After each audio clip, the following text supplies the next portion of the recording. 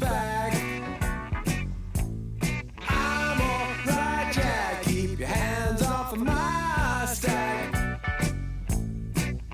Money, it's a hit. Don't get me back to good bullshit. I'm in a high fidelity first class traveling section. I think I need a lift jet.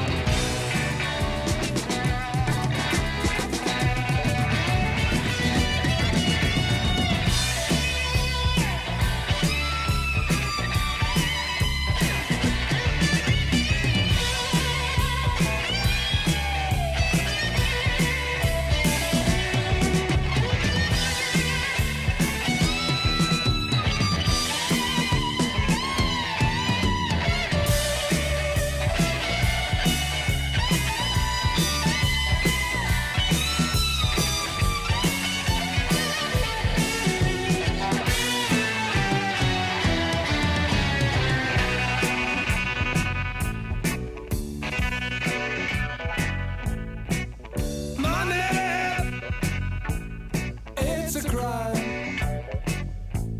Share it fairly, but don't take a slice of my pie. Money,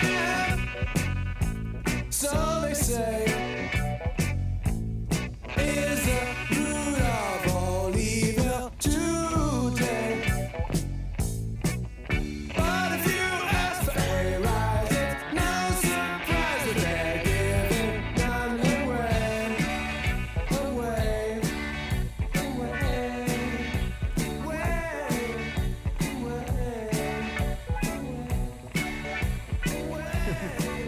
I was in the right.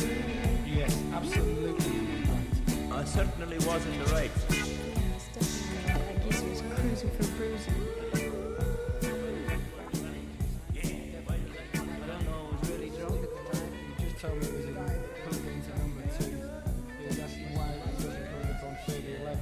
So after I yelling and screaming and telling him why it wasn't coming up on 3011.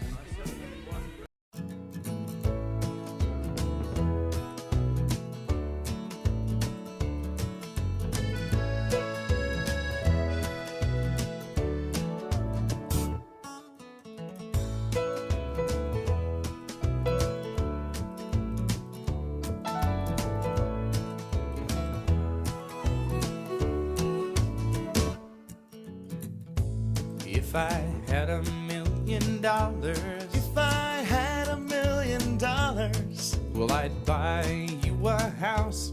I would buy you a house. And if I had $1 million, If I had $1 million, buy you furniture for your house. maybe a nice Chesterfield or an ottoman. And if I had $1 million, If I had $1 million, well, I'd buy you a K car. a nice Reliant automobile. And if I had $1 million, I'd buy your love.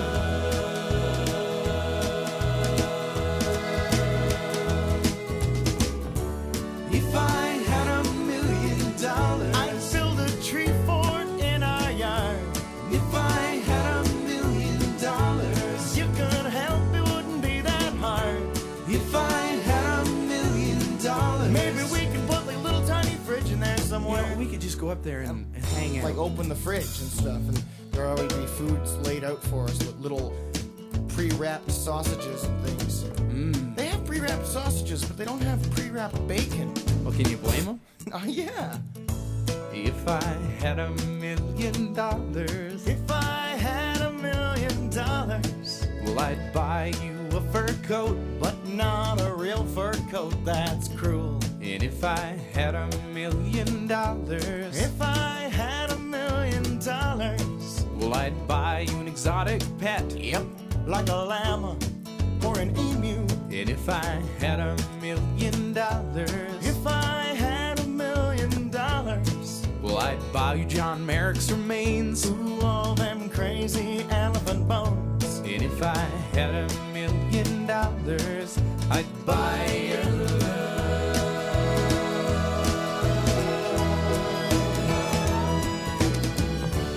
If I had $1 million, We wouldn't have to walk to the store. if I had $1 million, Now we'd take a limousine 'cause it costs if more. I had $1 million, We wouldn't have to eat Kraft dinner. but we would eat Kraft dinner Of course we would. We just eat more. and buy really expensive ketchups with it. That's right. All the fanciest Dijon ketchup.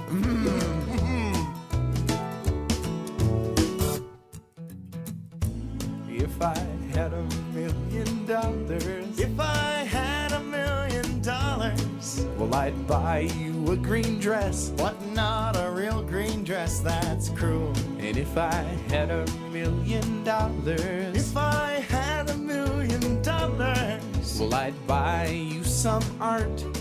a Picasso or a Garfunkel. If I had $1 million, If I had $1 million, well, I'd buy you a monkey. haven't you always wanted a monkey?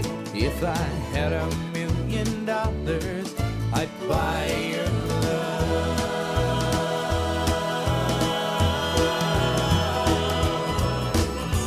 If I had $1 million, If I had $1 million, if I had $1 million, if I had $1 million, if I had $1 million,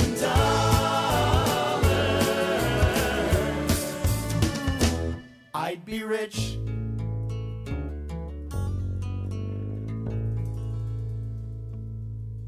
All right, nice deep breath on 3.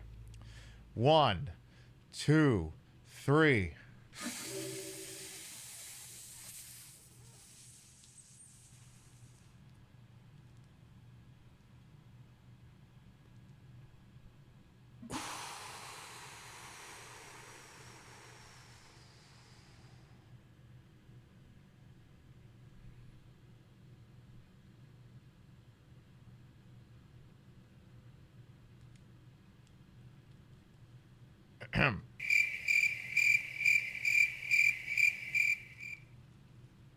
Listen, not now. Maybe after the show.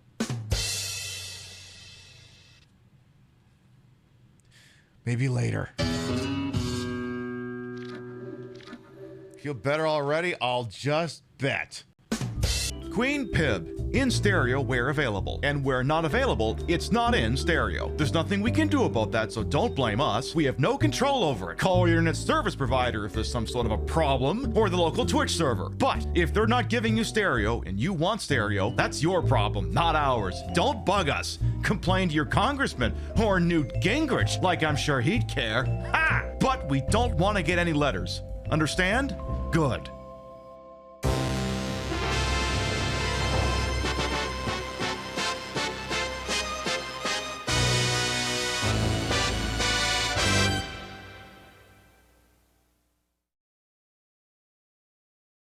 Viewer's discretion is advised.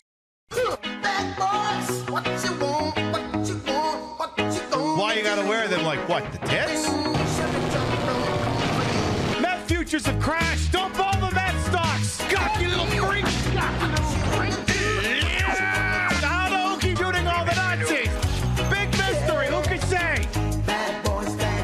Look, all our brains are different. Maybe yours is wide that you can enjoy failure. We owe it to this city to do the best we can.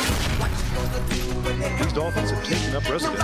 Oh, so they signed a lease agreement. Yeah. Oh. Give me whatever she's getting. Someone definitely cranked it to this one.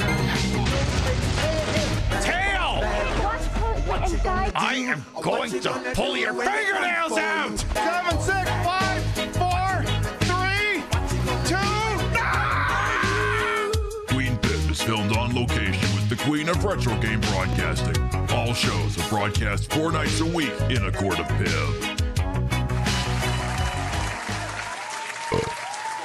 Not to say I got the baseball game on, but the last 60 seconds has had an attempted beating and a baseball bat thrown like 40 yards. And believe it or not, those two events weren't directly connected to each other. Good morning, afternoon, evening, whatever time of day it is. Welcome to the show. Hope you're having a good day so far. Yes, the divisional series is going on in baseball, and it seems the Brewers and the Jays are having similar days right now. The Brewers blew the Cubs' doors off like 9-3 or something, and the Jays are trying to finish 10-1 shellacking at the Jays or the Yankees. They're just trying to get that last out, and hey, I'll take it. I'll take it. Yes, the postseason merchandise is arriving at this house sometime next week. Well, let's start from the top and make it drop. See what we got here bright and early on the Retro Saturday night.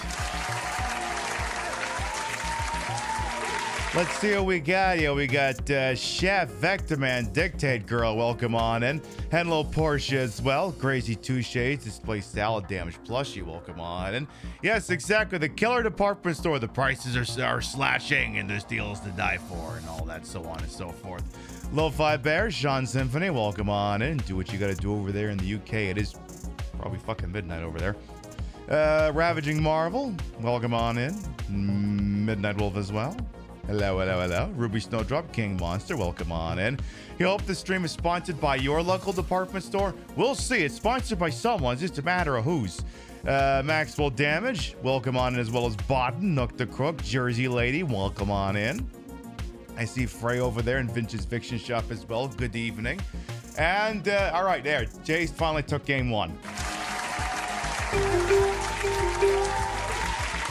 Jays win 10-1. Fuck the Yankees. I mean, listen.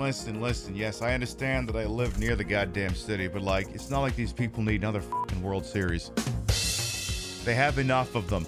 Let's see. I said Paulo to Pope Corky the Ninth, who would acknowledge all them crazy elephant bones. I see Flounder. Welcome on in, but not a real phone. That's cruel as well. Valtwell Ali. Welcome on in.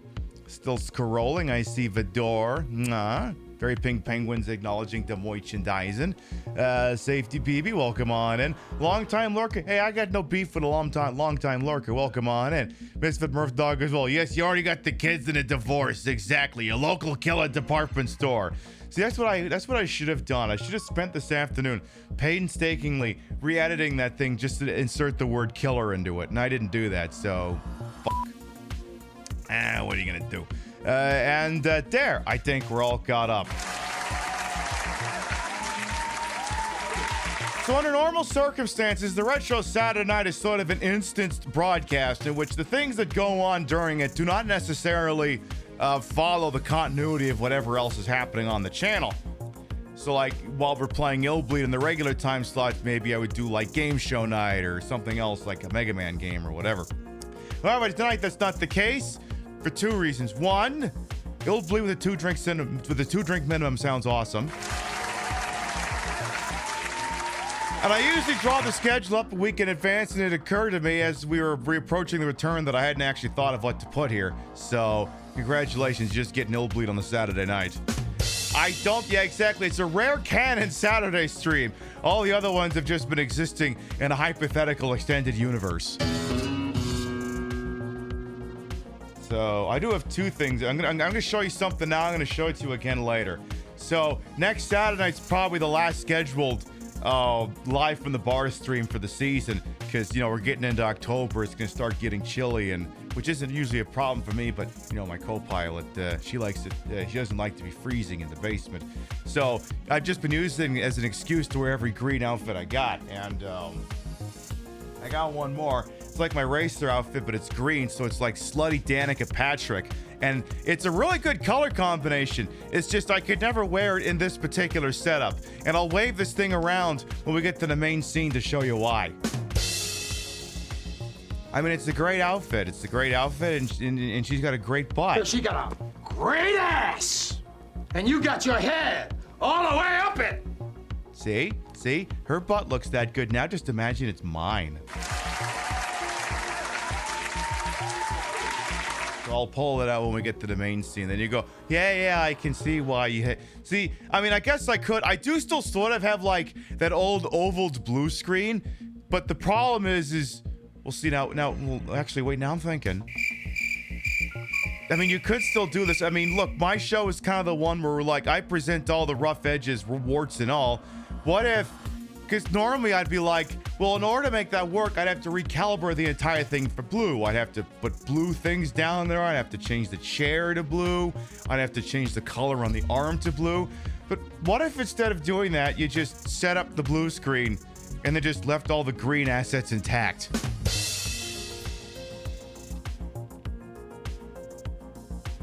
That could work.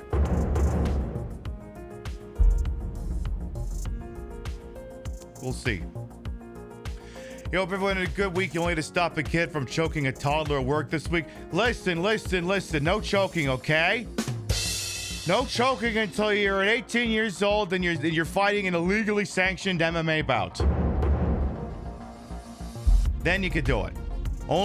Not until then. It has to be legally sanctioned by the Nevada Athletic Commissioner, whatever the fuck. All right, what else? I have a lovely bottle of liquor this evening. I'll pour it when we get going. I'll explain what the hell it is back there. Anything else they want to show off here? Or are we good to go? Just want to check and see if Spoon is in here, because Rio is on assignment checking on someone's dogs. So let me just say the cats have been real pissed off that Rio's not here. I want to see if any of them are in here. Give me like 2 seconds. Is there a Spoon over there? I can't see because of the fucking light. Doesn't look like it. Just wanted to make sure. Sometimes she sneaks in here. Sometimes she does do that. All right. We're going to take a short commercial break from your local, not killer department store. And then when we get to the main scene, we'll introduce ourselves. We'll pour some liquor into my little whiskey glass over here. I'll show you why I can't wear that outfit with a green screen. It'll be great. We'll be right back. What's that? Another circular in the mail? It's gotta be your local department store. Your local department store is the cockroach of the retail industry. Founded in Delaware in the late 1800s, we've supplied everything from pre-stained Chesterfield sofas to Cuban collar shirts and wire-rimmed glasses for the man who shouldn't be allowed within 500 feet of himself, much less anybody else. And now, our prices have only gotten better. With no sales tax, our Delaware location is giving you the best value in the history of ever. Acid wash denim jeans, just $4.99. 4 ounces of your mom's favorite perfume, just $64.50. Top loading laundry with pre-soiled clothes, only $225.25. We've got legitimate brands, and we've got them for rock bottom, just canceled for racism prices. Get all the in fashions from Tommy Helpfinger, Kevin Klein, Gucky, Versace, Balance Ija, Doles and Gabba Gabba, and Airwalk. Come visit our food court and enjoy a Boomerino's pizza. One large for the cost of a story about the war. And wash it down with a Powerade from our Coca-Cola Freestyle machine that only serves Powerade. We've got all the latest brands. Structo, Revel, the Gonger, Snaplatch, hundreds of famous names. Fumblegarb.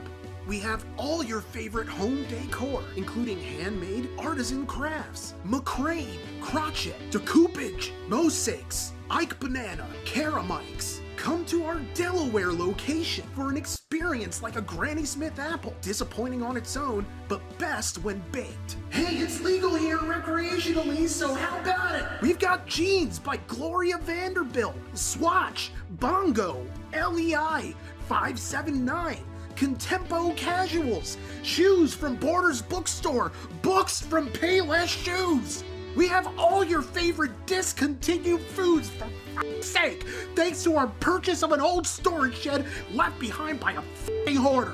We got it at rock bottom, canceled for streaming Hogwarts Legacy's prices, so suck it! Keebler Magic Metals, Kudos Milk Chocolate Granola Bars, Pepsi Holiday Spice, Coke Lime, Kellogg's Cinnamon Mini Bun Cereal, Teenage Mutant Ninja Turtle Pudding Pies, a restraining order against your vengeful ex, Trix Yogurt!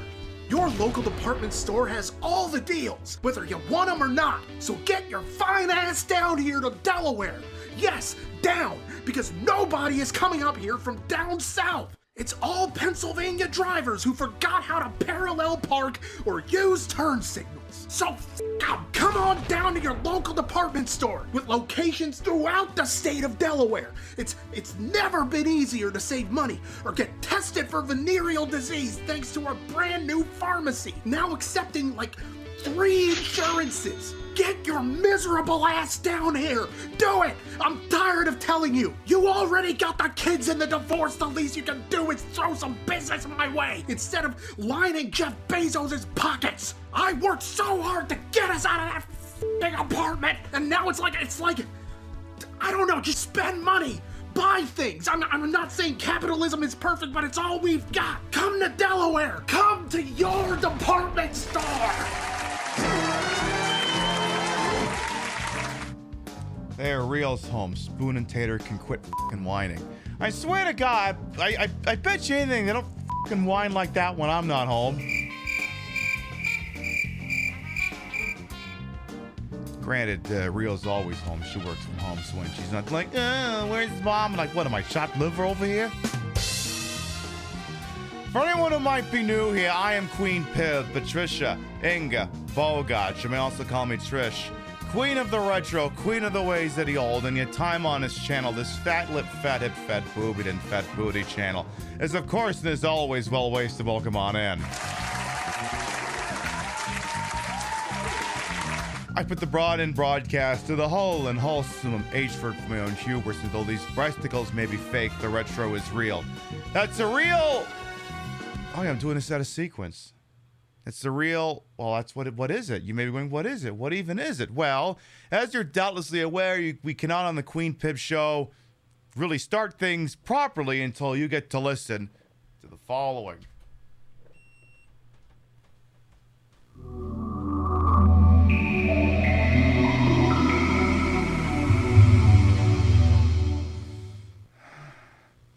Oh, I need that noise to call me.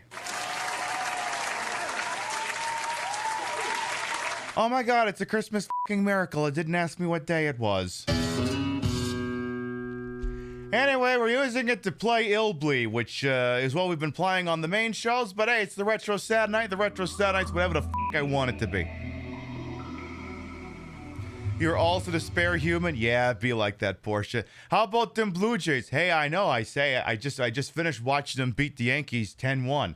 Just fucking sucks because tomorrow's game is on FS1, and I'm a cheap bastard who doesn't pay for cable, so I'll just find it with my magic antenna. As opposed to the actual antenna that I used to watch today's game because it was on Fox. All right. This is, of course, Illbleed. It's a video game that exists. Bada bing, bada boom. Oh, yeah, there was some other stuff I gotta do. There's some other stuff. First of all, remember that outfit I showed y'all earlier? The sort of slutty Danica Patrick?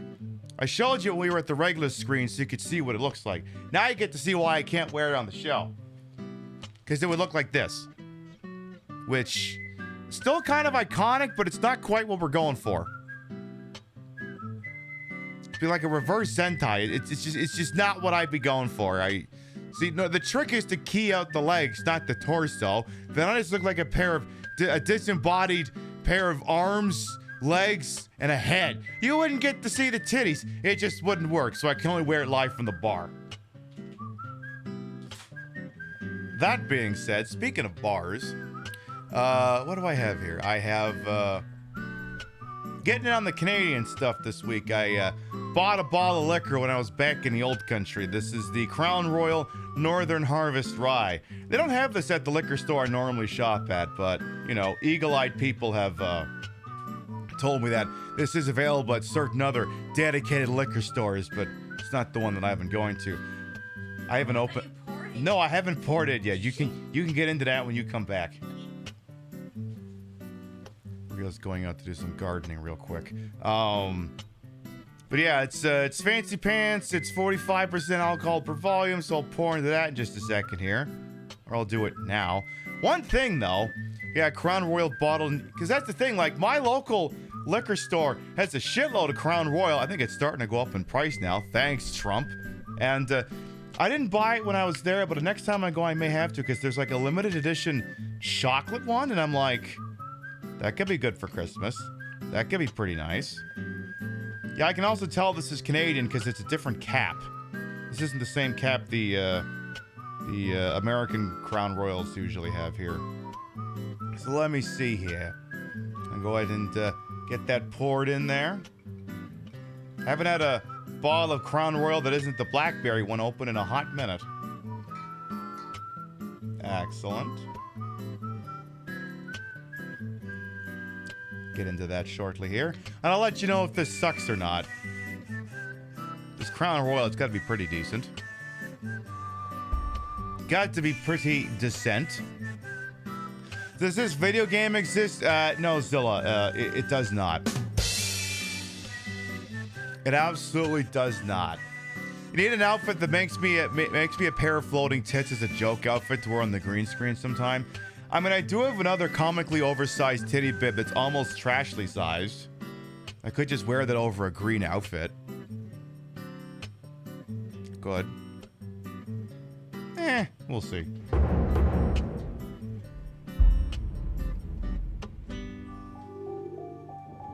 Yeah, floating tits, yeah, that's just trespasser. Now, floating tits and one arm. All right, let's get loaded in here. Is Crown Royal Canadian? Yes, it's Canadian whiskey. And also, I was at a store yesterday, and I saw that they were selling Taylor Swift's new album on vinyl. Her new narcissistic album with songs on it like, I love canceled people because they have the same scars. And I'm like, first of all, the writing on that album is atrocious. Second of all, who would listen, unironically, to Taylor Swift's new album on vinyl? The kind of person who has the capability to listen to vinyl music and for whom the lyrics would appeal to already has like 17 Paul McCartney albums. I don't get it. I really don't. It'd be really cool, though, because if you sped the thing up, that it just sound like an Iggy Azalea song. But anyway, let's see. Actually, most of this ice is already melted, so how is this? How is this?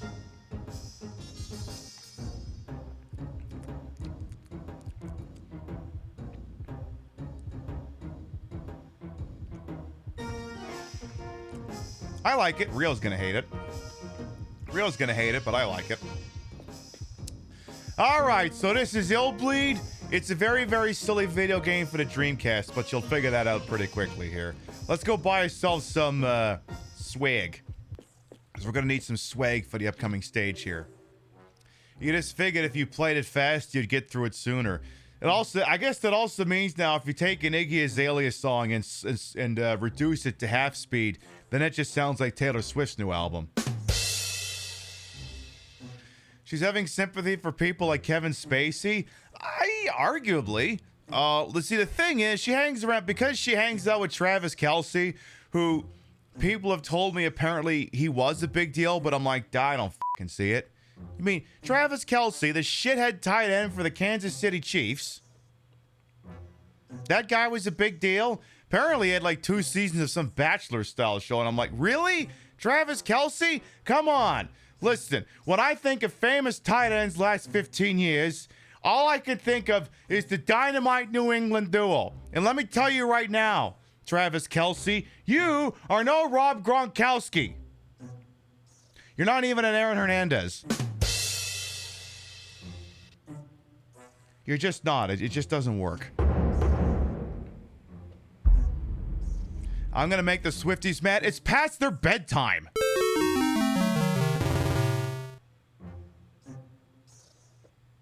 They're not going to hear this anyway.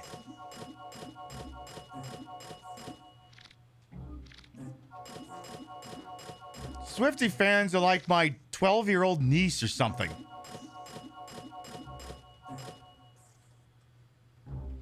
That's the only people I think are going to appreciate them lyrics anyway. You can only think of one famous tight end in the past 15 years. Well, I guess if I expand beyond the definition of sports ball, yes. The other joke I heard is that the lyrics had to be made so simple because then Travis Kelce could understand them. I think Kansas City is I think they're like 2-2 on the season so far, so that tracks. Just picking up a few items for the stage here, and I don't think I'm gonna get much else. A couple of band-aids, 2 toilet papers, and that should be sufficient. That ought to do it here. Excellent. Like, I mean, I don't really listen to new music anyway. I mean, the pre-show was Pink Floyd and Bare Naked Ladies, so... But that's the thing, like, so many people have, for whatever reason, deluded themselves into believing that at one point Taylor Swift was a quintessential American singer-songwriter for, like, you know, girls growing up. And, you know, maybe for a point of time that was true. But, like, similar to the way I've been saying that the 2 ways you could tell if a comedian was played out was 1, if they were telling airport jokes, or 2, if they got invited to the reality comedy festival. Like, Taylor Swift has had nothing but unmatched, legendary success in the last 5 years. What is there left to write about that's relatable?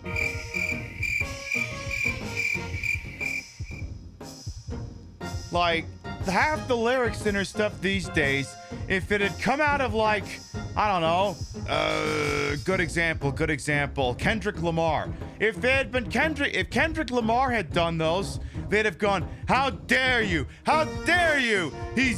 Well, I don't think, actually, that may be an insult to Kendrick Lamar. Actually, it may be an insult to suggest that he would do those lyrics. Let's try changing it up. Let's say, damn it, what's his name? Dr. Dre. Let's say they were Dr. Dre lyrics. You know, talking about opulence and Gucci bags and shit like that. And they go, oh, he's just talking about being wealthy, blah, blah, blah, blah, blah. But, you know, she does. It's like, oh my God, this is so... Actually, I'm not sure if it's relatable at all. But it doesn't anger me anymore the way it would if a black man was saying it. Lamar and Swift collaborate on a song, by the way. Yeah, I know. That's also partially the joke, but yeah. Listen. I like my music the way Matt Gaetz likes people. They gotta be at least 12. Music's gotta be at least 12 years old. Ideally much older than that. Anyway, each of the stages in this game, Illbleed, is framed as though it was taking place in a movie. And tonight's creature feature here is the Killer Department Store. I'll explain this badge after we get going in there, but it stars Donald Cashman with apparently a Mark Gibson. Wait, does that say Mark Gibson? Mark Gibson? You mean like whenever you're watching like an old episode of like Price is Right or something? A Mark Gibson television production.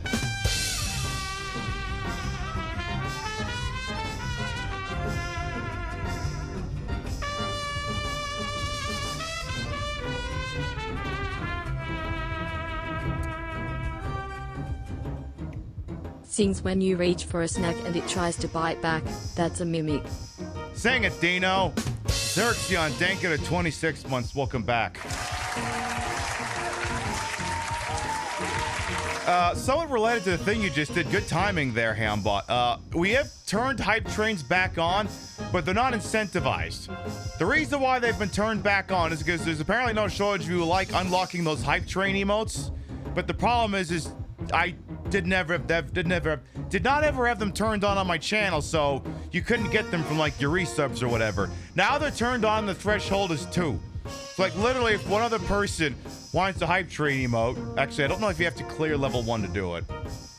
But anyway, they are turned back on. The threshold for activating them is now 2, but the silly music won't play and the graphics won't be put on. It's just a thing that'll happen in the background. The tip jar, of course, remains king. But apparently this is a Mark Gibson television production, alongside Will Cooks, Steak Man, Cutie Mary, and Inda Kaplan. I have no idea who any of these people are. Apparently this is directed by Michael Reynolds. Who's this person on the side? Who's this? Are you the titular Donald Cashman? I guess I've never looked this close. Are you Donald Cashman? How come you're not just the world's most obvious picture of Donald Trump? Yeah, we have met Cutie Mary, and we will meet Cutie Mary. We will continue to do that, obviously. I am so titular. That is very true. That is very true. Wait, isn't that one of the guys from Tim and Eric? You know, the guy from Tim and Eric? Pip, there's more than one guy in Tim and Eric. Which one is it? I've never watched it. I don't know which one is which. I didn't have cable TV! When was I supposed to learn these things?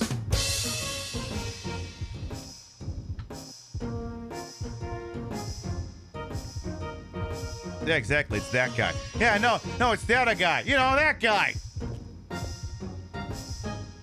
Anyway, let's get our happy asses in here. All right, let us enter the killer local department store.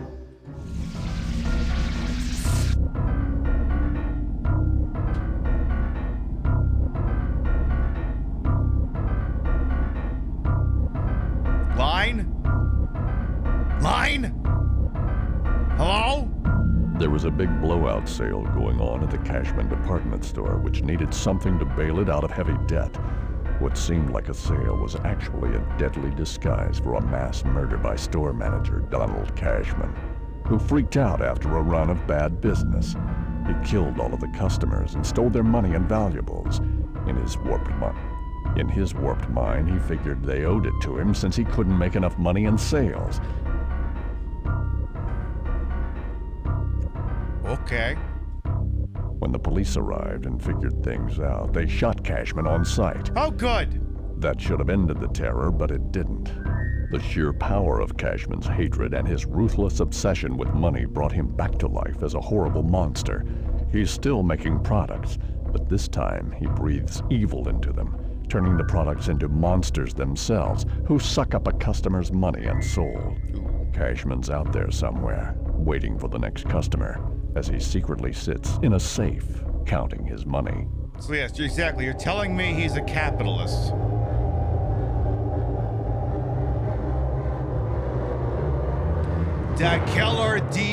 It's the Killer Department Store. To the challenges. Punish Cashman, who crept up here from hell for money. Banish him from this world forever. Be aware that he does not notice people who do not have a certain amount of money. And this stage is kind of backwards. Instead of having you win the money, it's handed it to us already.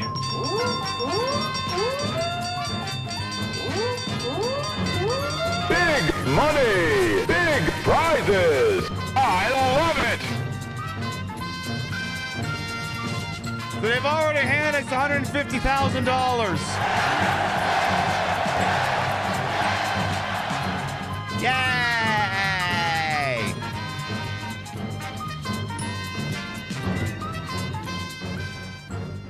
Pip, those aren't real hundreds, right? No, of course not. I keep the real ones upstairs in a safe. What do you mean the real ones? Well, what do you think I go to casinos with? Those people don't take credit cards. Now then. Because we are accusing this place of financial impropriety, and it's just handing all that money out. Let me reintroduce myself here. I am Patricia Bogart, agent with the Treasury. From the Criminal Investigative Bureau of the Internal Revenue Service. We're here to find out if they're giving away too much free funny money or something like that. Where is her clothes at? You know, I don't know. For whatever reason, every time I finish a stage, more of it comes off, and at this point, I'm just like, I don't know. I'm just living with it. You actually know what it is? She's got a jumpsuit on, and then she just says the outfit on top of it. She's just, costuming like I do. Hey, gimmick puppet as well. Happy birthday. Welcome on in. Yes, exactly. This is the cockroach of the retail industry. And apparently, it says, welcome to Killer D. Damn, the D's so good it's killer. That's not what I was expecting. Can we leave now? No? Okay. Ooh.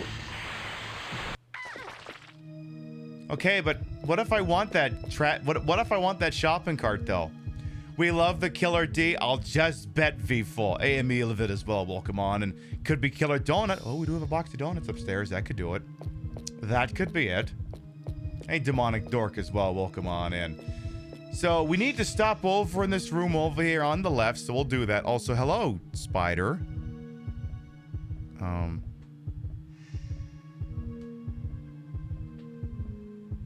Hello? Is it... I don't know if you can see it, Chad. There's like a little itty-bitty spider right there. He's, is he gonna crawl up my magnet? He's literally right here. Just a little guy. Why don't you come over here so Chad can see you? Come here. Come on over here. Come on, now you're holding up the show. Oh, jeez, he's waving at you. He's waving. He's literally waving. He's being a fucking attention jackass. Alright, well, guess what, asshole? This is my show. That'll learn you.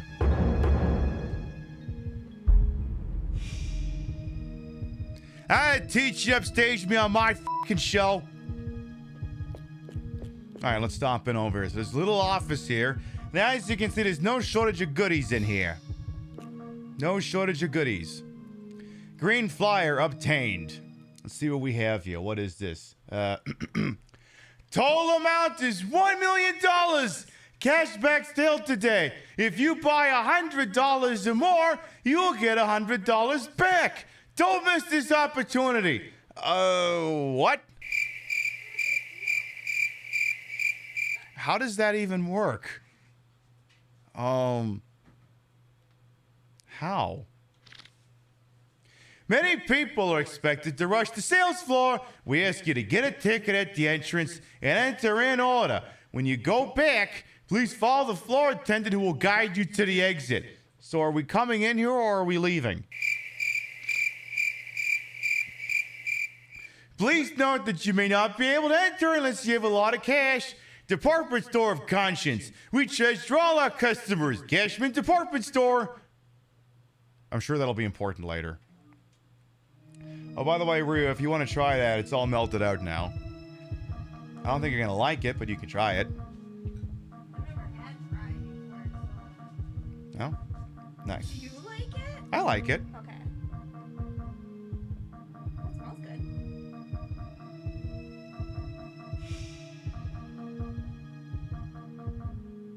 I actually don't hate that. Oh, she doesn't hate it. Someone went outside and picked some berries, and she's got a fancy drink she's going to make with berries. Make it with like Some kind of whiskey or bourbon. Well, you could use the Canadian one that I've been using for mixed, and the Lord Calvert. Is that a good one to sip on its own? Oh, okay, good one to sip on its own. I guess it's gonna depend on what you're looking for.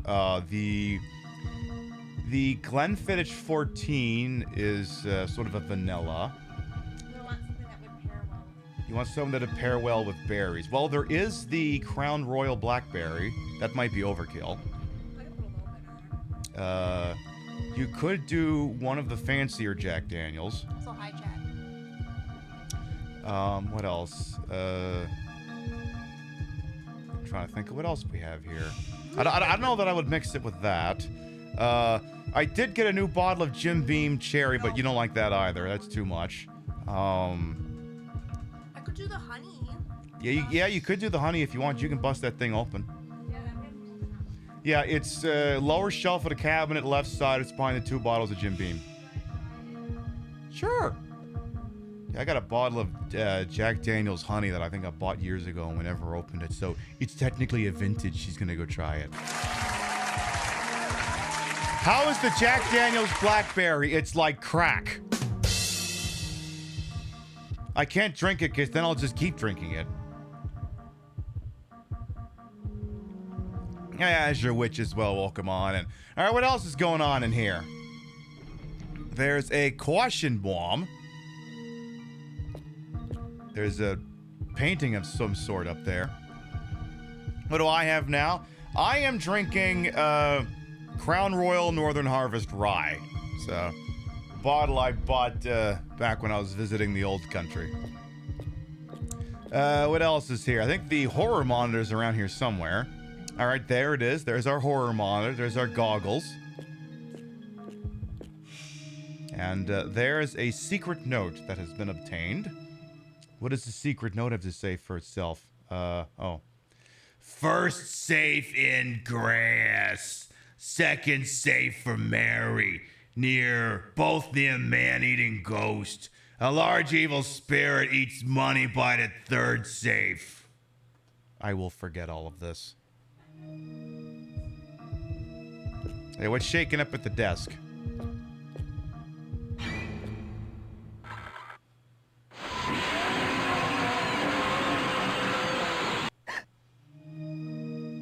Okay, but that's just what it feels like whenever the sales associate comes and bugs you and you're just looking around the store.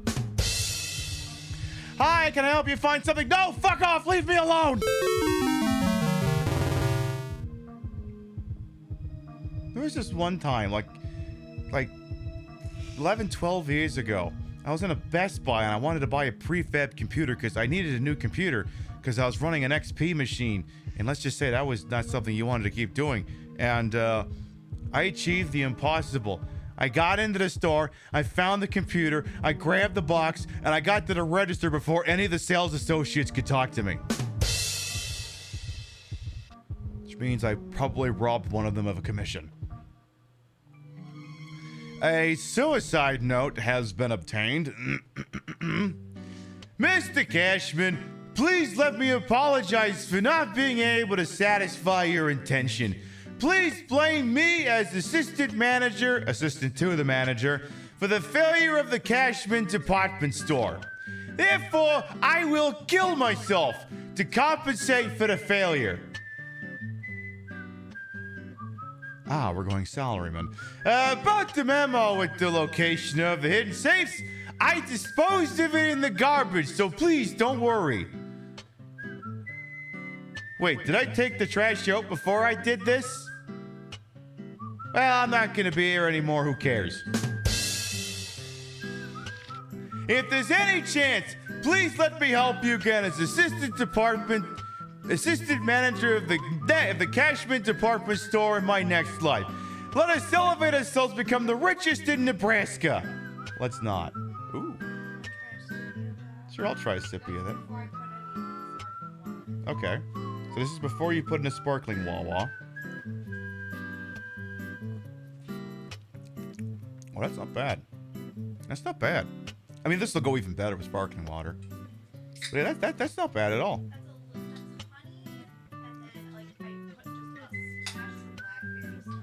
Ah, that's what I thought. So it... Okay. Okay, so you got some lime syrup. You've got a little itty-bitty bit of Crown Royal Blackberry. And the Jack Daniels honey. Now you're putting in some gay water. See how that is. Oh, that is dangerous. That's really dangerous. That is dangerous. That's really dangerous. That is good. That is good. Oh, shit. We're having some fun tonight. Hey, Boudrine as well. Welcome on. And let us elevate ourselves, become the richest in Nebraska. I mean, I guess I don't know which one to go with. I guess we're setting realistic goals. All right, Google. Who is the richest person in Nebraska? It's probably the college football coach. Oh, it's Warren Buffett. Yeah, good luck with that. Anyway. Bye for now. It's been an exciting 38 years of my life. Lastly, I would like to praise the Cashman department store. Long live Cashman in the store. Regards, Edward Gibson. P.S. Someone please take out the trash.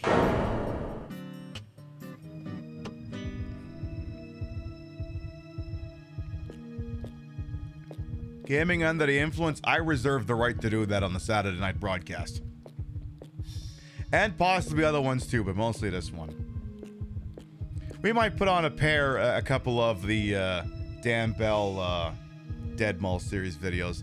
The interesting thing too is because like those places are dead, and that's like pre-pandemic.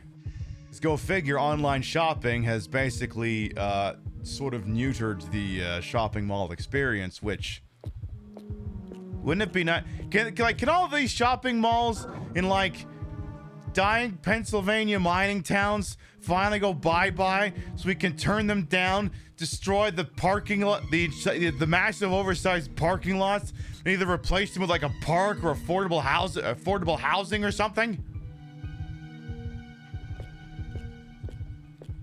Like, it's just truly remarkable how many parking lots just exist in America for no reason whatsoever. Also, Chad, who left a severed head here?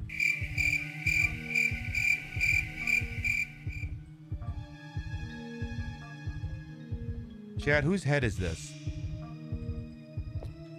Whose head is this thing?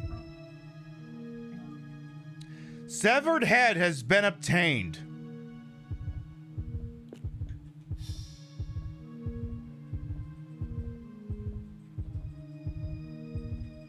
All right.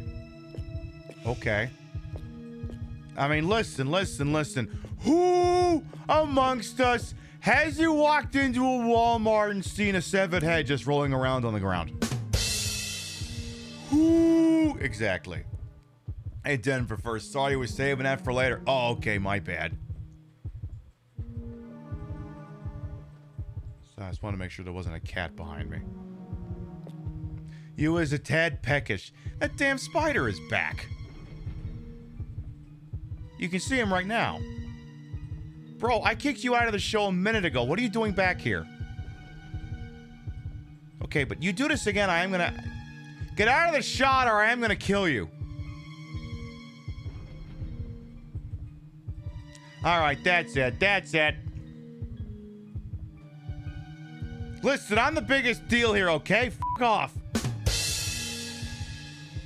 You thought that was my mole? No, my mole stays right here. Thank you very much. I tried to give little bastard a hint to fuck up, and I was like, no, this is my show now. And I'm like, the hell it isn't. Great, now it's gonna rain tomorrow.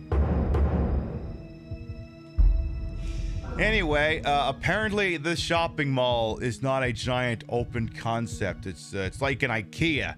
So I guess we're walking through in specific order here. We're going to Sweetland.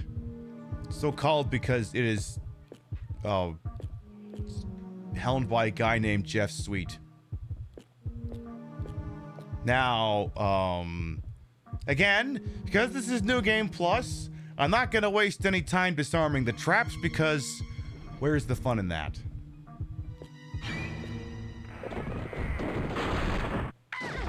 Besides, how else are you going to have a thing of dummy popcorn land on you if you defuse this shit? Who'd want to do that? Don't you want to have a thing of dummy popcorn just land on your fucking noggin? Don't you want that? Of course you do.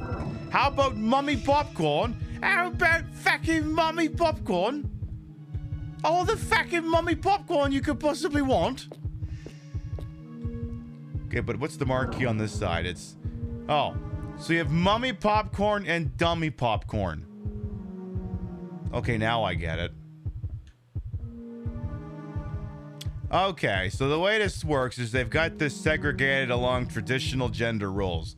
So you've got the mummy popcorn, and then on the other side, for like the dude bros who think it's gay to moisturize but like the idea, we've got dummy popcorn for dudes. From the people who brought you man wipes. It's okay, we put a camouflage and carbon fiber pattern on the packaging so your coworkers won't think you're gay. They still will, though. No, listen, it's not gay. I'm using man wipes. And I'm like, that sounds even gayer, to be quite honest. Did Spoon just do something? Spoon just fell. Maybe Spoon should quit being so goddamn adventurous. The way that cat was screaming when you weren't home. She's like, meow. It's like, I'm in the bathroom. Meow. Yes, your mother will be back later. She fell behind your desk. Well, that's what she gets for being fucking adventurous. Why don't you take a nap, you little shit? Yes, how dare you go help out a friend who needed their dogs put out because they were out for the day? How dare? How dare you do that? Anyway, who wants to get their cooch tongued?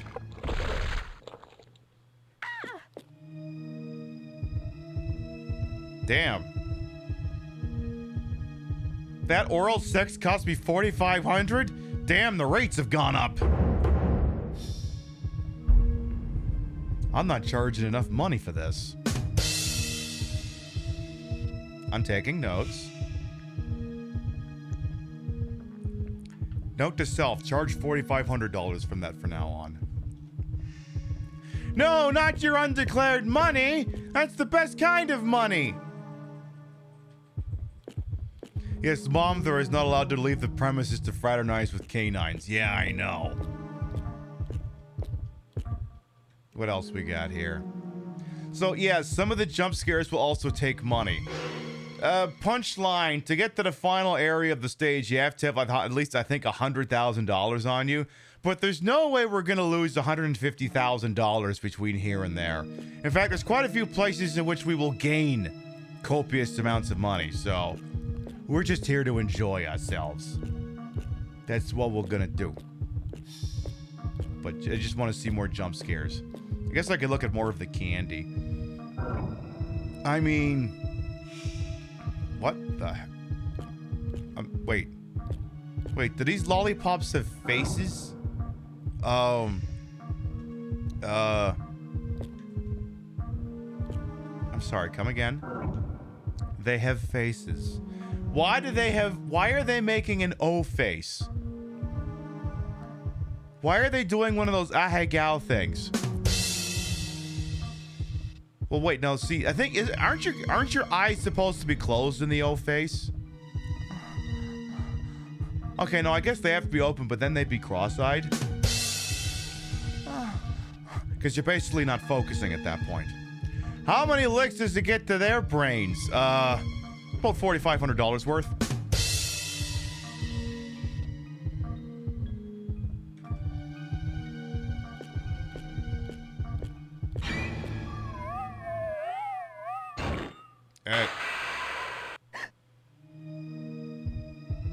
Evidently that was, what was that?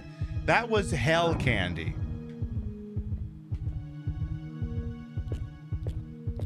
Get a free glass eye inside every specially marked back package of hell candy. I mean, listen, you never know when you're gonna need a perfectly good glass eye. You might be in a pirate movie.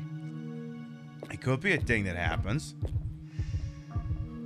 Let's see, is there a... I love that either says cash or daddy. Maybe it's a sugar daddy. We are in the sweet section after all. Zombie something back there is... If I just look at the marquee, hang on. Hey, whoa, no paintball here, no paintball here. Is it a choking hazard? Stop asking these questions and also don't report it. Is it a choking hazard? I mean, I don't know. At the same time, too, you have to... Like, that was the weird thing, too. Like, one of the things we did before we left Canada is we bought some Canadian contraband candy, the kind of shit you can't get in the States, like Coffee Crisp and Smarties, and we have a bunch of those upstairs. We just went to a dollar store and... Wow, those things cost like 95 cents there now. Boy, the economy. But anyway, I think there was for like a brief moment we wanted to see if they had Kinder Surprise, and we remembered, oh yeah, I think they shoot you. I think Customs and Border Protection is legally allowed to shoot you if you try bringing a Kinder across the border. I think they're literally allowed to shoot you. Listen. We don't trust you to not stuff that entire hollowed out chocolate egg in your mouth, because you might choke to death on the non-nutritive ingredient that happens to be inside, that being the plastic capsule that contains the cheap little toy. Listen, we don't trust you with that. Also, welcome back to America. Here's your complimentary Armalite rifle. Thanks, I missed it so much. Used to have Wonder Balls and too many kids choked or something. See, that makes me wonder, like, if they did that today, would they give a fuck? Like, there's so many institutions and things that exist today where it's like, if it did not already exist, would we even bother? Like, state-run education. If state-run education didn't exist today, would we have the will to create it? I don't think we would. I mean, we'd have to come up with something, because state-run education also enables, you know, parents to continue to engage in the labor force, but if it didn't exist now, I don't think we would create it.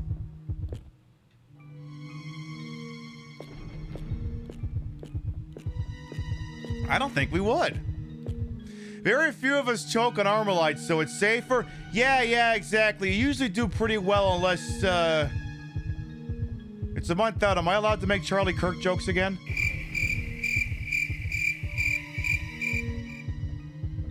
I'll err on the side of caution and leave that one alone. Boy, you ever want to know if a whole bunch of fealty towards that guy may have been entirely manufactured? Look up the search terms, or the searching trends for Charlie Kirk, and notice how it bottomed out like 3 days after he got whacked, and then like the day after the funeral. It's almost like they never actually cared for the guy. It's almost like he's gonna get the Rush Limbaugh treatment. You know, talks about Rush Limbaugh? Nobody. Rush Limbaugh now exists as a character who occasionally shows up in Family Guy.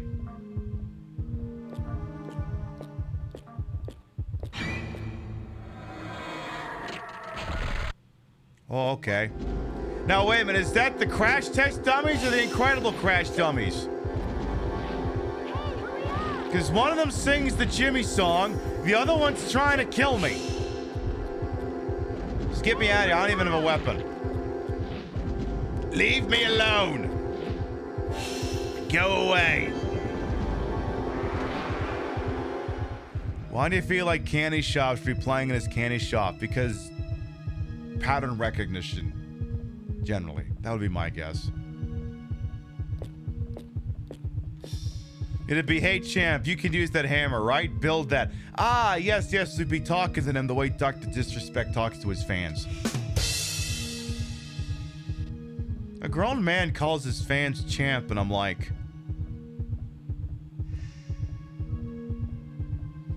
Isn't that something usually like a father calls their son? Well, I guess if you think about it, how old on average is his user base? A dramatic, comical sound effect. Like so many of these edgy, right-leaning video game influences make more sense when you realize the median age of their viewer base is probably 15.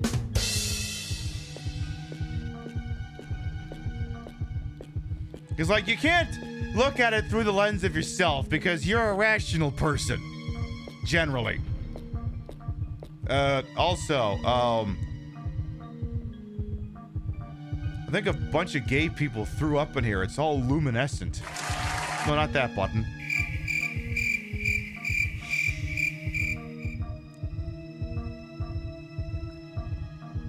I believe that's what 4 White Claws being thrown up looked like.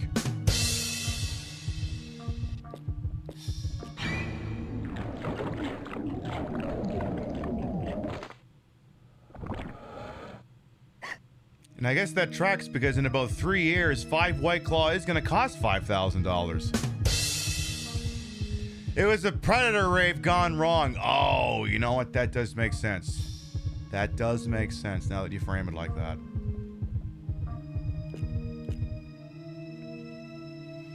What else is new? Oh.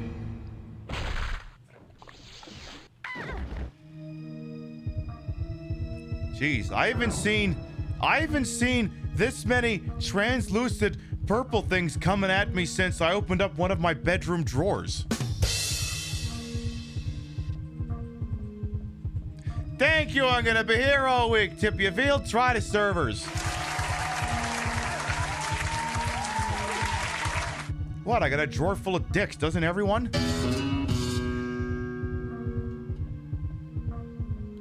One drawer's got the dicks, the other one's got the casino money, and heaven help me if I mix the two of them up. I get to the blackjack table and slam down the sword dildo and go, oops, I looked in the wrong drawer. My bad.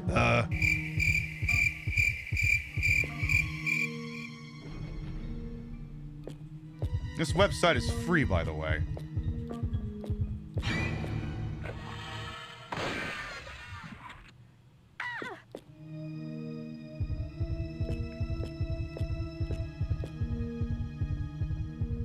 Listen. It's called low-hanging fruit for a reason.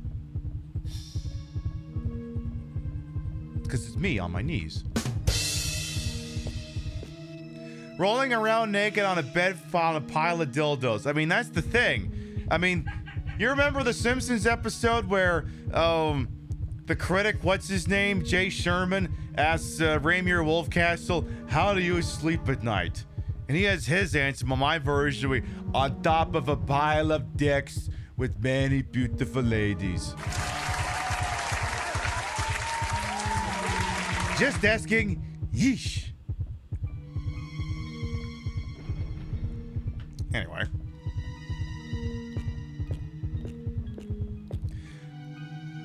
One thing I did pick up, because, you know, I'm a sort of person who's like, I should buy physical media, because, like, it's two things. One, that it means you always own the movie forever, and two, we like accumulating stupid things. It's what we do. We're kind of best at that here.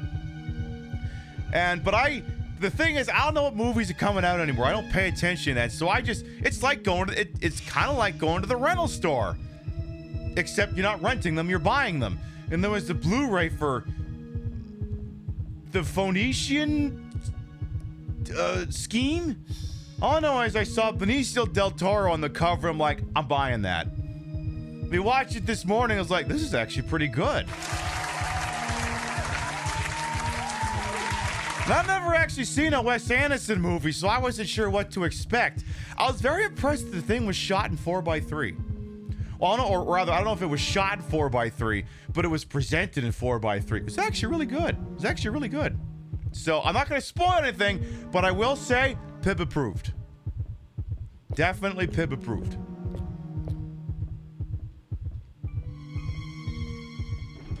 I mean, come on. Okay, PIB, you're just pulling out a clip of Benicio del Toro from License to Kill, are you? Yes.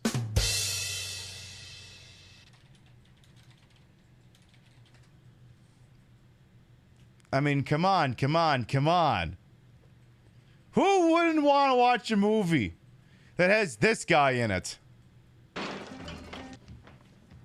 This is Dario being a little evil guy in the making. He would have been 20, he would have been 22 at the time.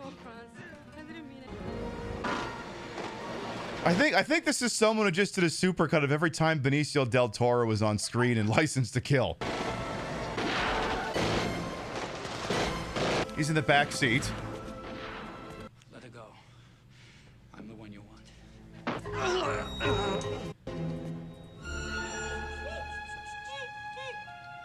He does look like a baby in this movie. See, yeah, see, there he is. On the boat. Keep her there until I send for. Yeah, yeah, they've literally just done every scene that has Benicio del Toro in it. In the islands? You like Let's just get let's just skip to the bar fight. Let's just He's just being a little evil guy in the making.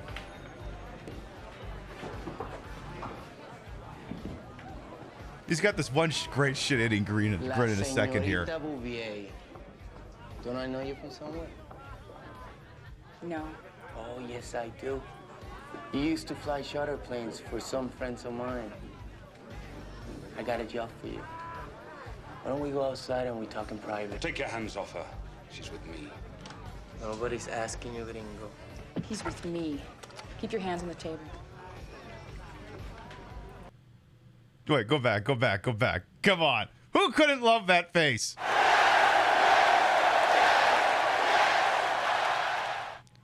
I want to see that grin in slow-mo. Give me this in slow-mo.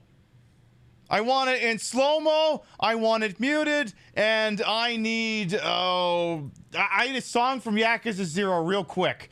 Yakuza 0, which one? Which one is it? Okay, just put the whole thing. Whoa. Quiet down. Which song am I looking for here? No.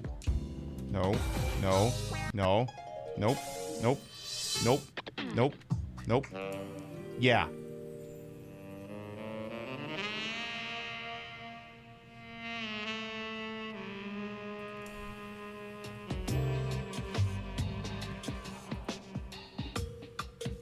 Hang on, wait for it. Wait for it.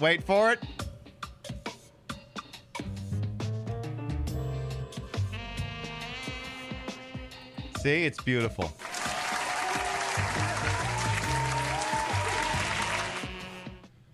Come on, I literally had to do that. I had to do that. Anyway. But anyway, yes, the Wes Anderson film, the Phoenician scheme is PIB approved. I won't spoil any, like, it's also an ensemble movie, but I'm not going to spoil any of the casting. But it was like one towards the end where I'm like, he would cast that guy. And when you get to that point, you can look at that and go, I bet that's the one PIB's talking about. So what is this? This is some energy drink called Damage Black or Bleach. Is this just liquid death? Liquid Death is just non-alcoholic piss in a can. This is damage. Oh, either black or blast. It's coffee. Oh. So they have a promo code. Are they offering to make me an unpaid salesperson? All right. Well, you know one of them's gonna. I was gonna say inhale all my money, but that works too. That works too. Yeah, one of them seems to be say canned worm. I don't know if that's Rachel though, but well, because the problem is the perspective is fucked because I can't really. I'm standing too close. I mean, maybe. But wait, wouldn't that just mean it's a can of mezcal? Or like, well, the tequila that's got like the worm in the bottle or something? Oh, it could be gas. You're right, it could be gasoline. It could be contraband gasoline. I could also lose $2,400 by just having my ankle touched. I could do that. There's a Vietnamese coffee you get from 5 and below. Next we haven't been to 5 and a below in a hot minute, but I'll have to look next time I'm in one of those. I'll have to have a peek. Found some kind of shocking taste over there. Oh my god, the bakery! It's wait, that doesn't say homemade. That says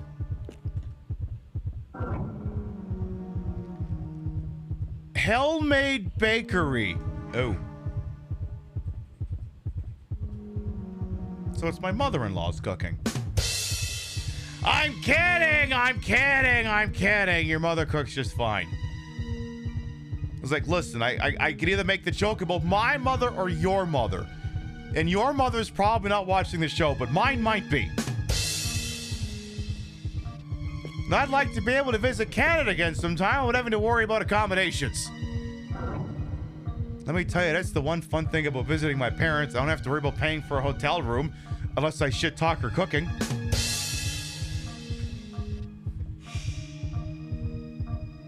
Which I'm obviously not doing. So, oh my god, this is also... Oh, I'll bet you all the Halloween candies up here. Yeah, all the Halloween candies up here. Like, chilled beans, corn, pumpkin, spelled like that, and blood. I mean, listen, Halloween candy's getting so expensive, you may as well just be handing out blood.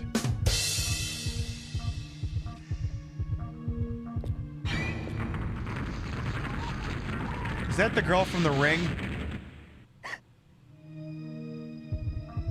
Actually, before we go any further, I need to go, like, over here. Because I think this is where you get the gun. I think you... Listen, I just want... Oh, never mind, it's where you get the baked cake. Well, I think you get a gun in here somewhere. Though I may want to take a second here. Alright, so here's the deal. Heart rate's getting to be a little bit high. So here's what we're going to do, chat. We have to do this in this game sometimes. We're going to take a nice deep breath, okay? In through the nose, out through the mouth, okay? 1, 2, 3...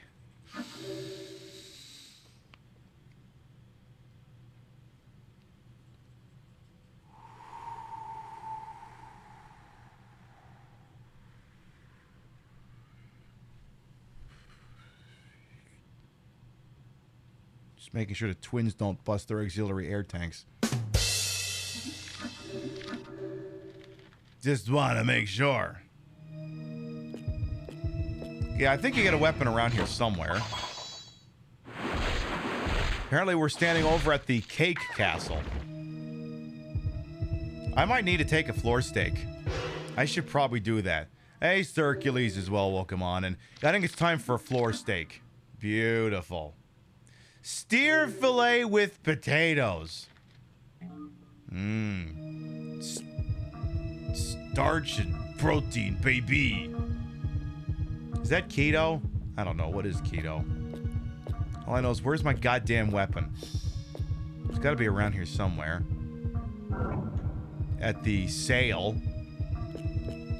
Where is my goddamn thing? Supposed to be a goddamn weapon. There is a weapon in this room somewhere. I just don't fucking know where. Oh my god!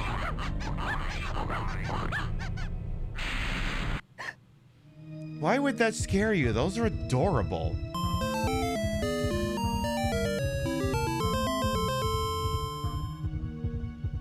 That's not just bread. That's amazing bread. That is adorable bread.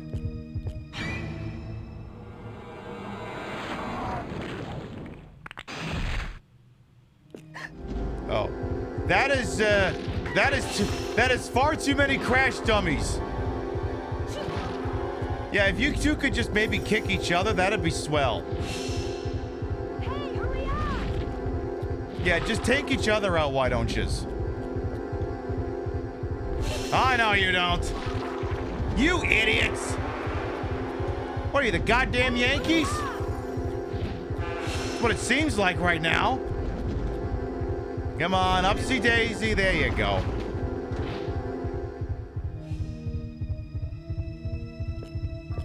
Now, wait, what does this say here? This is either the Cookie Cemetery or the Kooky Cemetery. One or the other. That needs the Benny Hill soundtrack. It certainly would. Okay, if I was a weapon, where would I be? Other than, you know, the desert or under the ocean. Hello, Kami Mommy. Good evening. Welcome on in. I'm looking for a weapon amongst all this. I'm sorry, are these hamburgers dyed pink? Oh, those ones will definitely get... Every single one of these will definitely give you salmonella. Absolutely. I mean, you can tell which ones... I mean, you can tell if they're so evil that it's the crucifixes in each and every goddamn one of them. They're hoping that they could pray the salmonella away, but I don't think it's gonna work. All right, where is the goddamn...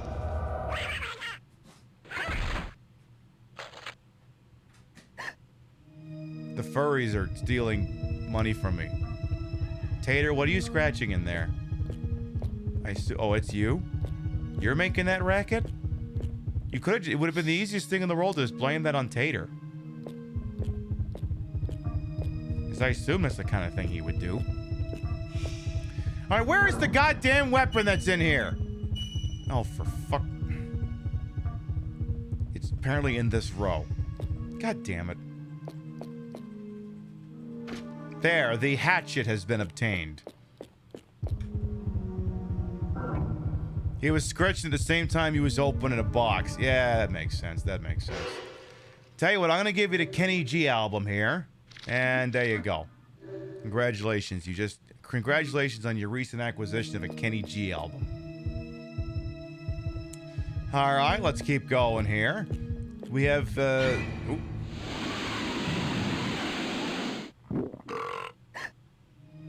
Damn, that suck job cost $3,500. And I mean, if the other person burps afterwards, they did a pretty good job.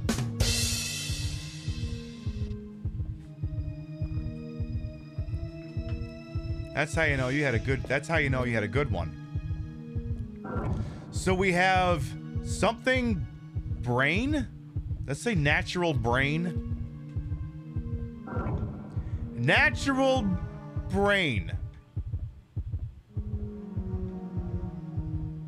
The economy is going to tank so much. We'll unironically be eating brains, not as like a foreign delicacy, but just because we can't afford anything else. Yeah, just canned brains. Look, listen. Canned brain is acceptable, okay?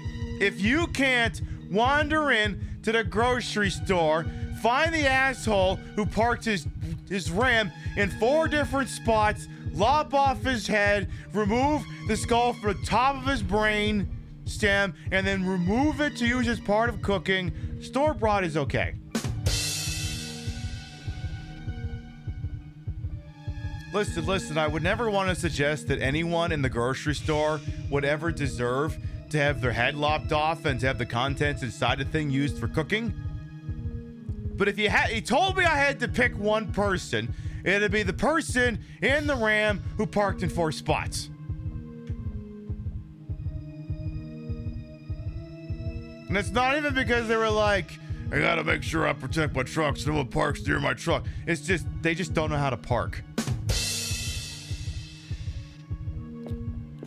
Do you think it's chewy? I just imagine it kind of being like cauliflower. I don't actually know. I just imagine it's that. Yeah, if you can't get fresh brain, store-bought is fine. I'm surprised chat didn't go for the low-hanging fruit on that one. What do you mean the guy driving the Ram, there'd be nothing inside the head to find? I left that one right there for you. None of you picked it up. Whatever. That's more cans of damaged black coffee. And the next one I think is more of the worm. Yeah, but that's not like the queen worm. I think it's like a centipede. Yeah, that's giving centipede more than Rachel the gas guzzling worm. This is where all the MAGA brains are sold. Yeah, but that's not a thing. So they're just it's like selling cans of evaporated milk. Like, this is just an empty can, right? Okay, the marquee for that one is just missing. What do we got down here? Something's going on down here.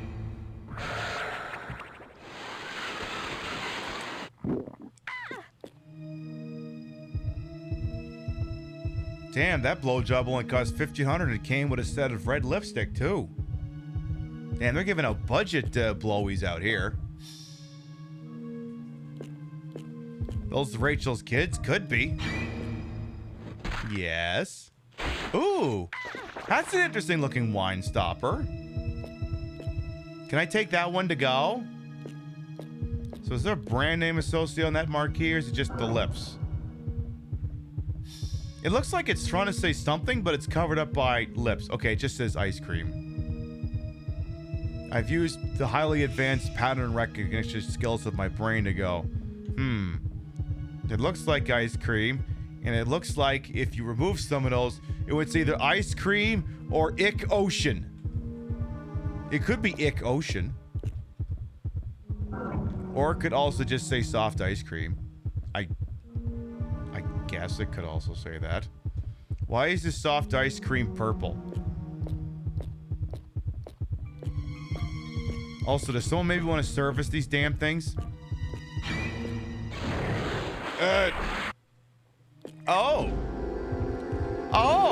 Oh yeah? Well, I'll have you know I actually have a goddamn weapon now, you little shit. Uh-huh.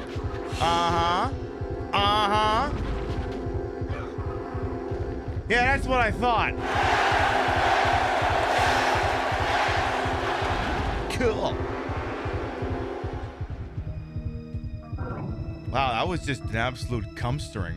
Also, oh, cool, sweet, frozen strawberry. Also, why does the strawberry look like it's either scared out of its mind or having an orgasm? That thing's getting its strussy blown out. Love that for it. A sweet strawberry. Oh. Love that. Yeah, it's one of them pog berries. Yeah, it's pogging. Also, I seem to have hit a dead end. Did I miss something back over this way?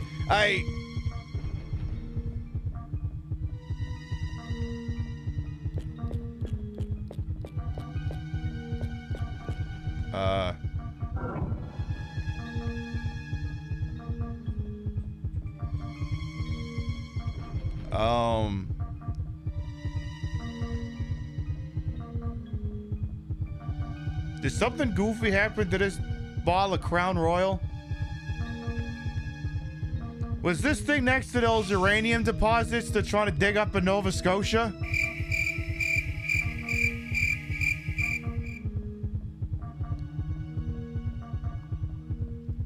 Cool, maybe I'll hallucinate something else.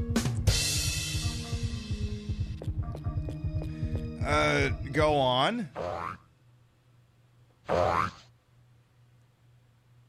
Hi.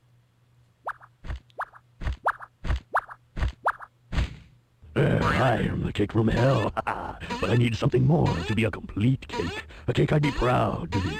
I feel like the top of my head needs something glorious, or should I say, glorious to crown me. What do you have that I could wear as a decoration? Hmm? So you're telling me you're looking for cake. Okay.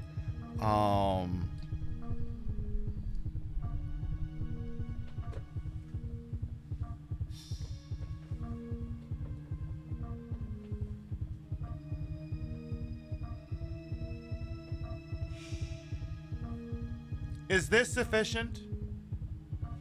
Is this sufficient? Will this do the job or what?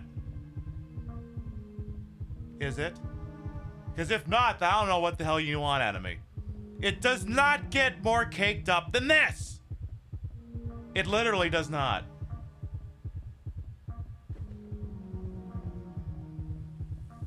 Twould be impossible.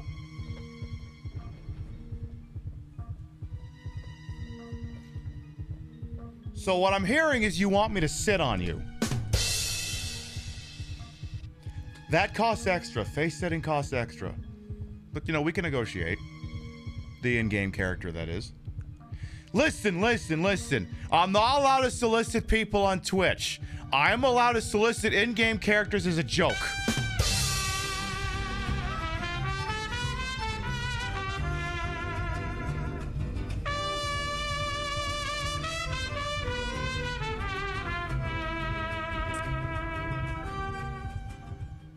Take my Bezos bucks. Gladly, Tiny Gay Party. I thank you for the 11 months. Welcome back.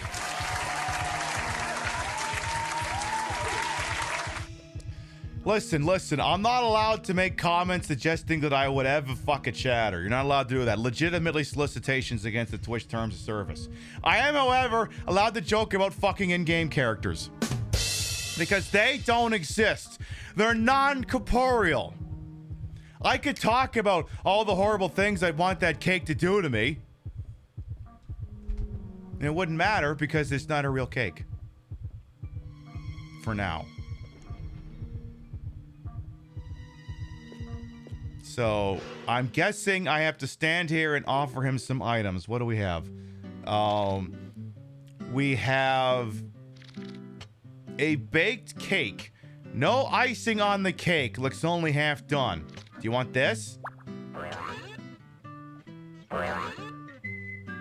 Maybe? No, I don't need this.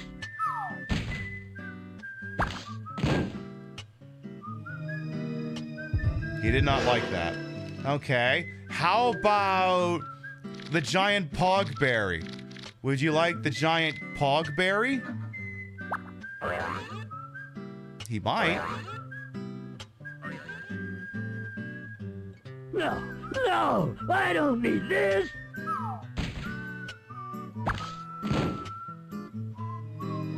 Oh, perfect. Now I got something I can make a daiquiri with. All right. How about... Well, the only thing I got left is this severed head. Is this what you want? Oh, yeah. This is just what I needed.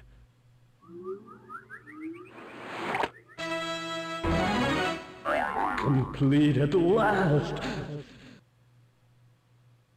Thanks to you, I'm complete again. Why not take me with you? This head makes me look so fabulously fiendish, darling. By the way, for great strength and energy, why not take a bite of me? Wait, it makes you look fiendish? I don't know. Let me test that theory. I got a severed head here.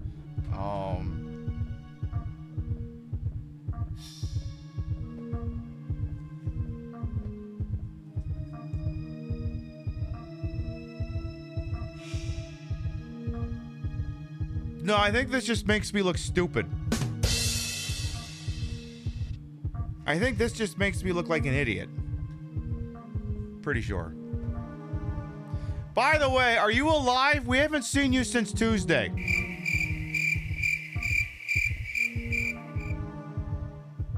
Or did he give a presser yesterday or today, or am I misremembering things? We're once again playing the most copium game imaginable. Oh my god, we haven't seen him in several days. Is he dead? I mean, he won't be, but it's like this other thing. Yeah, it's like this old Mercer Report sketch. Yeah, this one. Oh. Sorry, hang on a second. First of all, playback speed needs to be set to normal. Second of all, how's the volume? I'm not shoveling again. I can't go out there. I'm not going. Let's just call that weird kid. I called him. The kid says he's had it. The whole 5-day forecast is freezing. What about day 6? Freezing. What about day 7? Rob, what is it? +1. For the Americans, in Celsius, 0 is freezing, +1 would mean no longer freezing. You wait so long for something like this. At Environment Canada, you'll frequently see a +1 somewhere near the end of our 7-day forecast. We put that there to keep you from going to dark places mentally and possibly destroying property. What are you gonna do when it's +1? I might get the ice pick and chisel open the back gate. You? Maybe I'll buy toothpaste and soap. Personal hygiene, I forgot about that. We don't know if it'll really be +1. We don't really know if Donald Trump is dead. 7-day forecasting is kind of a sham anyway. Anything past day 5 is just throwing darts. So I might as well give you all a reason to hang on. And that's basically what happens anytime Donald Trump hasn't been seen in public for several days. Well, Thursday's not +1 anymore. It's -15. What about Friday? +1. I'm gonna wax the car. Environment Canada. Cloudy with a chance of making stuff up. Yeah, that's basically literally any time Trump goes missing for like more than 3 days. They're going, oh my god, oh my god, oh my god, oh my god, did it happen? Did it happen? Did it happen? And no, of course it never does happen. See, it was weird too, because the other story that came out, and I noticed it this morning, is that Trump wants to make dollar coins and he wants to put himself on them. And I'm going to attack this from 2 different angles. One, I was just in Canada, okay? Canada does not have paper dollar bills. They have paper coins. And let me tell you, you do not want physical dollar coins. Yeah, they're cool as all hell, but you know what they do? They weigh down your pants. They weigh down your wallet. You don't want them. Second of all, and this is the most important problem, Canada isn't like, or America isn't like Canada. See, Canada will put living people as well as dead people on their currency, but America only ever puts dead people on their currency. And I think this is what the room looked like after J.D. Vance explained to Trump that only dead people get to be on currency. But that means I would have to be dead. Or at least that's a possible thing that could happen. We can never know for sure. We can never be quite certain that, but that conversation could be being had. Yeah, they do. America did have dollar coins at once upon a time. They never caught on, but like, I'm honestly just go with the paper money. Just go with the paper money. Also, let me tell you, you know what doesn't fit into money clips very well when you're going to a Canadian casino? Canadian money. It's very slippery and it doesn't go in very well. Did I say paper coins? You mean metal coins, whatever. You get what I mean. Listen, I've been drinking some uranium-tainted Canadian whiskey. There's gonna be some minor flubs. Oh, hey, speaking of... Oh, hang on. I think dollar coins are well. Wait to see $2 coins. No, I'm well familiar with the toonie. What really threw me is out... when we were leaving, we flew Halifax to Newark. It's a very handy connection, obviously. But I forgot that like the terminal of people flying to America in Halifax is very small. It's a duty-free shop, a kiosk, and a restaurant, and that's it. And I was like, I got all this Canadian money on me. I'm gonna spend it. So I bought a bunch of like fridge magnets and souvenirs and plush, and I bought a hat from the Tall Ships Trading Company or whatever. It has a picture of a lobster on it in front of like a pot of water. It says, "Say no to pot." So I figured I don't have many dad hats. I usually just have the New Era 5950, so I figured a dad hat would be on brand. And I bought some stuff and, they got cash back. And it was while I look at the back of it, who's this asshole in the back of the coin? Oh, it's the king! I forgot. Oh, yeah. The queen's not going to be on the back of the new money anymore. It's like, who's this asshole? Oh, it's King Charles. Yeah, who is this fucking dick? Yeah, King Chucky's on the back of their money now, which makes sense. Because he is technically the Canadian head of state. Technically.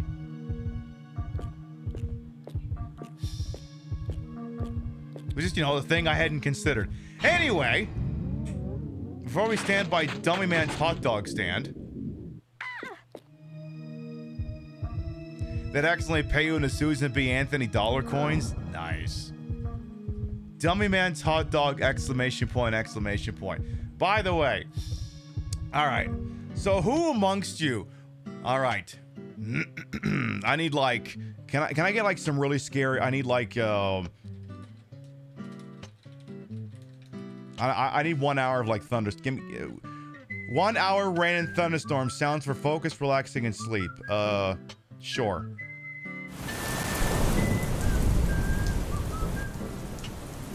Who amongst you wants to enter a very scary place?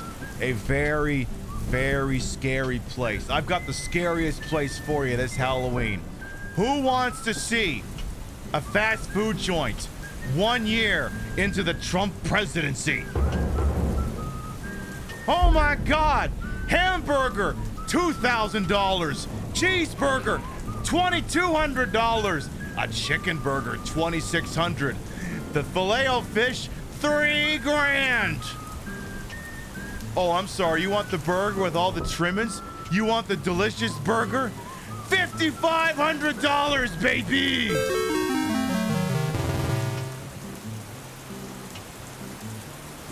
Oh, I'm sorry. You wanted coffee?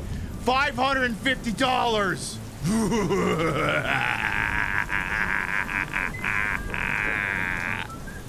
It's true. It's true. I'm doing this to all your food prices. Every single last one of them. It's so beautiful. People won't even have to get the Ozempic because they won't even be able to afford the food.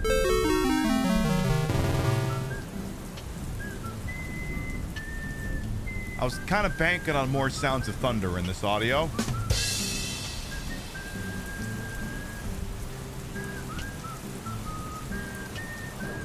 Anyway.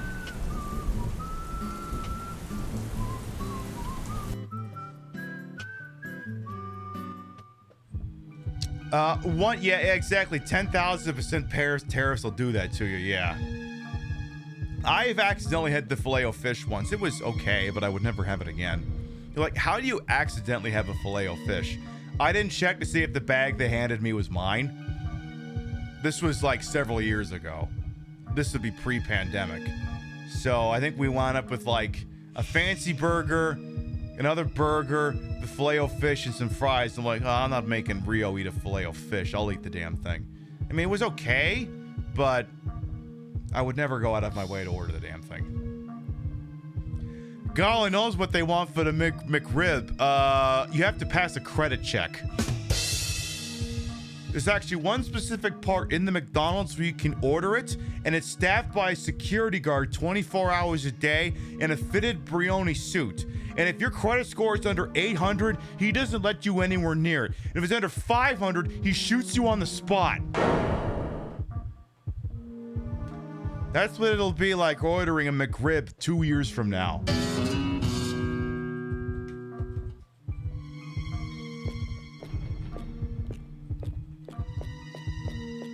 Yeah, the McRib, yeah, we'll just take your firstborn.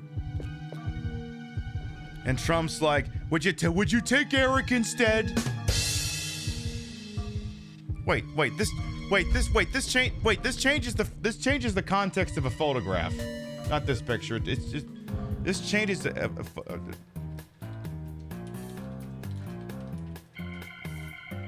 this changes the context of a photo. Remember when we all made fun of Trump when he hosted the college football champion when I think the government was shut down the last time that happened? We all made fun of it because it looked cheap. This motherfucker's probably standing in front of $20,000 worth of food in 2 years. See, it looked cheap then. It'll be opulent 2 years from now.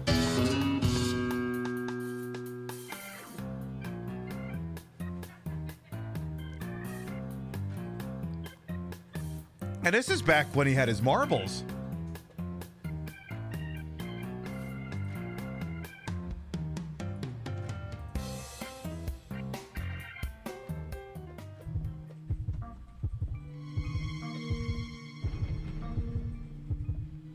Did McDonald's say they were worried they were losing customers to price increase? They made a whole gold sauce line like there. I don't know. Like the problem is, and this is legitimately a problem that McDonald's and some other fast food joints are having, is because they're getting squeezed on the margins really hard, and they have to, and the franchisees have to increase prices to stay in. A lot of people are going, well, if I'm going to pay this much, why don't I go down to a sit-down place? Which is why places like Chili's and TGA Fridays are making bank right now. Because people who normally go to fast food are like, fuck, if I'm going to pay sit-down prices, why don't I actually go to a sit-down joint?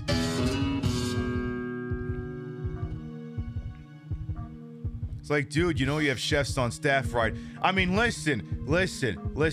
On this, the President of the United States and I have something in common.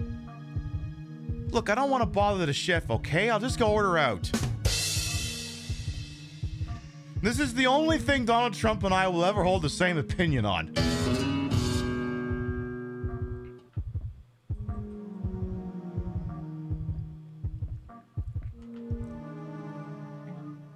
Anyway, we've obtained the hell cake.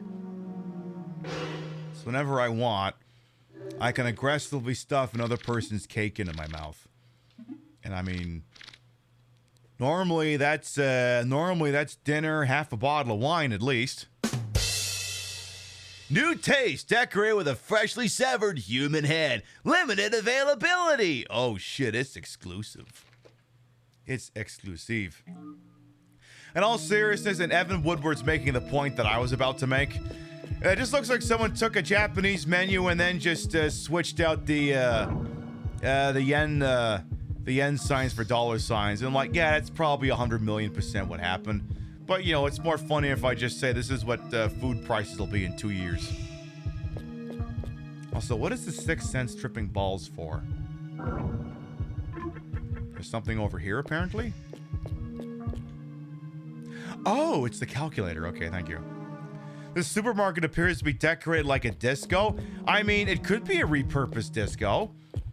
I mean, a lot of people have been pointing out, hey, how come new McDonald's and new restaurant locations all look drab as all hell and are devoid of branding? And it's because they can't build new McDonald's looking like the ways McDonald's used to, because if the McDonald's goes under and someone else moves in there, everyone will look at it and go, that used to be a McDonald's. So now the buildings all have to be built to be boring and look like banks. It was the funniest thing. When I was in the town I grew up, we were driving by when I was visiting the folks. It was like a Dairy Queen. Like, oh my God, the Dairy Queen still has the glass awning front seating? I think my parents looked at me like, why the fuck wouldn't it be there? Listen, you don't understand. In America, they don't look like that anymore. They got rid of that because if the places go under, they can't repurpose the building into anything else.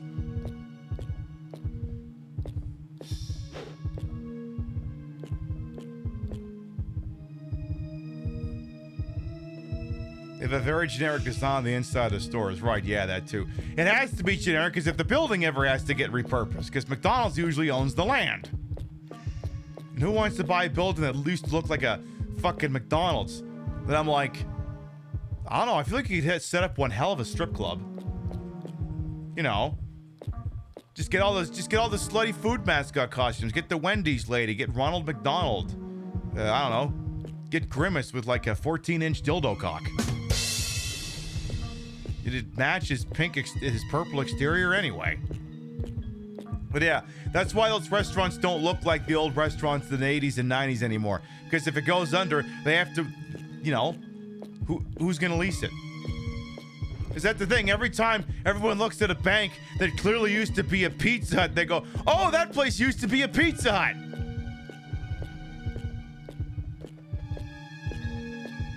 That's why you see little mom and pop places in those old buildings. They're cheaper so they can actually afford it. Right.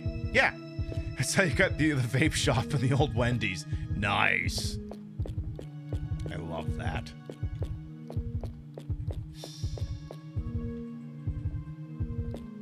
All right. It's a save point here. Good. Would I like to take a photo? Sure, by which I mean a save. Yes, absolutely. How much money are we sitting on right now? $233,000. That's not bad. There's a sit-down Mexican place that took over an old Burger King. Yeah.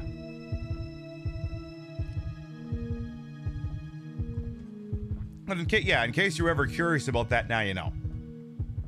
It feels so weird to eat there knowing that. Right. A Wendy's sunroom could heal you. Well, the other reason why they stopped putting those sunrooms on there is, climate change being what it is, you know, it's probably not a fun place to sit in July or August. The sunroom. In the winter, it'd be a different story because that'd probably be the warmest fucking spot in the joint.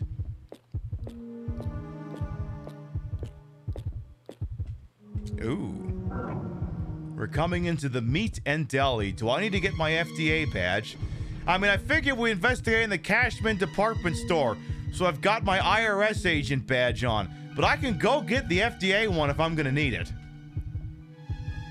Yes, we're investigating the Cashman department store, so I'm making sure that it's aware that an agent of the Treasury is on site. You have a Treasury Department badge? Yes, someone on eBay was selling it for like 20 bucks. What was I supposed to do? Not buy it? You could have bought titties. Look, there's room for titties and fake badges in the prop budget. Listen, I will steal Cop and Fed Valor all the live long day. I will do that. So the meat and deli section. All right. I wonder what... Actually, I feel like I should wait a second. Because, like, some shit's gonna happen, and Rio's out of pocket at the moment, and... I kind of don't... Tell you what. While we're waiting for her to come back, let's see here. Dan Bell.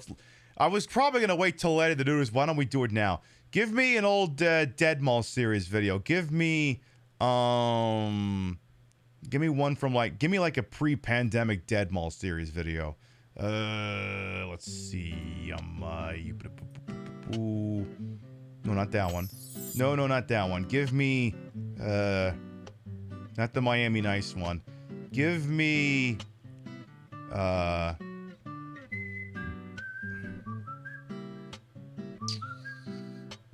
Coventry. How about... Yeah, the Gallery of Military Circle.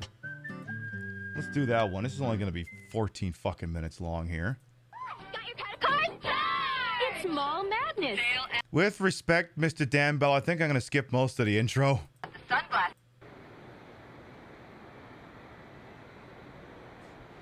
Now, this is pre-pandemic. This video is 9 years old. But yeah, depending on where you are in this country, if it's a place that's on the decline, your shopping mall probably looks like this. Hey everyone, this is Dan Bell, and this is my video tour of the gallery at Military Circle Mall, located in Norfolk, Virginia.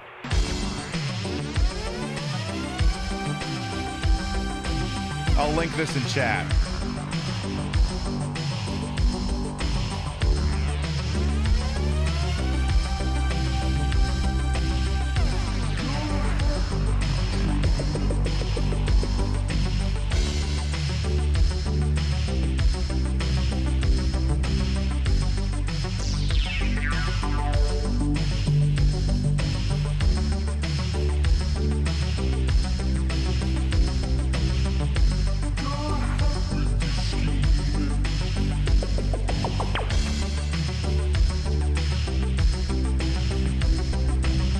He always loves to do a fancy pants intro. And I gotta check something real quick.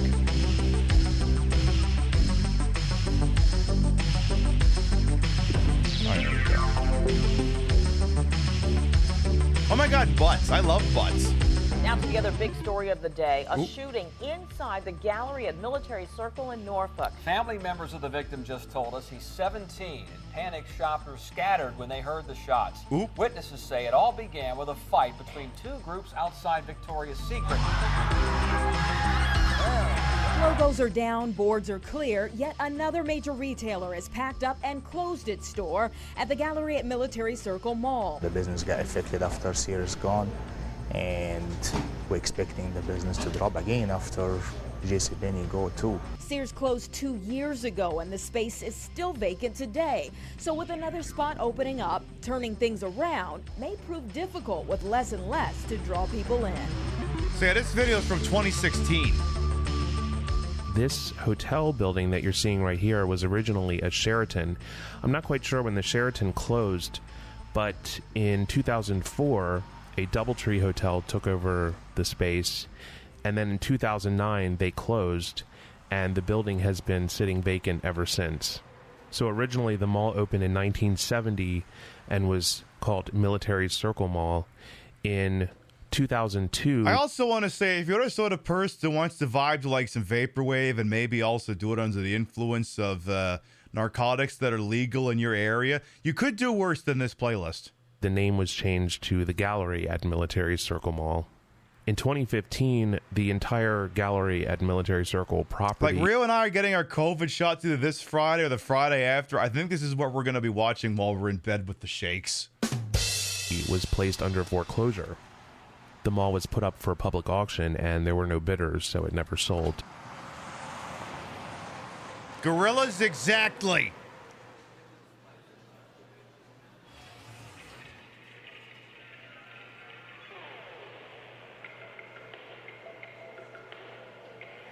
Remember when millennials killed breakfast cereal and then the economy tanked so much that breakfast cereal was like, what if you had us for dinner?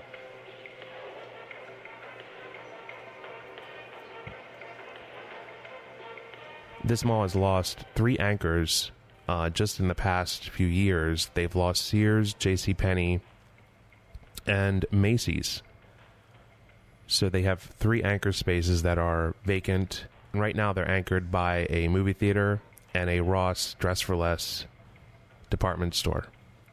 Currently, the Woodmont Company, which also manages Marley Station Mall in Glen Burnie, Maryland, has taken this mall over. This mall is very troubled, but we'll get into that in a minute. They have come in with the intention of keeping the mall active, which is kind of what happened at Marley Station. At one time, Marley Station was really falling apart and was just like a ghost town, and then Woodmont came in and turned things around. And although Marley Station is not perfect, it's at least sustaining itself. So hopefully they can do that here at Military Circle Mall.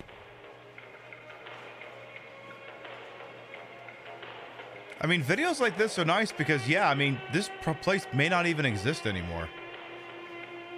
I like to see when people document things like this.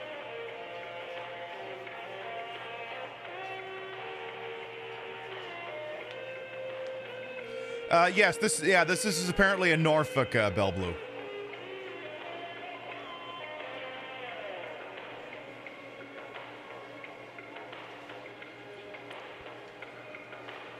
Norfolk always perplexes me because it means the L is silent. Or the L is pronounced... Yeah, the L is silent. What we just saw there is the fountain that greets you when you're walking into the food court. You can see... This channel will eat all your free time. Between that and another dirty room, it absolutely will. And this playlist has got 69 videos in it. Nice. Here, these palms are so mature that they are almost touching the skylights. Still really cool looking, and the food court is very bright and airy, and unfortunately there's hardly any places to eat. You can see they walled this particular eatery off and put arcade games in front of it. Oh my God! I think whoa, in total... whoa, whoa, whoa, whoa, whoa, whoa, whoa, whoa, whoa, whoa, whoa, whoa, whoa. Okay, that's a Tekken cabinet. Ms. Pac-Man. Rush 2049. I don't even know what the hell this thing is, but I like it. Yeah, I got an Area 51. Oh, boy. Based. Anyway. 8 games in front of it. I think in total, I believe there's 2 places that are still open and serving food.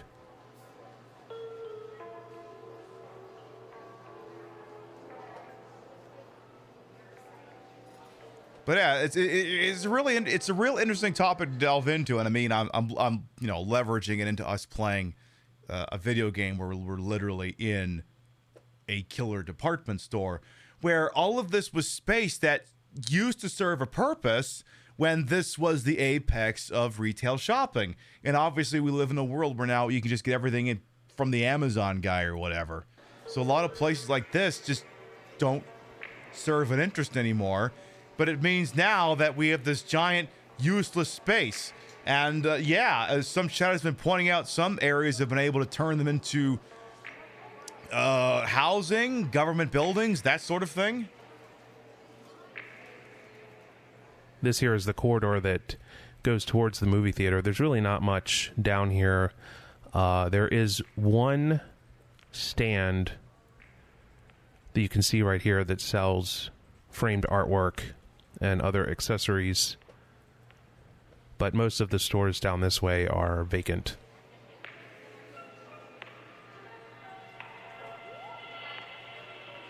Must be fun protecting nothing. I want that job. I mean, I know everyone makes fun of mall cops, but being a mall cop in a dying mall sounds fun and like in hell at the same time.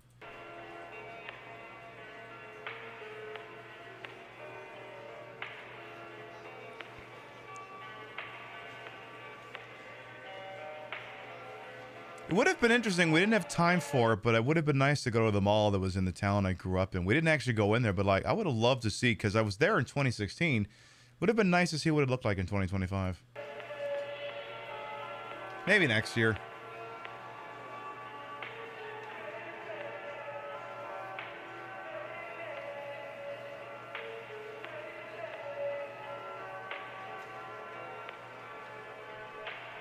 It has a liquor store, so that's pretty good.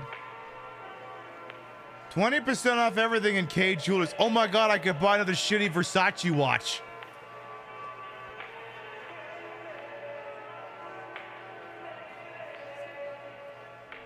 Here we are headed down the corridor towards where JCPenney used to be. This is a pretty active corridor. There's still some vacant spots, but as you can see, there are a few stores open.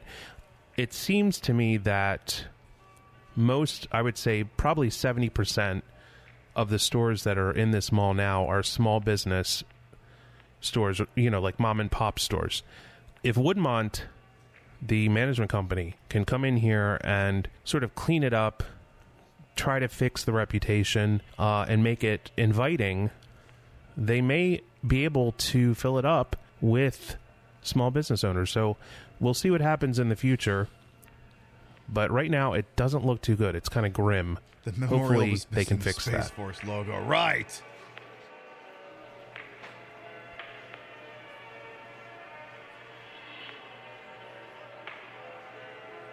I mean, I feel like some parts of this would work as like an apartment complex. Because I mean, Heading down this corridor, you see right ahead there, that's where the Sears used to be. And then we'll hang a left up here and go towards Ross and Macy's. And in this video, Macy's is actually closing. So we're going to go on a little tour inside Macy's to have a look around. rip Macy's. Yeah, so you either got to turn into something useful, or you got to, you know, demolish it and then get rid of the As parking lot. with any struggling mall, Military Circle has seen a huge increase in crime. There's been muggings in the parking lot, car break-ins. There was an actual shooting inside the mall. And Yeah, but that's not a mall thing. That's just existing in America. And there has been groups of rowdy teenagers getting in fights. These are, again, that's just existing in America.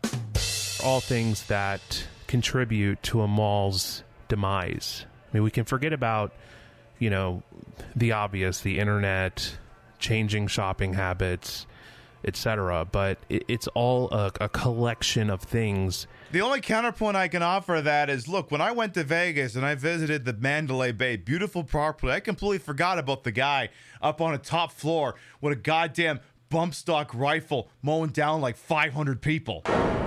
So it is sometimes possible to get past that mentally at a location. That come together as sort of the perfect storm to kill them all. And that's definitely happening here at Military Circle.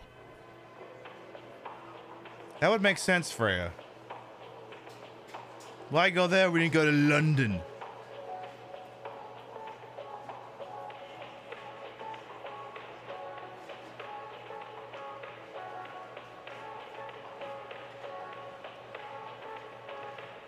As you can see, there's a lot of signs around the mall with leasing information. And as we head up here, you can see a store called Login. And then I really like the name of this store, Weave Envy. I thought that was pretty cool.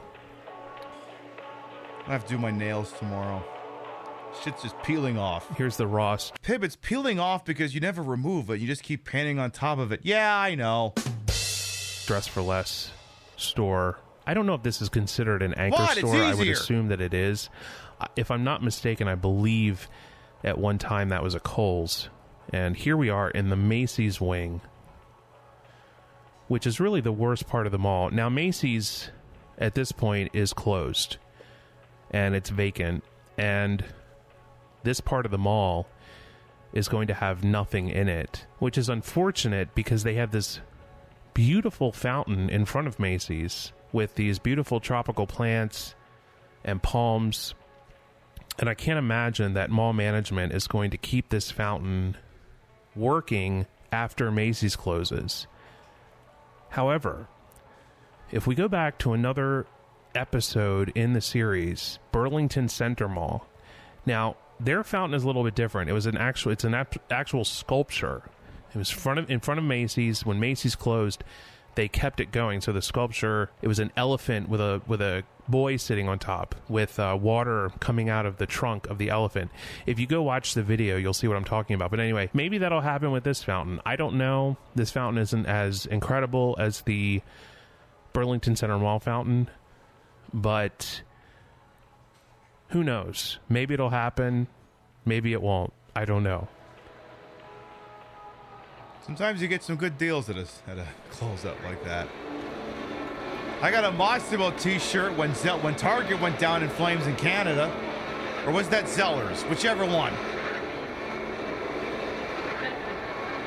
Still have that t-shirt.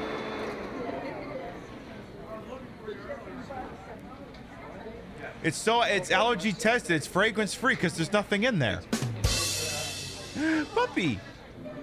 Aw, puppy. What a cute, what a little cutie patootie. Aww. This is slightly painful to watch as a 90s kid, you must confess. Right.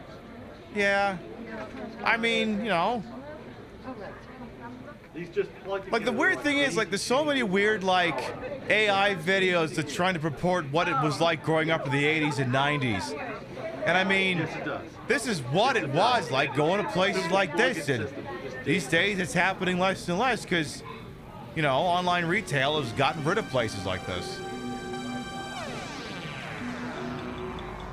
I want to thank you all for watching. Make sure you check out the other episodes in the Dead Mall series and go check out my channel, Film It.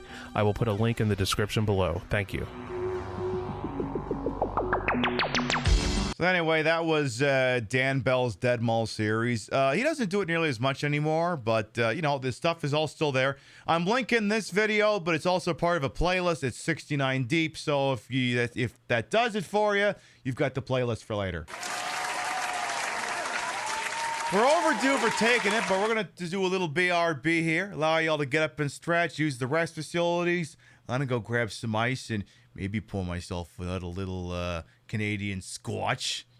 It's whiskey. Yeah, but it's more fun to call it scotch. I'll reintroduce myself. I'll get the chair all fixed up, and we'll keep playing some Illbleed. We'll be right back. Oh, jeez.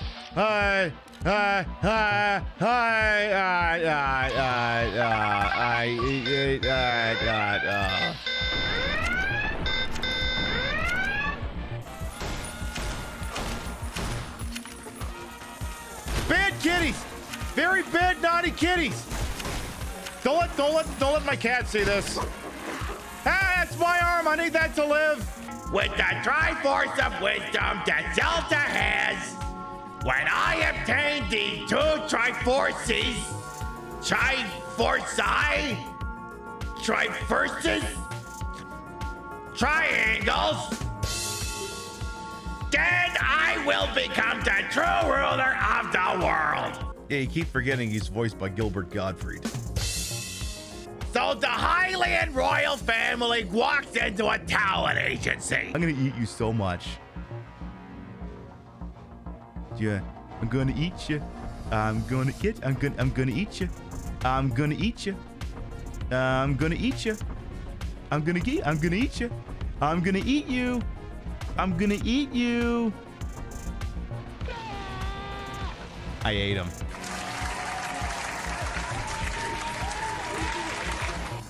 Some people in here that I don't think they're gonna like me very much. What if I just pissed them off and they just stood outside?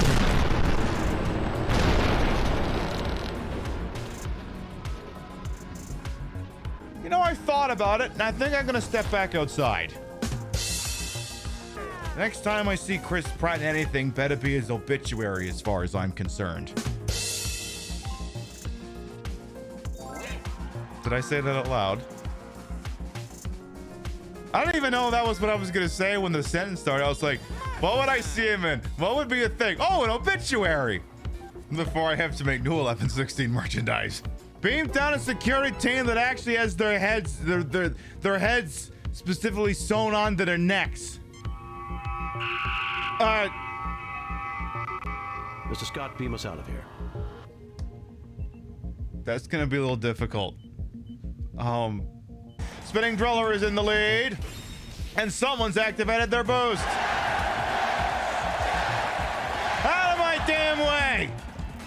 Bingo Machine speed up. Oh my goodness, Blingin' Kid is in the lead. Is it Blingin' Kid or Sugar Mazin? Blingin' Kid speeds forward, coming forward for the W. Blingin' Kid shows what they're made of. Glue. Online retail unreliable? Did the clothes you ordered not fit? Was the Fire TV remote not compatible with your Fire TV stick? Was that PS5 really just an air fryer in a white box? Are you 65 years of age or older and have no idea what the last two sentences were even talking about? Well, stop living in the future and come visit your local department store. With new locations in Pennsylvania, shopping has never been more retro. Touch things, try them on, break things by accident, and then run out of the store like an affair partner when the husband's F-250 pulls into the driveway. You'd hide under the bed, but it's just a mattress on the floor, so out the window it is. Infidelity brand Murphy beds, just $2274.50. Warble Vision flat screen TV? Only $694.27. 46 dry ounces of Pauper's Roast Premium Substandard Coffee? Just $22.67. Xbox 360? $64. Nintendo 64? $360. Condoms by Virgin Cola. Cola by Come and Go Gas. Remember this carpet pattern? Guys, it's back! And it smells like popcorn, Marlboros, and recirculated air. It's just like waiting for a ride from a parent who forgot about you. I'm sorry, honey, but it's beer o'clock and Daddy is punching his time card. We've got custom refrigerator name magnets with all the hottest names in Pennsylvania. Ashley, Braxton, Huxton, Brinley, Kinsley Joe, Braden, Lily Faye, Riley, Aiden, Kaylee, Megan, Brayley, Bradley, Braden Tyler, Morgan, and Diplo. Come down to your local department store with additional locations opening in California. Is it smart to open up a new brick and mortar location in this economic climate? Probably not, but fuck them! We're bankrolled by a venture capitalist who's desperate to recapture the maximalist minimalism of the late 80s and the early 90s. I told him, I said, Braxton, you don't have to do this. Bezos has pockets deeper than the contempt of your fellow man. You can't compete with online retail, so why the fuck are you trying? And he tells me, he comes to me, he says, if you ever raise your voice to me again, it's back to your one-bedroom shack in northern Ohio. You floor-licking, lemon-scented sack of shit. I'm your boss. If I ever stood on my wallet and fell off, I would fucking die. You don't talk to me that way. Keep brick and mortar retail alive! Come on down to your local department store! I mean, you can certainly try that sales pitch. I don't know if it's gonna work, though. For anyone who might be new here, I am Queen Pib, Patricia, Inga, Bogart. You may also call me Trish. I'm the queen of retro, the queen of the ways that he old, and your time on this channel, this fat lip, fat hip, fat boobied, and fat booty channel is, of course, and as always, well wasted. Welcome on in. I put the broad in broadcast to the whole and wholesome H-word from my own hubris, and though these breasticles may be fake, the retro is real. That's the real Sega Dreamcast, and it's hooked up in a real dumbest manner to make it look and sound as bad as it used to. And we're using it to play Illbleed, sort of a particularly notable campy horror game from 2001 for the Sega Dreamcast. And, I said time of year, so we're going to do that sort of thing. Now, before we go any further, there's two things we got to do. One, reaffirm our commitment to professionalism, and two, pour me some more alcohol in direct defiance of that commitment to professionalism. Because what I gotta do here is I gotta make sure, again, look, there's so many other shows out there, and listen, I'm not gonna tell everyone how to run their business. I'm only in charge of the way I do things here, okay, on the Queen Pip Show. And around here, we're professionals. Even as I may start sloshing my words, the more and more Canadian whiskey gets into me. We're still professionals, damn it! And professionals make sure that there aren't any extraneous fixtures in the shot. So if you'll just permit me a moment to go around here and make sure that the green screen blanket I have on my chair is properly situated so that you can't see the chair. That'll be good. I was saying all that and I'm like, how did I start that sentence? I don't remember. I do need to do that. But I was like, the problem is, like, I made the statement, but, like, did I put the declaration before saying what I was going to do or after? Whatever, I'm going to fix the fucking thing. Give me a minute. Whatever, I got to make sure I do it. So a little bit back there. A little bit down there. A little bit there. Yeah. Then check a little bit there. Yes. Don't let that thing play down so low so it runs over the wheel. We wouldn't want that. Now I should look in the back. Everything there as it should be. I should check.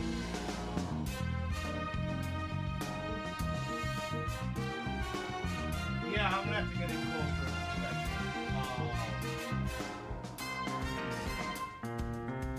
Yeah, I think we got it all covered up in the back. I'm pretty sure. Yeah, I think so. Yes. Excellent.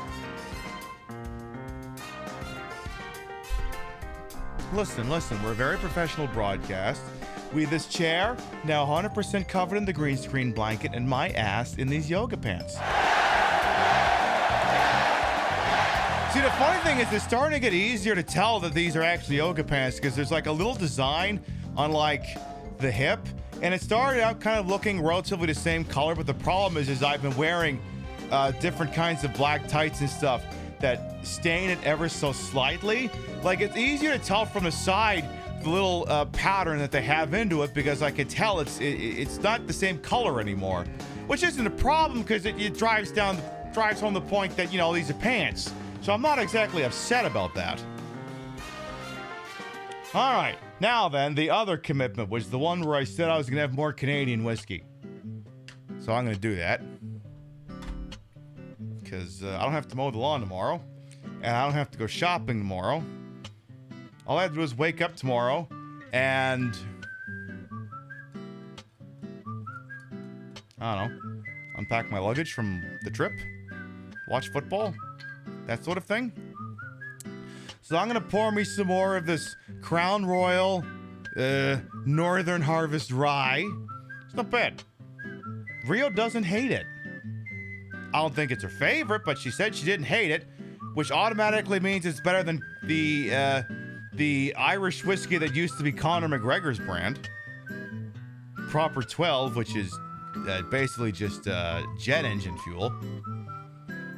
I remember Rio mentioned to me this morning that apparently Conor McGregor is going to fight at the, or they're going to try and book a Conor McGregor fight for the UFC thing they want to hold for America's 250th birthday. And I'm like, Conor McGregor hasn't won a fight since like 2017.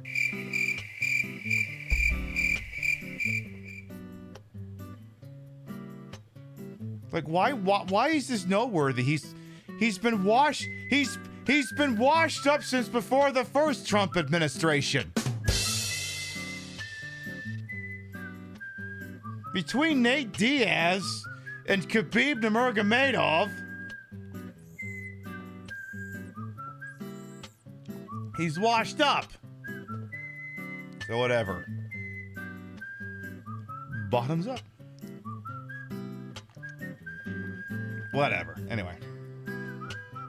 It's like, what, was Donald Cerrone not available? What happened? It's like the Saudis wanting Andre the Giant for the pay-per-view event. Exactly. You know he's white. Yeah, that's true. Anyway, so now we're going into the food section of the the Killer Department Store. I kind of wanted to stall on doing this because I wanted to make sure Rio wasn't out of pocket when we got here, because this place is a little it's a little strange. So there's apparently we're in the poultry section, if I'm understanding this correctly here, because apparently these are chickens. Oh, chicken obtained. Can I eat it? Our character doesn't need to eat right now. Chicken, fresh white meat. Not so fresh, but soft white meat. Not so fresh, but still edible. Oh, so it's on clearance is what you're telling me. Okay.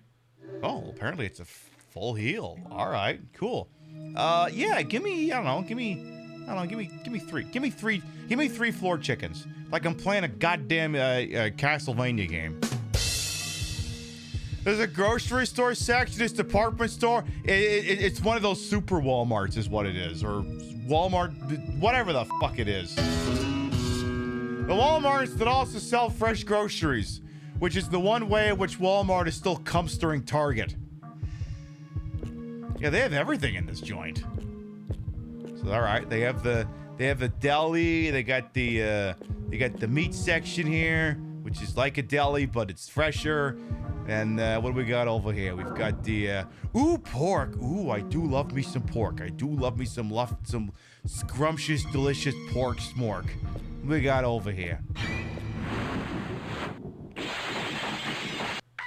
Well, there's the ham hocks. I don't particularly care for those. What else is around here? Oh my god, yay! More pork. Give me 3 porks. I'll take 3 porks. I'll take 3 porks. Like, the interesting thing is we didn't have a barbecue, or a barbecue that I trusted for this year. I had to tear down our deck so we could reside the house. And I haven't put the deck back up because that costs...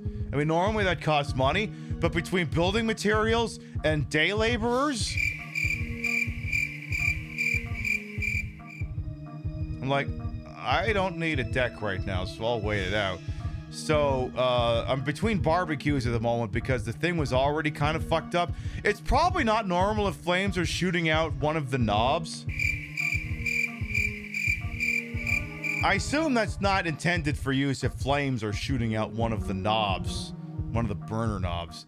So, we didn't really do any barbecue this summer, and honestly, didn't really miss it, to be quite honest.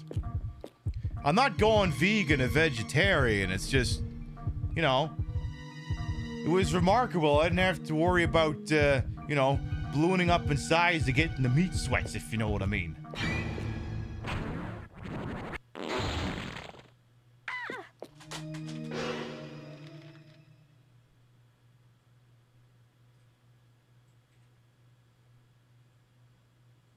No.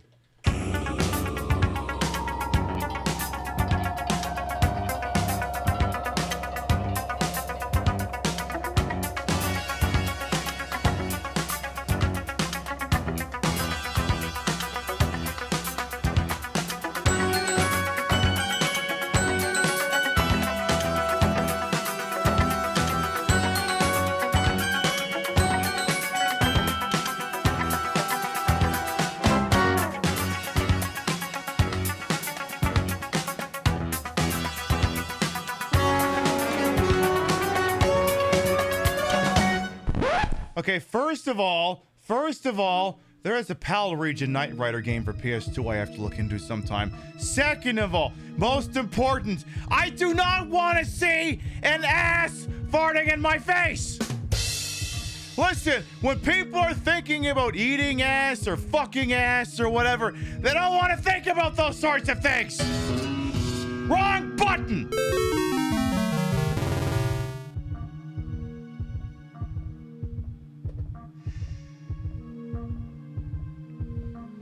You don't know what's happening, but you're okay with it? I got farted on by a rump roast.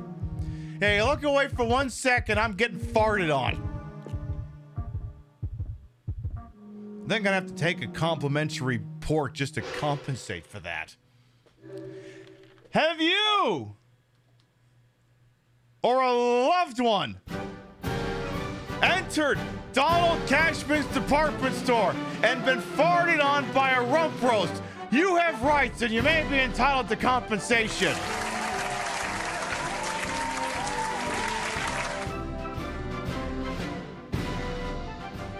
I'm Saul Kamen and I'll fight for your rights. I'm like, I still have one of the USA flags in the background. Right, good, let's put that thing to use.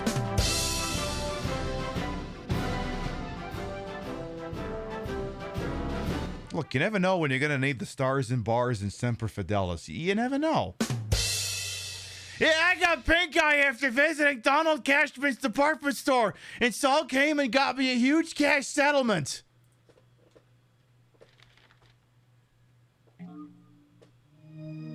Oh yeah, I was supposed to eat the pork. Give me a second here. Give me uno momento, por favor here. There we go. All I can think of now is the only joke that I can remember from... What was that movie? It was like 40-Year-Old Virgin, but not. Knocked Up. The only joke I can remember from that movie is all of them talking about... Actually, can I find that? Because it might be faster for me to show the scene. Yeah, that one. Since when do we lock this fucking thing? Come on. This is the only scene I remember. No, we can't go, dude. Sorry. Holy crap. What happened? You got pink eye. Were you giving each other butterfly kisses or something? Ha ha ha, very funny. That's not how you get pink eye. You get it from poo particles making their way into your ocular cavities. Hey, Ben. Yo. How's it going? I farted on Jason's pillow as a practical joke. He farted on Jonah's thinking it was mine, and then eventually pink-eyed my pillow. Not proud of any of this, but I think we've all forgiven each other, but we can't go anywhere. You can get pink eye from farting in a pillow? Totally. That's awesome. Yeah, but you gotta be bare-assed. Jesus, Martin got it bad. Would someone take a dump right in your eye? No. No pink eye for me. I'm just really high. Well, stay back, guys. I gotta get my suit, okay? Yeah, this is the only thing I remember from that movie. It's the only thing I remember. But I mean, hey, if you remember at least one thing from a comedy, it did something right.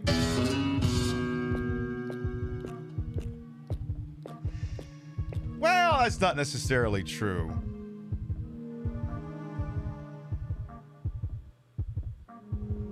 I was trying to think of a really bad example, but I can't. But anyway. All right, what else we got? Anything else gonna fart my... Oh, we're at the beef section. Oh, I'm absolutely getting farted on here. It's what cows are known for. Literally just belching out giant swaths of methane gas. They are a legitimate contributor to greenhouse emissions. And this is why, part of the reason, like so many vegans and related adjacent tendencies point out the negative effect that all of this cow farming has, not just on the environment in terms of the wasted material, because here's the problem, right? Suppose you have all this grain. You can make things with the grain like bread and other fucking things, but you also have to feed the grain to the cow. But you will always feed more grain to the cow to get the amount of meat out of the cow than if you just eaten the grain. The equation will always work in such a way that you're spending more grain to get less beef than if you had just consumed the grain. So between that and they literally fart so much, like it's literally an environmental problem. Basically what Set a Soapbox is saying. So I'm 1,000,000,000% getting farted on here. I'm kind of surprised that wasn't the thing that farted on me. Hey, you know, don't make me put my vegan hat on. I mean, listen, meatless nachos are pretty goated. I mean, okay, it's Tex-Mex, so technically there's still dairy on top, but I mean, meatless nachos, like, if you ever like a place, like a restaurant, and they have like an appetizer that's like a nacho plate, and like the meat is a secondary add-in, order it without the meat. You'll find it's actually still very fucking good. Like, you don't have to have meat to have a good nacho, a good Tex-Mex nacho plate. You legitimately don't need it. I mean, it can elevate a Tex-Mex nacho plate, but it's if you're doing it right, you don't need it. You legitimately don't. All right, well, let's take, I don't know, 3 things of beef, I guess. Should the horn still be attached? Are these just literally heads? All right, well, I'm going to eat 1 cow head. Dole and Opa milk aren't here, right? Don't tell Opa. Chad, don't tell Opa milk. Don't do it. They don't need to know.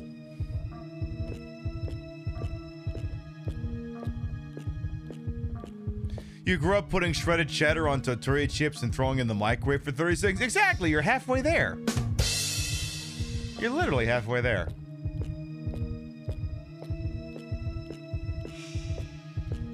But yeah, like for me, like I don't drink nearly as much as I used to. We don't barbecue as much as we used to, which means I'm not eating as much red meat as I used to. I mean, I still like red meat. It's just it hasn't been as much of a part of my intake, and as such, like I used to be like I usually ride around 200 pounds, and now I'm down to like I just came off vacation, so I'm more like 185. But I'm kind of in between like 180 and 185. Like if you thought, like if you've been here for a very long time, if I look a little bit more svelte, it's because, yeah, I am a little bit more svelte. You can get more alcohol than meat from that grain. I'm pretty sure that many beers, wines, spirits are both vegan and popular. Right, yes. Because, yeah, the argument will always be that you could, if you just used and ate the grain, it would be a better, you would have a higher yield than if you used that grain to feed the cow. Even Taco Bell's some meatless options. Yeah, I remember doing some of those as well. They're, one of their, I don't even remember what it's called anymore because I haven't ordered in a very long time. Maybe I should do that again. Because Taco Bell's menus, I've had so much Taco Bell in the last 2 years that the menu is boring me now. I mean to start ordering their meat, their meatless options just to spice things up a little bit. I mean, imagine I've eaten so much Taco Bell that now it is becoming rote.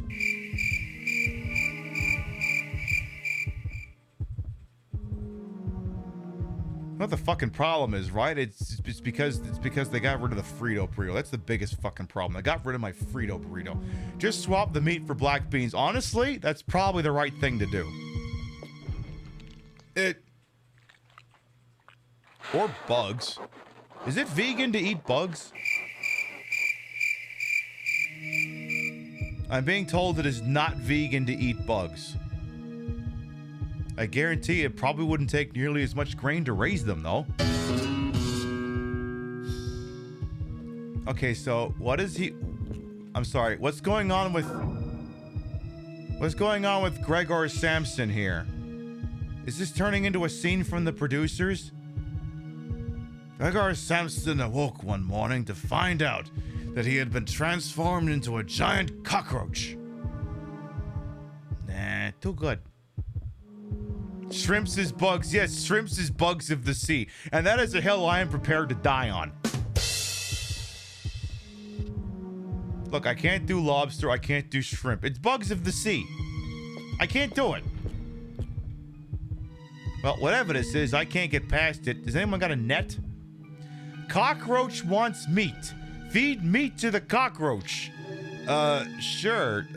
Have some chicken. Cockroach enjoyed the meat. It wants more meat. Well, I'm not offering it any cake. Yeah, have beef.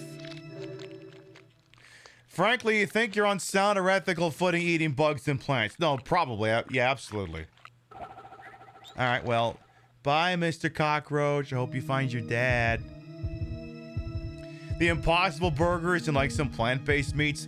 Yeah, I think my mother was asking me if I had a couple of those. And yeah, I've had some. The only knock against it is that you're basically trading the meat for like, I mean, there's a lot of sodium in meat. There's a lot of sodium in those vegan burgers as well. But I mean, at the same time too, let's be honest, if you cared about your sodium intake, you wouldn't be eating any kind of a burger.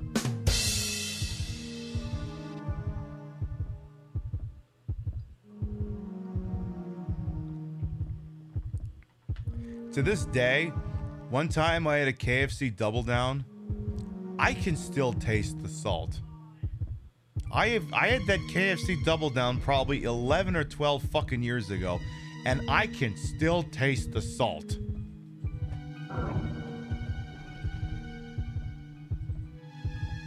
The best Double Down will always be the one you make at home.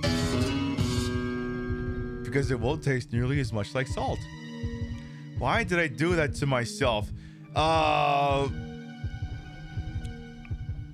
hadn't turned 30 yet?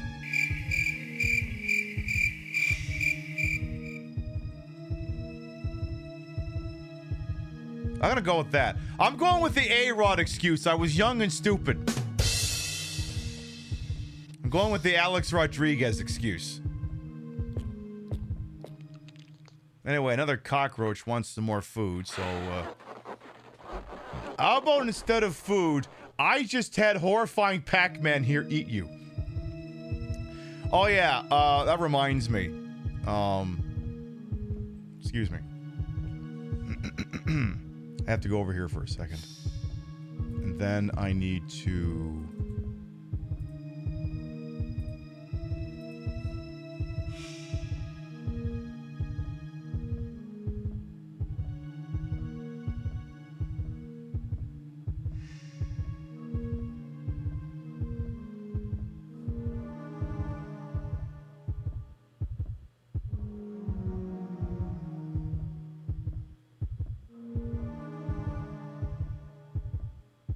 A cursed Pac-Man emote has been requested, so I'm trying to figure out the optimal angle. Honestly, it's probably just dead center is the best bet. All right.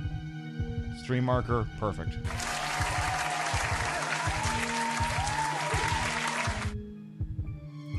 A cursed Pac-Man emote has been requested. You'll have it by this time tomorrow night.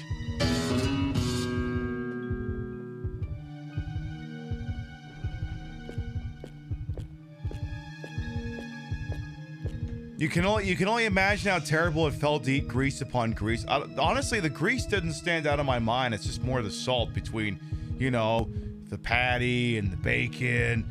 I mean, there's so much salt on it, you couldn't think about the grease.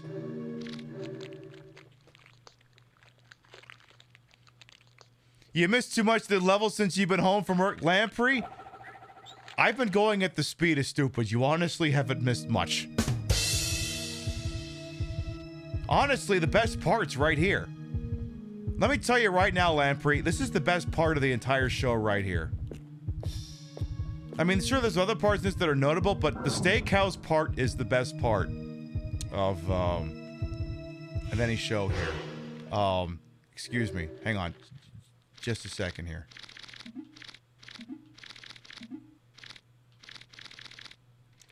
Fuck.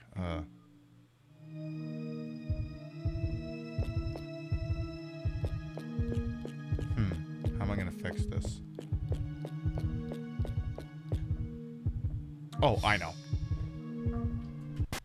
Hang on, I gotta get back in there. I gotta reload the save. Because, yeah, Lamprey, you have not missed what is the best part of any cursed department store. Oh, by the way, I don't want to concern anyone, but do you remember what stage comes after chat? What stage, while we load in here, which one comes after Killer Department Store? Which stage comes after Killer Department Store? And what do you think we're doing tomorrow night?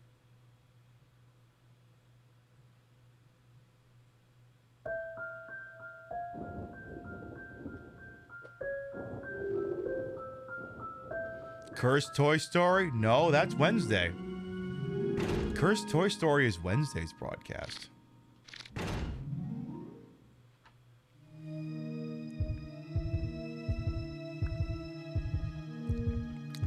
Gimmick Puppets got the tea.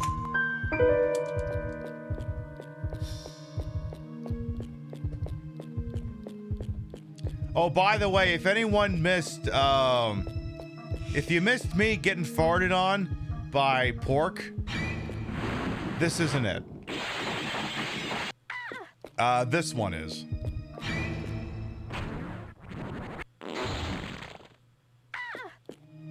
Apparently it cost me $2,500 to get pink eye. Or maybe it's $2,500 to get the pink eye cured. See, I'm of two minds for this year's Killer Man bit. I'm like, do I redo the same one from last year? Which is basically like where I just spend an entire hour just yelling and screaming and doing a hypothetical based off like an Ace Attorney case? Or do I pretend it's an episode of Dragnet and spend the whole thing acting like I'm Joe Friday? I haven't decided yet. Like, those are my two options. I can either treat it as though I'm Miles Edgeworth screaming in a courtroom, or I can pretend I'm Joe Friday with the LAPD badge.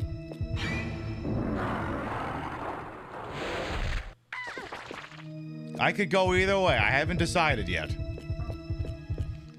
You vote for Christmas episode Joe Friday. I mean, honestly, this one's probably going to go to the wire. I mean, honestly, it could be a game time decision. Because, like, I don't have special assets prepared for it. So all I have to do is just decide between whether I'm putting on the Ace Attorney Prosecutor badge or the LAPD badge. If we go the Friday route, place your bets on the over, under, You mean like the... Uh-huh. Uh-huh. Uh-huh. Uh-huh.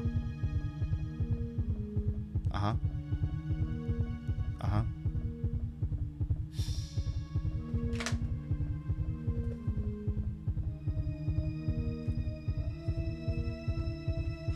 Uh-huh. Uh-huh. Uh-huh. Uh-huh.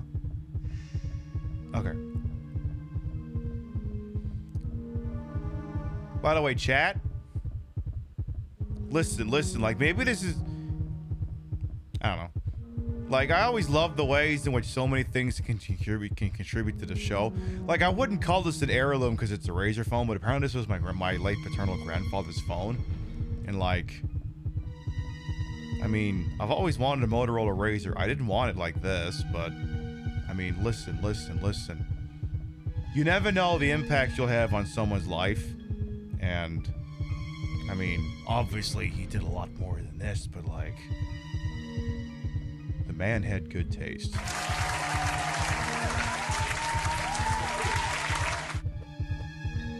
It's funny, I was up there and visiting, and they were saying... We were talking about things he had, because like, you know, we had a lot of tchotchkes, like any person does after a long and fulfilling life, and...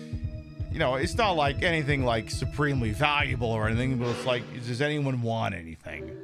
Like, I have a couple of things. I have a little King Tut figurine that apparently he must have gotten when he went to the Met in New York City, and it's sitting next to one of my little Luxor things, and I got some of his rings as well. I was actually kind of hoping that this ring doesn't normally fit me. I was kind of hoping it would fit over the glove that I wear, but it doesn't. So it'll just be a thing of his. But it's like, apparently every time he went somewhere, he always loved to buy a souvenir. And anytime he went to a casino or something, he always wanted to get a token or a chip or something. And it's like, I don't know anyone like that. I don't know anyone in this house who would ever do anything like that. No, absolutely not.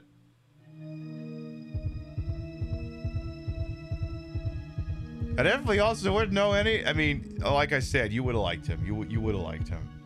I mean, you know the way I scream about Plex servers? He was doing shit like that before it was cool. He was a media archivalist. You would have liked him. Like, I mean, God, I love that guy. He was such a good guy. Anyway, going from the fond memories of my departed paternal grandfather, may he rest in peace, to the steakhouse. The man did like a good joke, and he was also into broadcasting, so I feel like he'd appreciate what's about to happen here. Remember, Lamprey, you didn't miss the best part of this show. What's going on inside the steakhouse?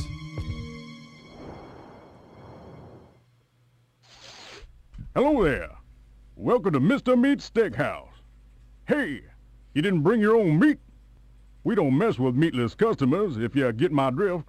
So move your bony booty on out of here. My now. what? My what? My what?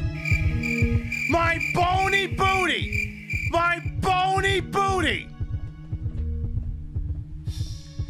You're calling this bony booty?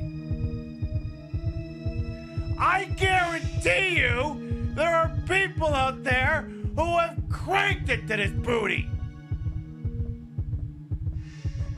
This booty. You're calling this bony. Have you or a loved one ever entered Michael Reynolds Horror Amusement Park Illbleed and had your bony called booty. You have rights, and you may be entitled to compensation.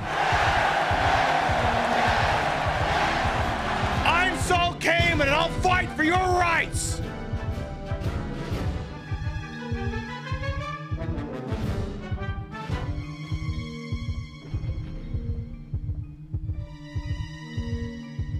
Yeah, no meatless customers, indeed.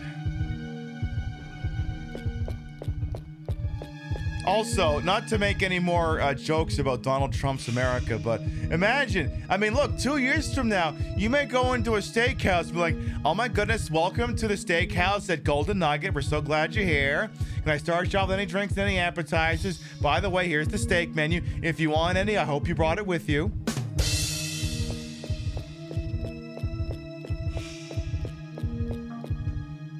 How would you like it cooked? I hope you brought it with you.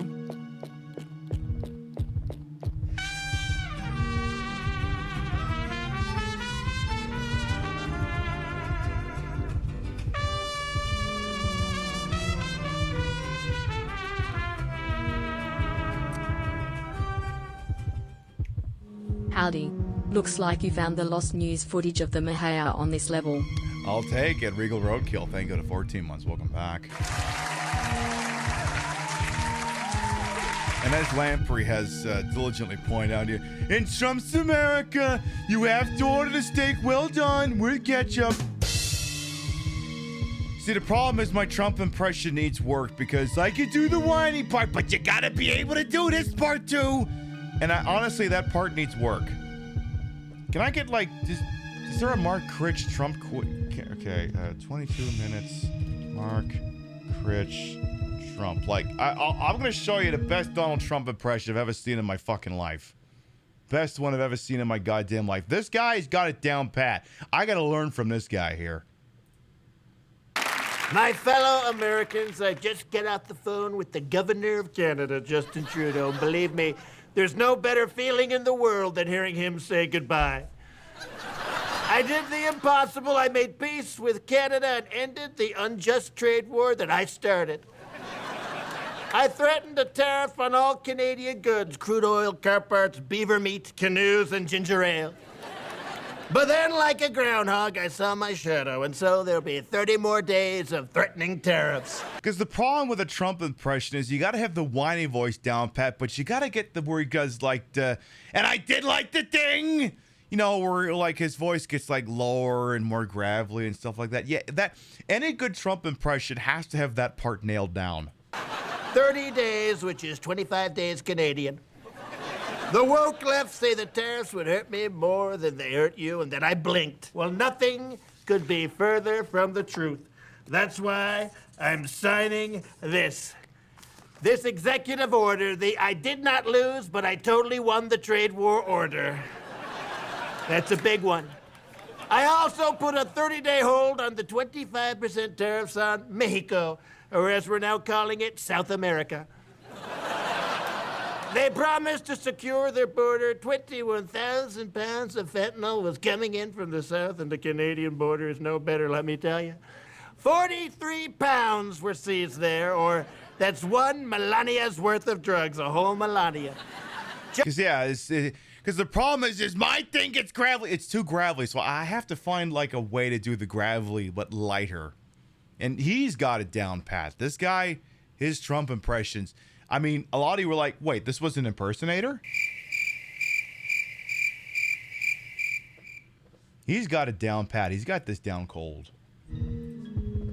I could learn a lot from this guy. For the unacquainted and the non-Canadian, that is Mark Critch from the CBC program. This hour has 22 minutes. This guy doesn't look soulless enough to be Trump. Yeah, I mean, okay. You know, 9 out of 10 then.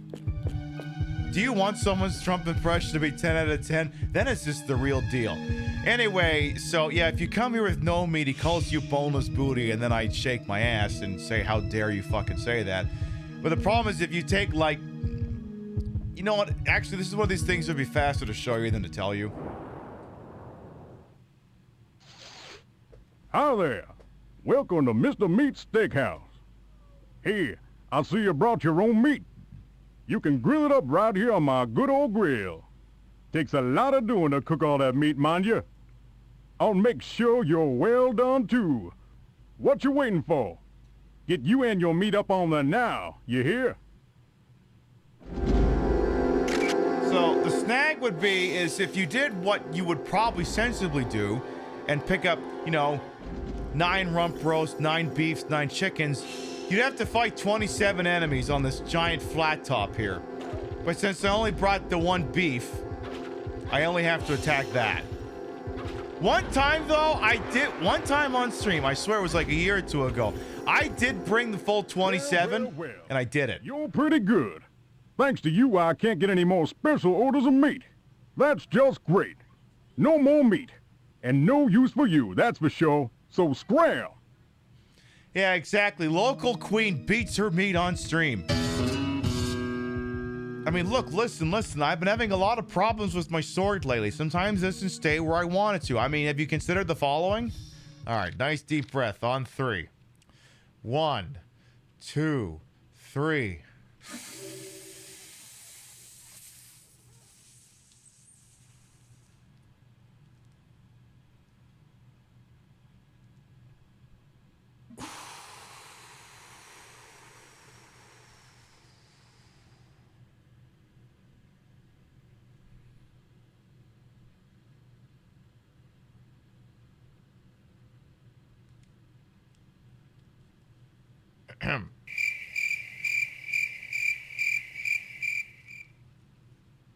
Listen, not now. Maybe after the show. Exactly. My sword's so goddamn big I can tit-fuck myself with it. Now, you're technically on this guy's flat top. If you jump down, you have to do the room again. What you're supposed to is go out this exit in the back. Just take a hit of something. Yes, this bottle of Crown Royal Rye. That's what I did. Welcome on in, Johnny Blaze. All right, now I think we're going on to the... oh, there's no save point here. So now we're moving on. This is kind of the fastest part. This is the vegetable farm. Weirdly enough, this is also indicative of Trump's Americas. Look at all this rotten produce. Fresh vegetable. Ugh. Okay, surely I'm not the only person who's had this problem. Has anyone within the last 5 years gone to the grocery store and suddenly had to turn into a is that thing even fresh anymore expert? Like, this is something that's going to happen more and more, especially in the wake of what Trump has done to destroy, I hesitate to call it the day labor industry or the day labor industrial complex, but like, there's less people out there to pick the food because it's not a fun job, and the less food gets picked, more of it gets wasted, less of it makes it to the store shelves, or alternatively, these places have to switch to mechanized labor, which means that it's being removed by fucking machines, which means it's being mangled, which means the quality of the product is less. Like, this is just... I remember one time, like, listen, I normally do my grocery shopping, like, on, like, right after I come home from work. So already, I'm already kind of over it. And then, like, I'll go there, and I'll buy a thing, and I won't think about it, and I'll get home and realize, like, oh my god, there's like 2 rotten onions in that bag of onions you bought. And I'm like, fuck! I gotta watch for that now? That is the wrong button. It's like, I gotta fucking... I have to check these things. And this is a nice grocery store I'm having this problem. It's not like I'm going to Pete's Discount Fruit Emporium and Liquor Warehouse Emporium. It's not like I'm doing that. Why, the watermelons look pretty good, though.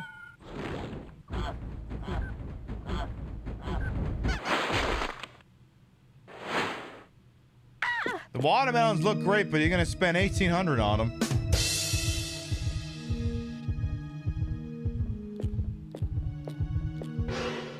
Anyway, you get through this area pretty quickly because it's just one big, stupid, wide open area, and all you gotta do is just get to the exit. It's not really rocket science.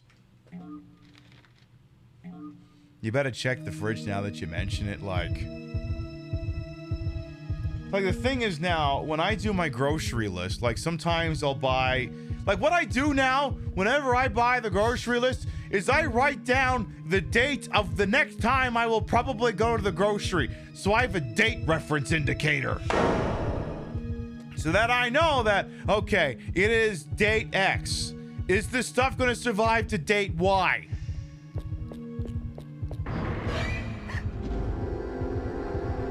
Like, that's an actual thing you have to, this has gone from shitpost to, like, actual legitimate, like, economic advice. Like, one of the best ways you can save money is to not waste your food. And one of the best ways you cannot waste your food is to make sure that you're buying stuff and using it in such a way before it goes bad. Or if you can find a way to prolong its shelf life by freezing it or dehydrating it or whatever. Like, incredibly goated to be able to do that sort of thing.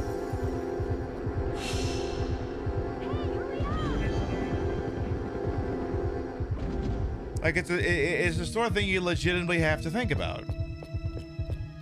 Because again, food costs, they're not easy to control, but if you play your cards right, they're easy to keep down. I mean, that's not to say you cooked this thing and it was disgusting and you have to keep eating it. It's not like that, but like, you know, anything you can do to keep costs down. Like, tomato prices are going up, and you know what Rio fucking did this year? We have more fucking tomatoes than we know what to do with. Tomatoes and zucchinis, we've been giving them away. We've been getting a lot of zucchini bread. I've grown quite fond of zucchini bread. Rio's been playing Stardew Valley, the home game. Yeah. Tomorrow she's canning tomatoes all fucking day while we're watching football. Give me the Kenny G album here real quick. You wish a nice lady would give me her zucchini. I mean, sometimes you just gotta say the right things. Frozen fruits and vegetables are a great investment because flash freezing preserves most of its nutrients. Right. Odd Child's got the tea.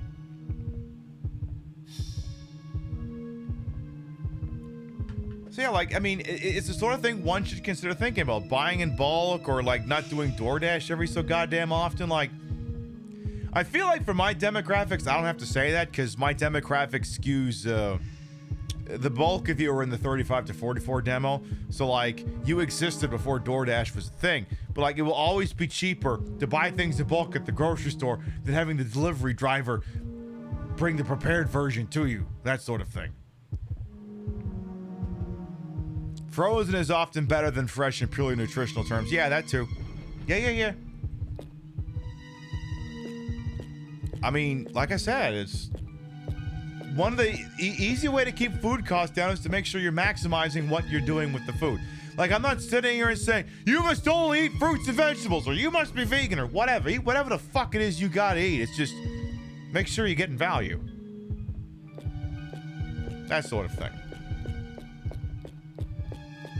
You have a shit ton of apple trees and just can a bunch of apple pie filling because of it. Right! I mean, Rio grew a bunch of tomatoes, a bunch of zucchinis, a shitload of peppers, a bunch of Anaheim peppers. Oh my god, I fucking love Anaheim peppers. There was this one time, like, we just like, look, we don't know what to make some mac and cheese. What if we put the Anaheim peppers in there? Oh my god, it was goated.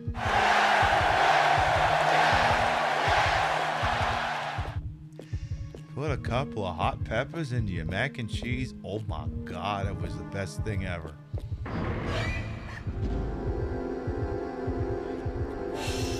Also, if I just wanted to deal with a bunch of fucking worms again, I would just do the Revenge of Queen Worm stage again. I would just do that. Now, I should also note that my situation may not be the same as yours. We own a home, we have property, we have a place we can put a garden, so I may not be playing with the same deck of cards you are. And you're like, oh, the person wearing a Prop IRS badge, a Versace watch, and $500 titties may not be playing with the same deck of cards I am. Yeah, I know, but sometimes I have to state the patently obvious. But, you know, you find the ways you can make gains anytime you have. I mean, pay attention to sales. Have nice appliances. I mean, toaster oven technology is getting scary good these last couple of years. Like, I know everyone's got the Instant Pot, but toaster ovens are getting pretty versatile in this day and age. You'd be surprised what you can do with these things. On top of this giant mound of shit.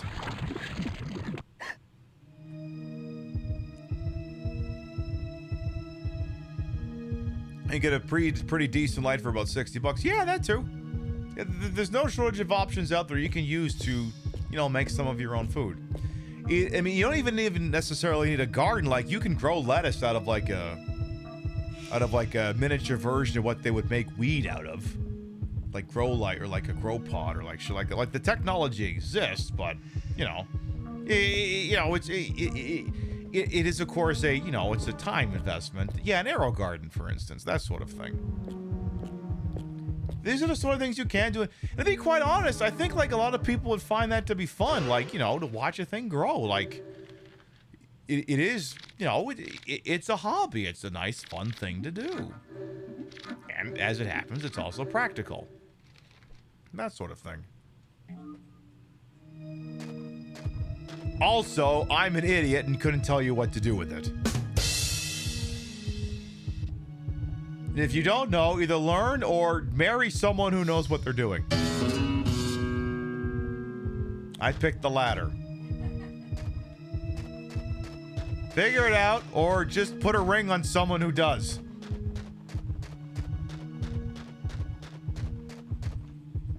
Growing little plant babies is nice. It is.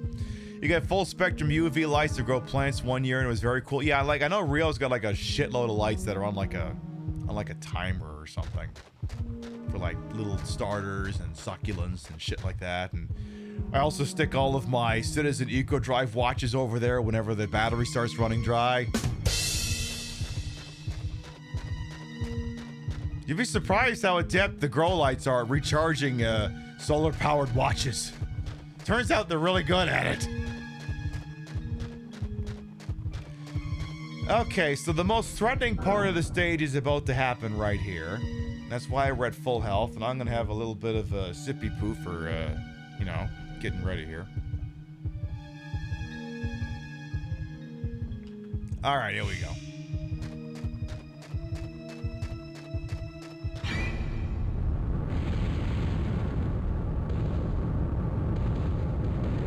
Yes. I like how the big scary thing is just, what if we gave you 3 of the regular worms from Revenge of Queen Worm at once? And it's like, again, as long as you know how the dodge mechanic works, it's honestly not that harrowing. It really isn't. Or at least it's not supposed to be. But, you know, I've also been drinking. That sort of thing. Yeah, they're doing green Vulcan blood. Is fucking McCoy over here gonna say something spacist? Now listen here, you green-blooded.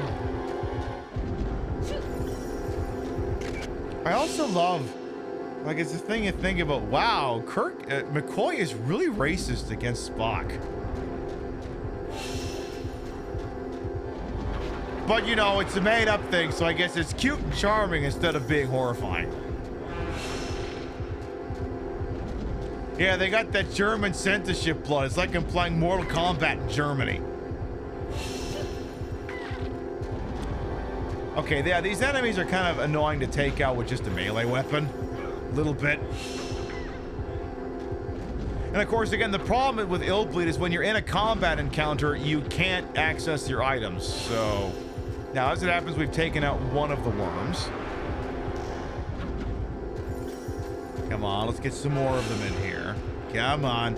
Come on. Come on now. Besides, and here's another good reason to take up gardening if you have the room to do so, right? You will never learn. You will until you are a gardener. You will never truly appreciate how much you truly hate rabbits and squirrels.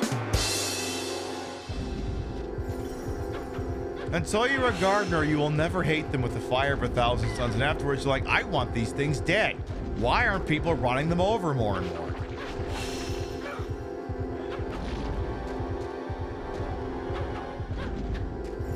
You sure you've asked this before as I play every year, but why does she get progressively more naked? This is what happens when you nuke a country twice.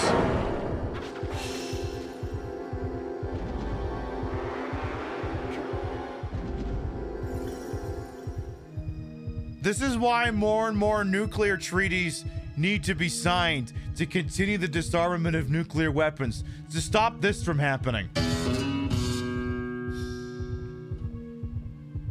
They took out your garlic, lemon balm, basil, and spearmint. Right. Squirrels especially, they chewed the wiring in your car to hell. Right. Like Coochie, there are... What this it is something that happens in a New Game Plus playthrough is what this basically is she will lose more of her clothes as the playthrough goes on, or as I prefer to call it, she's wearing a tan colored jumpsuit and just painting more shit onto it, you know, as I would do, that sort of thing. She's using the same costuming hacks that I do. That's what it is. That's my story, and I'm sticking to it.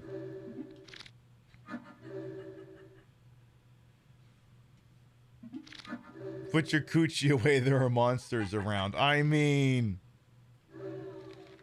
there are never not monsters around. Not that button. That one.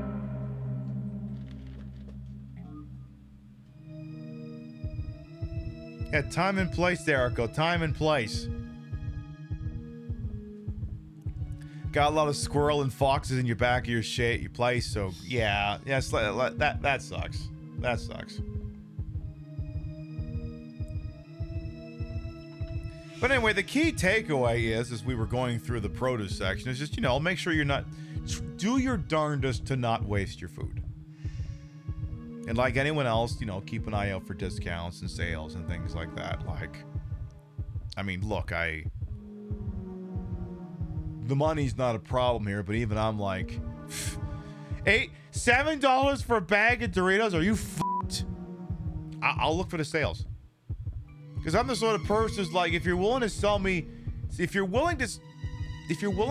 something at a reduced price once, my brain is like, why aren't you selling it to me for that all the time? It's like the $5 footlong at Subway, which was apparently always intended to be a loss-leading promotion, but the jingle was so good that we all remembered it, and we refused to accept the world in which a footlong sub at Subway could cost more than $5. We used to be a country, a proper country, where the Subway diddler would sell you a sub for $5.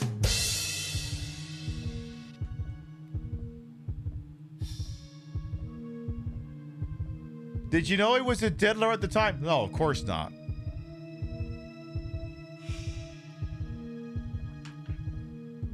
I mean, I didn't know that. You're eating healthier because the junk food is more expensive than healthier choices? Yeah, that too. Yeah. Like, I mean, the potato chips is like, the cost of these things is getting fucking ridiculous. Like I'm waiting for like stories to come out of people complaining about the price of like Halloween candy or something. Because you know that shit's not getting any fucking cheaper. Subway's rivals really missed out a golden opportunity to point out that the sandwiches don't make you a diddler. I mean, they could have said that, but all it takes is one.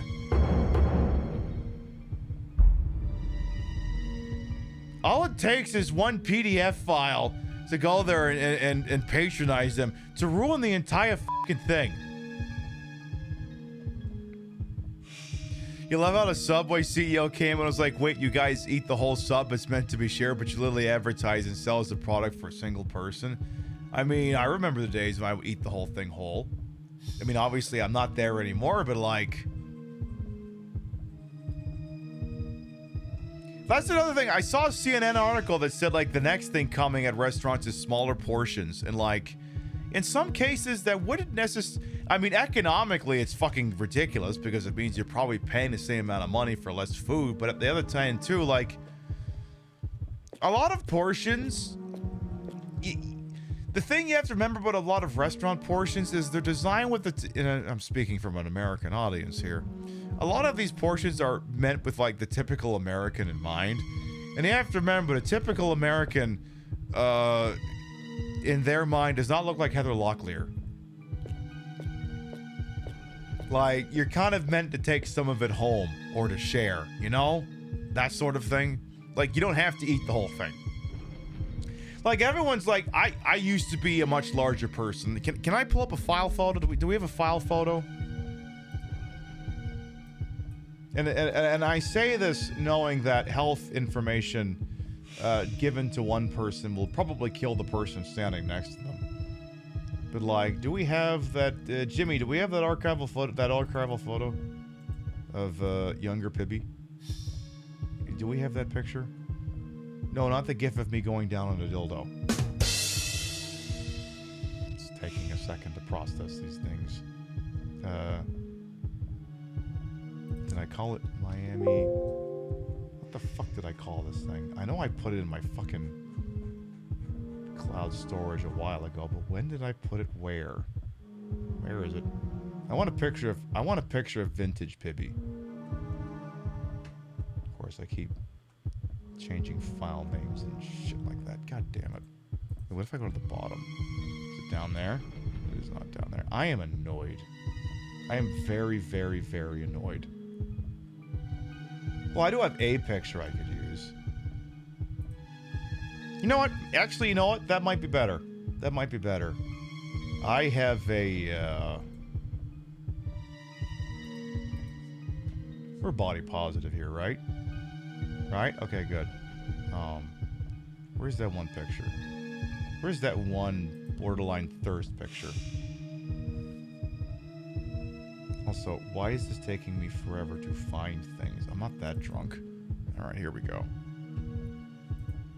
All right, so this probably is actually the best way to describe it. So I used to look like the person on the left, and I don't know that I necessarily look like the person on the right anymore, but like, you know, Pibby used to be bigger, and I kind of still look like that. I kind of still look like that. And you'd be like, oh my God, what was your secret? What was your diet? What made you go from William Shatner in Star Trek 6 to this person in a thong? They're like, I just reduced my portions.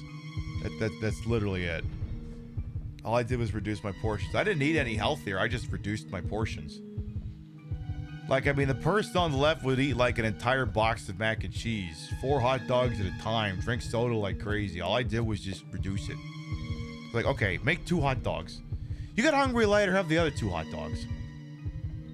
Now, bearing in mind, again, I'm saying that health information or advice given to one person may kill the person standing next to them. So it may not fit all use case scenarios, but for me, one of the early things was just portion control. I don't mean don't eat. I'm saying, you know, if you're doing 4 hot dogs, maybe just do 2. Have the other 2 later if you get hungry. That sort of thing. Don't be afraid to guzzle lots of water. Which...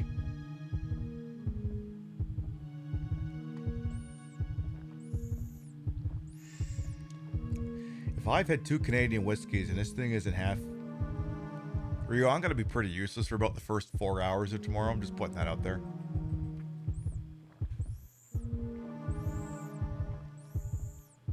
Just making sure you know about that. Just making sure you know.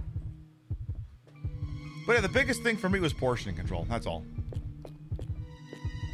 Also, this dumpy, it's 2 things. 1, the thing is, when you used to be overweight for a while, even if you lose the weight, some of the surface area stays behind. So between that and the squats, that's why my ass looks so good. Listen, I don't do cardio, okay? I just do 100 squats a day. That's all I have time for. I'm like, if there's one thing I want to... if there's only one thing I can work on, I want to have an ass you can set your watch to.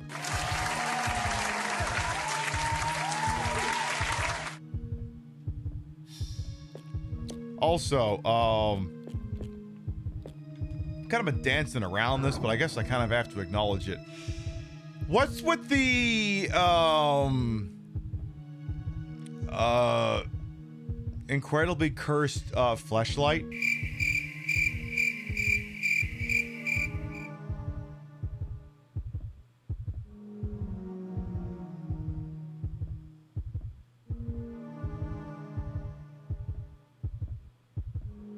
I'm gonna let this linger for like another 30 seconds. It's 11:22 where my parents live. They have to be asleep by now, so I'm not giving them nightmares. Sometimes I like the show. Yeah, exactly. It's the devil's O face.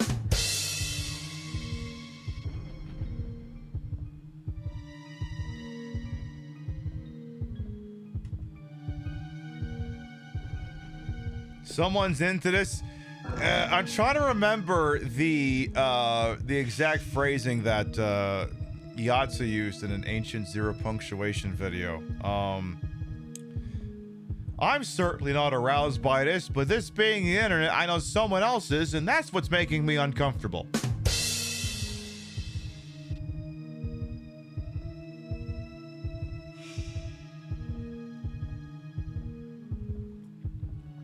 Well, speaking of weight loss, I was watching the baseball games earlier today. And apparently there was this commercial that had Meghan Trainor in it, and I haven't seen what Meghan Trainor looks like in probably like 6 or 7 years. She's looking a lot smaller than she used to the point where, like, when the ad said that was Meghan Trainor, I was like, are you sure? And she was doing like a parody of I'm all about that bass, all that bass. And I'm like, girl, you wouldn't register on the Richter scale if you walked around anymore.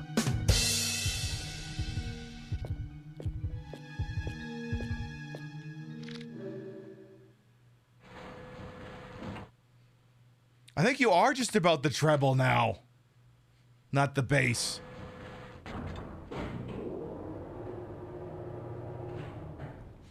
You started looking at what the nutrition facts say serving sizes and finding more stuff to go with that so you can get more of a variety of stuff in a sitting. Right, like half a can of soup is not going to be enough for you, but add a slice of toast with something. Yeah, it's all part of, it's what they used to say to cereal commercials. It's all part of a balanced breakfast, that sort of thing. Because, yeah, like, they'll always say, it's the thing this has been really off-putting about seeing, like cafeteria size or, like, snack size bag of chips. They'll say, like, 140 calories, and then the suggested serving is only half the fucking bag.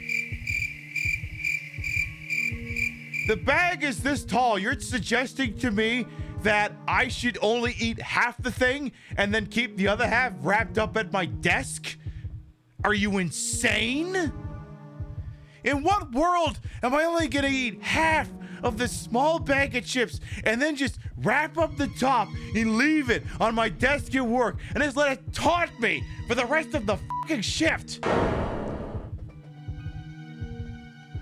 Just put the information as to start eating the entire fucking bag.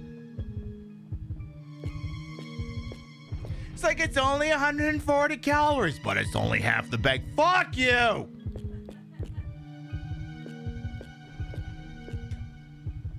Wait a minute. Wait, actually, that's not even proper. Jack Lemmon, can you bail me out here? Can you bail me out on this one here? What the hell are you? You're a fucking secretary. Fuck you! Yeah, that's my message to you. Fuck you and kiss my ass. Exactly. Bonus points. He's saying it to Kevin Spacey.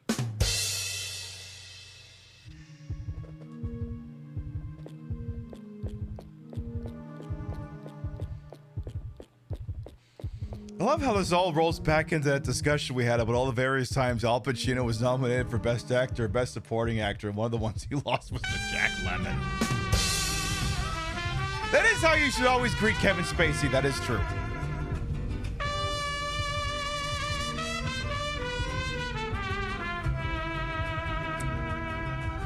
Crispy Paul, thank you for 14 months. Less than Welcome back. 3. Your continuing patronage of this alleged fine program is appreciated. Thank you. So I'm just double checking this room real quick because I remember some of these rooms have got goofy things attached to them. Other than, you know, the fleshlight from hell. Anyway. So this is a big door. It's a very big door. Excuse me. Oh my god, we're gonna go to Toy World. Also, attention. The money of $200,000 and more is necessary to go on this floor. All right.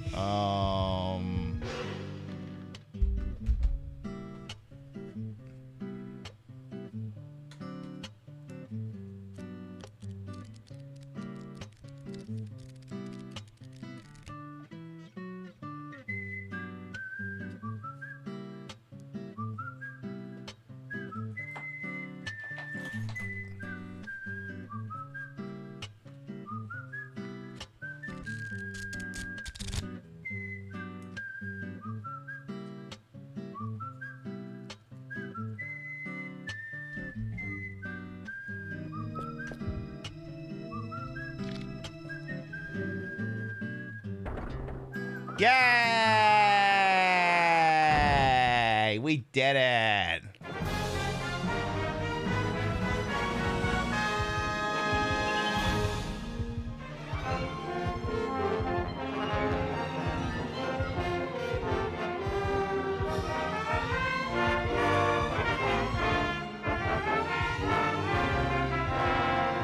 You wish you had that kind of cash in real life? I will say, just for liability purposes, that these are all the ones that say, here, I'll pull the one off the top here. Yeah, I will say these are all the prop ones that just say, like, motion picture purposes on it. And then the other ones, yeah, they all say, like, even if you look at the ones in, like, real close to the ones that are in your local department store, they always say for motion picture purposes only. I mean, I do have actual hundos, but I would be worried that since I've been drinking, I would do something stupid with them. And who wants to desecrate actual $100 bills? Fuck, and I know what I should have done. I should have kept all those Canadian 50s instead of giving them back to my parents. I could have used that instead. What are you gonna do? Miss Humblebrag over. Listen. At no point have I ever suggested that my situation is the same as anyone else's. I'm a class trader is what I is. Like, that's the other thing too, like, so many people will, and this is me being, you know, I'm keeping things $150 with you here. Like, so many people are like, you and Rio are relationship goals, and it's because, you know, we love each other and we care for each other and all that. But the hidden ingredient is, I'd have to look at the prices when I'm at the grocery store. You would be, like, they always say money can't buy you happiness. And I'm like, really? I have never had to worry about whether or not I could pay a bill. Do you have any idea how much that fucking helps your psyche?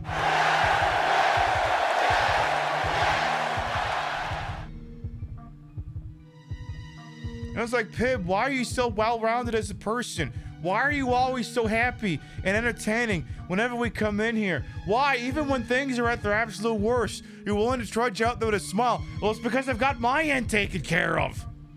And I kind of fucking wish everyone else's was.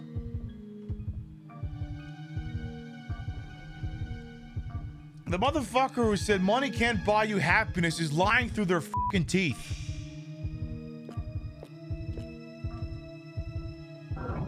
Like, I could buy this UFO robo for $5,000. I could. I'd be sleeping on the couch for a while, but I could.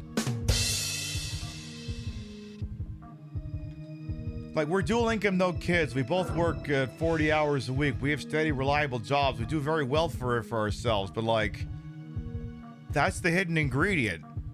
It'd be nice if, you know, we didn't have so many people, you know, who weren't, well, that's the thing, though. Because that's what capitalism does, is it always has to have a perpetual underclass that has to live paycheck to paycheck in order for the entire fucking concept to work. Yeah, money can't buy happiness, but it does buy comfort and security, which is happiness by proxy. Yeah, you're walking around the food, adding it up when you're food shopping. Right. Like, I don't have to look at the price tags. That's not a flex. That's just a statement of fact.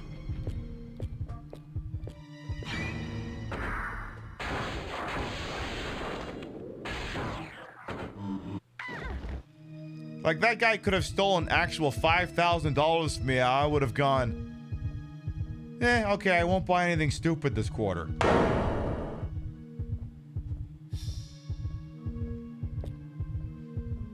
Or I won't, or I'll at least keep it the stupid purchases to 2 or less.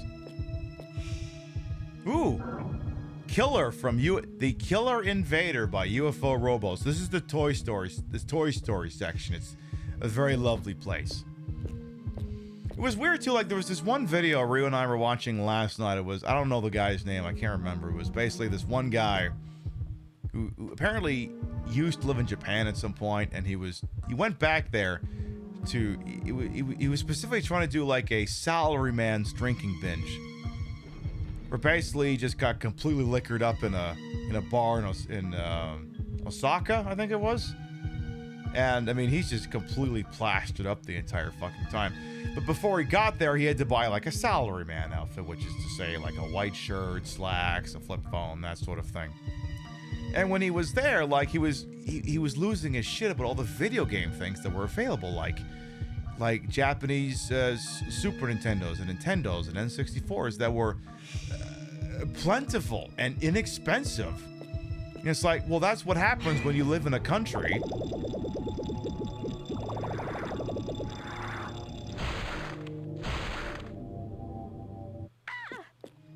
Also, I love that the UFO cost $2,001. That's a smart bit. That's a very smart bit right there. But yeah, they had all these classic video game consoles that go for like 4 or 5 times as much here in North America. But over there, they're less expensive, and it's like, why? They don't have like any more or less people over there, but why are they cheaper? Well, Japan is infinitely smaller than the United States. You know what you don't have the room for? When you're a working stiff in Japan, you don't have room to put a whole bunch of useless shit everywhere. There's less room for the acquisition of material goods, which means turnover of them is going to be quite higher, which makes them less expensive. Because, you know, if you lived in a I wouldn't even say one bed, like a studio apartment in Osaka, do you have room for my retro gaming collection? No, you don't. Even when things aren't so tight, you have to budget groceries down to the penny. You still go around with a calculator, adding things up as I go. Like, again, I don't have to look at the prices, but at the same time, too, I'm going, I still want a good deal. Because good deals is how you afford the nice tips at restaurants. Because that's the other thing, too. When I go to a restaurant, it's at least a 30% tip. Like, the other thing I don't get, like you have all these people, these pious religious types who show up in like a leased GMC Denali or something, and then when it comes time to tip, they'll leave like one of them fake 20s that you open up, it's got like a fucking Bible verse in it or some bullshit like that. I'm like, fuck you. Fuck you, you cheapskate. I will go in there and I will tip 30% regardless of the quality of service I attained.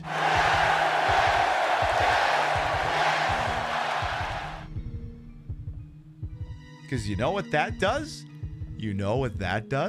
That gets the staff to remember you. That gets the staff to give you the nice tables. That gets the staff constantly coming by, asking if you need more drinks or glasses of water to offset all the drinking you're doing.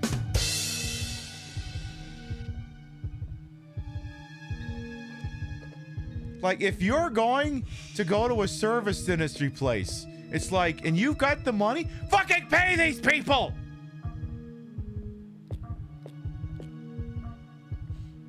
They need to step on Legos when they put fake tips in there, right? Like, there should be, like, anytime these restaurants need good surveillance equipment. They need good surveillance equipment. It needs to be recording all the time. Everything that happens, every face of everyone who won is in there. Because if some of these bastards comes in there and pays with one of those fake 20s, the picture of them gets put at the front and says, do not let these people into the restaurant.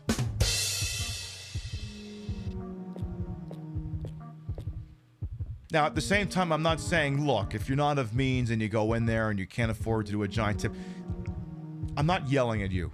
I just want to be abundantly clear. I'm not yelling at you. You should be allowed to enjoy a nice sit-down restaurant. And then you tip what you can, within reason.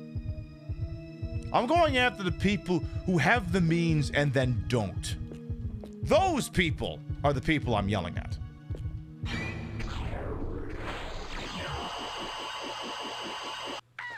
Those people should be stepping on Legos for the rest of their goddamn lives.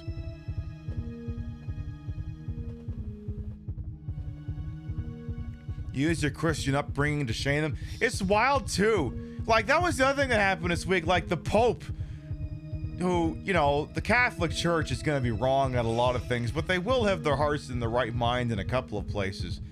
And what was it Pope Leo was speaking out about? Like, ending like world starvation or some shit like that?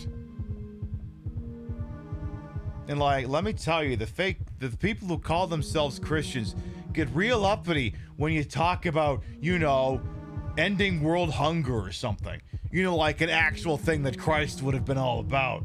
And like, you have people, like, actually the Bible says, it's like, I think this guy knows what's in the Bible. He's the Pope. If there's one motherfucker in this planet of billions of people who would know what's in the Bible, I would think it would be the Pope. Hopefully. You could be asking ChatGPT for all I know. Pope Leo could be sitting there listening to music and loud.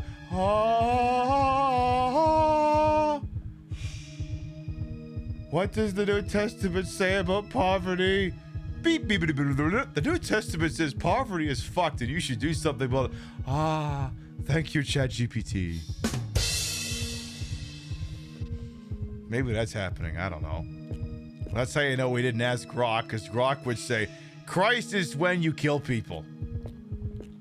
The guys that mansplained that Pope on Twitter never ceased. Right! Like, again, I'm not sitting here and saying the Catholic Church is going to be firing in all cylinders all the time. I mean, literally.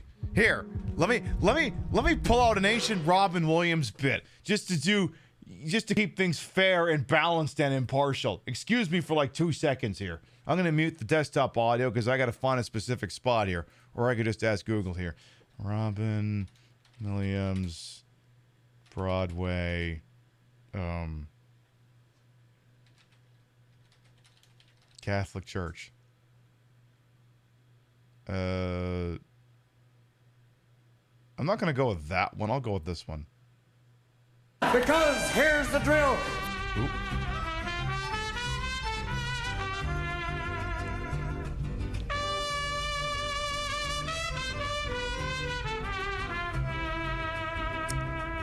Cody Bear, thank you for the sub. Thank you. Your patronage is fine. Allegedly fine programs appreciated. Thank you. All right, Robin Williams, the floor is yours. Fundamentalists take it to be the word, not translatable, not metaphorical, the word. In the beginning, Genesis, let there be light. Could that be a metaphor for the Big Bang? No, God just went click. So you're saying we're all descended from Adam and Eve, then we're all cousins? That's right. Ding, ding, ding, ding, ding, ding, ding. Here's the thing. There are miracles, though. There's miracles in the Bible, like when Moses... Actually, I think this is past the part that I'm looking for here. Give me another minute here. I think this is past the part that I'm looking for. No, not that thing. Maybe it's this one, even given the regrettable title. Hang on, I'm just gonna... Witness Protection Program. Okay. I'm gonna... Just imagine Robin Williams talking. I'm not gonna feature this thing because the guy's... the title of this video is a little bit wilder than I'm willing to platform. Just listen to the voice of Robin Williams for a second here. Father Pat's little private patent chat's like, good game, boy. Good. Just go to the start. He's starting out talking about post 9/11 rise of the TSA. And sure, they try and mix it up. They take the knitting needles away from the 85-year-old lady. Why? Because I'm going to knit an Afghan? Give them to me. And the 5-year-old kid, they're patting him down. He's going, What are you doing? You're not a priest. Let go of me. I see. So you've had a problem too, I guess. Father Pat's little private patent chat's like, good game, boy. Good game. Good game. Wash up to me. Really wash up. It's amazing they would catch them, and it wasn't just enough to catch them, but they had the Divine Witness Protection Program. You know, find the priest, here's the pedophile, here's the priest, find the pedophile, find the priest, find the pedophile, there, move around. Here we go, we're going to say to make a. Okay, then make them in cool. Here we go. Don't you ask, don't you tell, you might end up right in hell. Here we go, here we go. Here's your check direct from Rome. Buy yourself a brand new home. Moving around, moving around. Isn't it amazing? The Pope. Fuck, whatever. I'll just let it fly. Applause break number 2. But it was amazing when the Pope gathered all the cardinals in Rome and went, Teesh. The only problem is he's dressed like Liberace's stunt double. Whoops! I have a solution, though. For problem priest, little thing of shock collar. If they go near a kid, it's like, you know, Timmy. Oh. Tommy, I think. No. Or the automated confessional. Could be fun. If this is a venal sin, press 1. If this is a carnal sin, press 2. If this is cardinal law, please stay on the line. Because you have to remember, it's not just a sin, it's a felony. So we have to keep track. Now, you have one on this. So that's why I was like, if I'm actually talking about the Catholic Church and painting them as somewhat positive light, I do need to make sure that I'm keeping things balanced. Just reminding you the deck of cards they're playing with.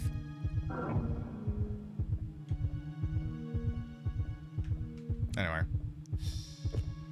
The Catholic Church is currently in a crisis because all the nuns are aging out and there are no women to replace them. The church is dependent on their free labor. No kidding.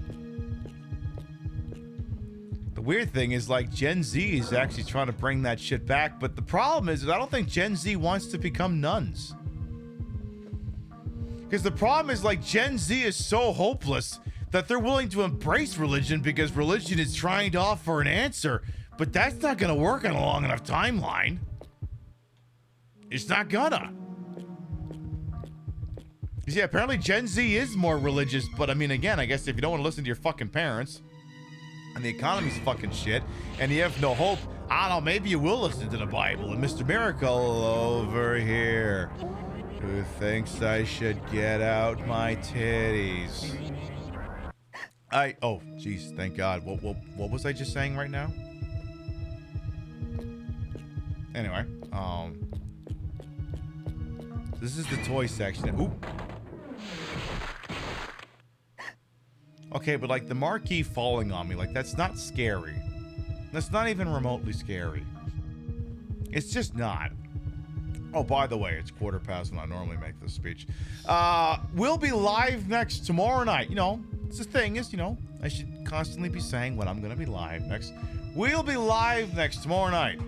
7 p.m. Eastern, 4 p.m. Pacific. Obviously, it'll be more of Illbleed. And tomorrow night's episode is Killer Man.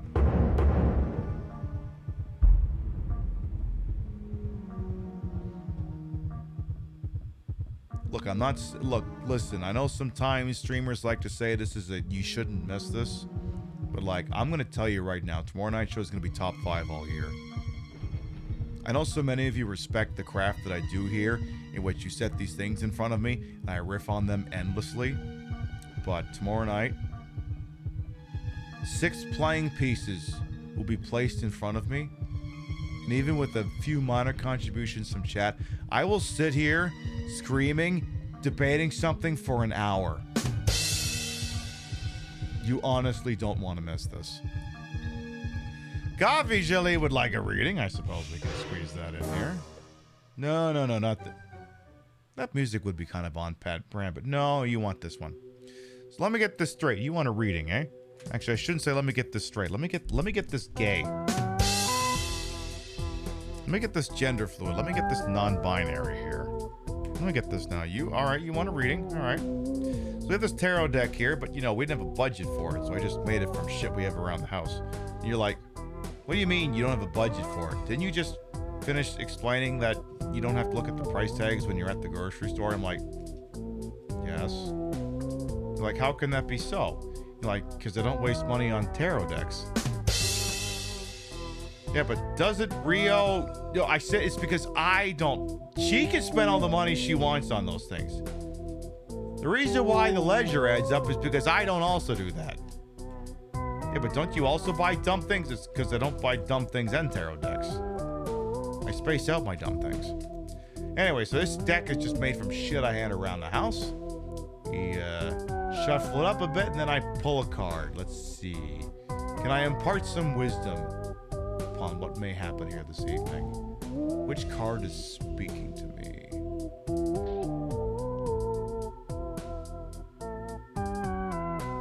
Who are you?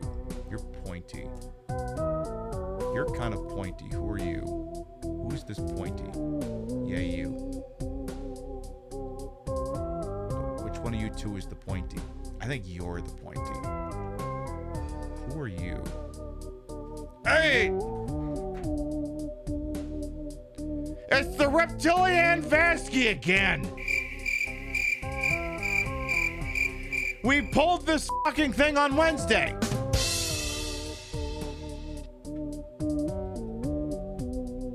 It's a Yu-Gi-Oh card with an attack stat of 2600 and defensive stat of 0. This once again affirms that we need to be going all gas, no brakes.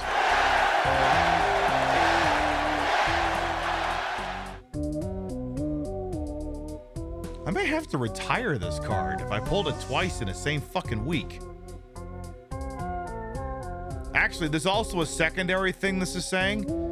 I need to play another Yu-Gi-Oh game on the show sometime. I'm not ruling it out, especially because I'll take any excuse to wear the Queen of Denial outfit. You have some Final Fantasy Magic card coming to... Oh yeah, you're right, I forgot about that. I mean, the thing is, I do have some Magic the Gathering cards in there, but... I mean, I'll never say no to the deck getting larger. The thing is, we already did Yu-Gi-Oh! Forbidden Memories. Does that mean I need to get a goated save file and do Duelist of the Roses next? Maybe it does. Maybe it does. Thank you for that reading, Coffee Jelly. The fun thing about Duelist of the Roses is you basically have to use the original hardware because that game emulates for shit. This Magic hat apparently cost over 9,000. Oh no, it's just 2,000. Never mind. Your friend gave you the MTG unit card to play? Aw, nice.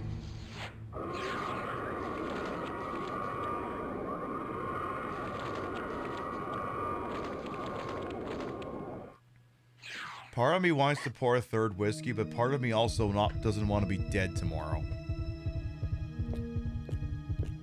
I might need like a gay water or something.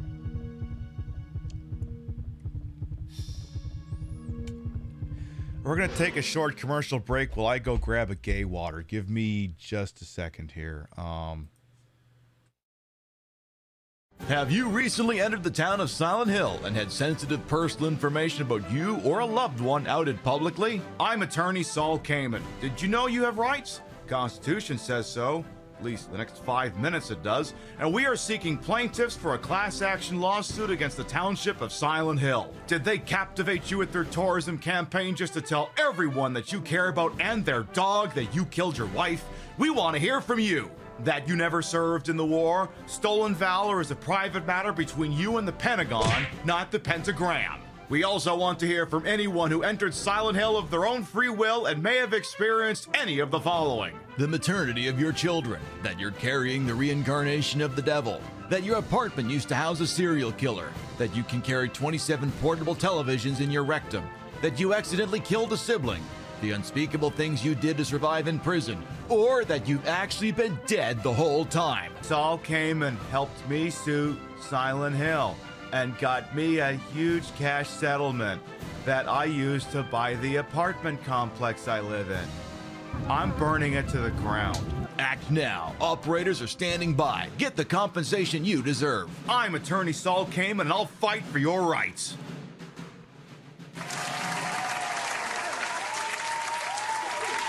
I love that eagle-eyed viewers pointed out that I'm carrying a copy of The Sum of All Fears in that video. But yes, I got myself a gay water, which is just sparkling water. Non-alcoholic sparkling water. I used to be able to drink fucking White Claws, but those things just fucking destroy me. See, the funny thing is, I'll drink all this whiskey, and I may wake up tomorrow and just be perfectly fine. But if I had 2 White Claws, I'd wake up tomorrow dead. Here's the thing. This is all I know anyone's concerned with right now is, where is Fall Down Bear? Where is he, damn it? The entire East Coast is not allowed to miss Fall Down Bear.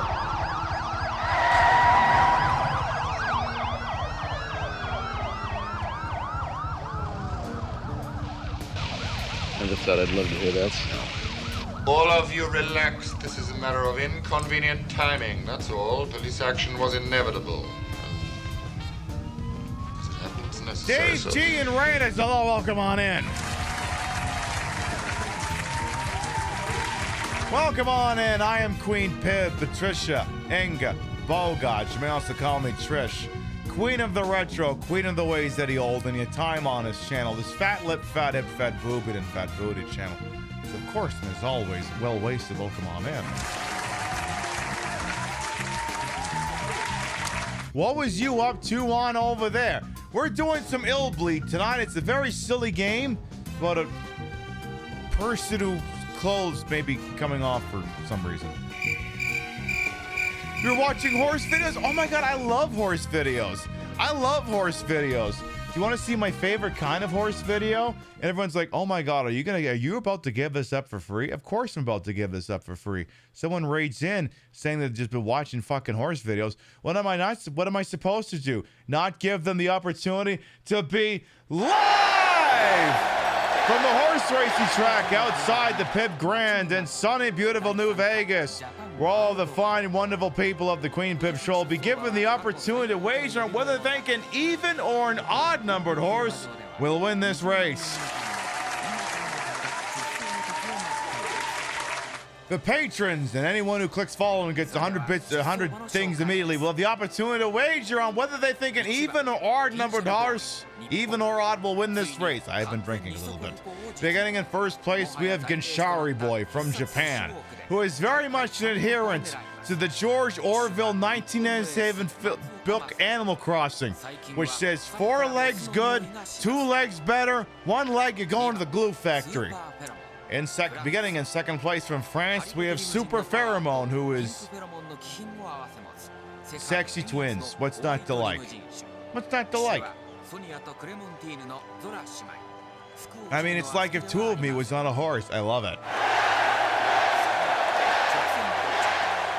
In third place, we have Toksen Bansho from Japan, who has stolen my red mullet wig. But to be quite honest, I kind of retired that wig. I'm kind of more of a fan. If I want a short red wig, I kind of have like this very lovely bob I go with. So honestly, they can have it. In fourth place from Japan, we have Ninja Sniper. I'm not from Japan, from Russia. Has the uncanny ability to do a very Shang Tsung style thing and impersonate some of the other racers. Around this particular individual, never let down your guard. In fifth place from Australia, we have SeaWorld, who's definitely one of them aquatic horses who is being jockeyed by Macaulay Culkin Jr. I am not even making that name up. If you took that name underneath SeaWorld and ran through Google, it would say Macaulay Culkin Jr. I'm not even joking about that. In sixth place from Greece, we have the Trojan horse, who's just a normal horse. I don't know why you're staring at him like that. It's just a normal horse. He's very self-conscious about the fact when you stare at him like that. Stop it! In seventh place from Bhutan, we have Uma, whose identity due to legal restrictions cannot be identified until the race begins. So until now, you're just going to be left with the idea that it's a giant floppy penis. I mean, it's not going to be that. I mean, it might probably not going to be that, but I can't say it's not that. We don't know. In 8th place from Japan is the perennial fan favorite Haribo LG 3.0, who was chosen to augment their little ride here with a third set of legs. It's an interesting gambit. We'll see if it happens to play out. Now then, because of this dangerous rise in Haribo technology, the anti-Haribo forces have cobbled together to create our 9th and final entrant from America. It is Mecha Haribo. We can only hope it goes better than Haribo versus Mecha Haribo 2. We can only hope. All right, I have been notified that all the racers have indeed made it to the starting block here. Are they ready to go? They are indeed ready to go. Okay. All right. We have all 9 entrants have made it to the starting block here. Again, we are live from the horse racing track outside the Pip Grand in sunny, beautiful New Vegas. Everyone out there has been drinking Canadian whiskey on the off chance a race was going to happen tonight, and they're just thankful to have it. And they're off! To an early lead, we have the number 3 entrant, Choksin Bancho. In 2nd place, we have the number 1 entrant, Ginshari Boy, who's already doing his weird fucking... I don't know how to do that fucking dance. In 3rd place, we have the number 2 entrant, Super Pheromone. The rest of this appears to be relatively academic. In 4th place, we have Ninja Sniper. In 5th place, we have the number 5 entrant, SeaWorld. In 6th place, we have the number 6 entrant, Trojan Horse. In 7th place, we have the number 7 entrant, who appears to be a Yeti. In 8th place, we have the number 8 entrant, Haribo LG 3.0. And in 9th place, it is the number 9 entrant, Mecha Haribo. Xerxion asks a very interesting question. Has Haribo ever finished the race? Well, that's the thing. These races have proven to be very disastrous for Haribo. For some reason, he can't make this left-hand turn. Will he make it tonight? Oh my God, he couldn't! Oh my God, you'd think someday that bastard would learn to make a left turn. But that's the problem. He's like the Democrats. He's entirely impossible of making that fucking left turn. In any event, the other races are making their other left turn as we head into the final last fairing, the last gayaway here. Jokes and Bancho still in the lead with Ginshari Boy and Super Pheromone coming up behind. Uma's trying to make some noise. Ninja Sniper is thinking about it over here. We also do have SeaWorld hopping on. Ninja Sniper is evidently employing a parachute to slow down. That's not going to fucking work. All right. Super Pheromone is extending here. Extending. Ginshari Boy's waving. Super Pheromone is charging up. What is going on with Trojan Horse back there? Trojan Horse is... Oh my God! Trojan Horse... Oh my God! Oh my fucking God! Trojan Horse was jumping and pulling... Oh my God. Is that jockey dead? Oh no, the jockey is okay! Oh my God, I just assumed that thing was dead, but oh my God, the guy jockeying Jumbo Nampula, aka Trojan Horse, is alive and winning it for the evens!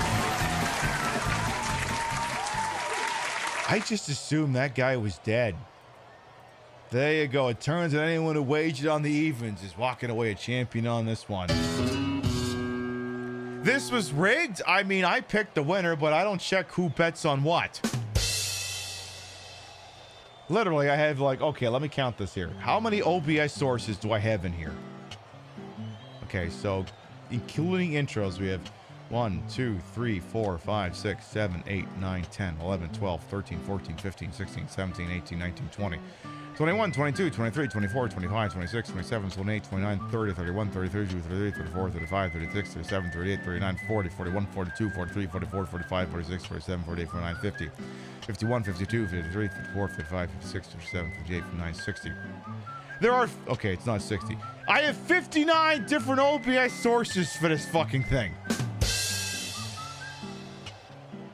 What I do need to do sometime, and I've never done this, would be like use one intro and then just have the race have like no sense in context.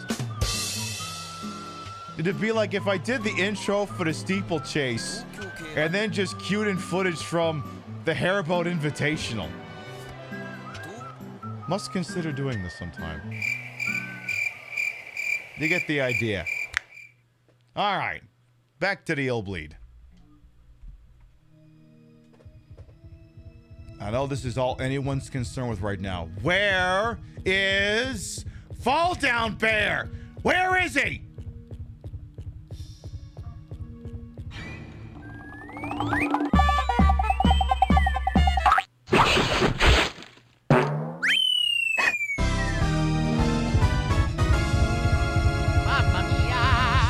There he is!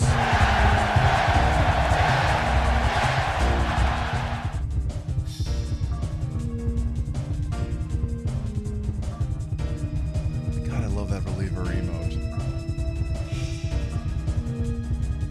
There, you can all sleep soundly tonight.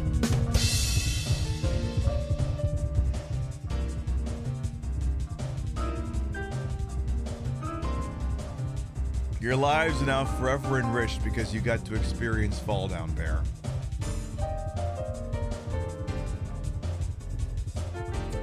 It's so beautiful. It's so fucking beautiful. Like, I don't have any fucking words. Now then, let's go back for a second here. Because I did skip quite a few things just to get us to this, So this is like the video game console section here, and we're sort of playing with a different deck of cards than all the other previous times we played this because we have since played Blue Stinger, which I actually have a physical copy of, but I'd never actually played it until December of last year because everyone told me it was a Christmas game, and it kind of is. What is this? Is that Gaily Panic? Oh shit, it is Gaily Panic. Gaily Panic. Panic because the gays are coming to town and they're improving everything. Yeah.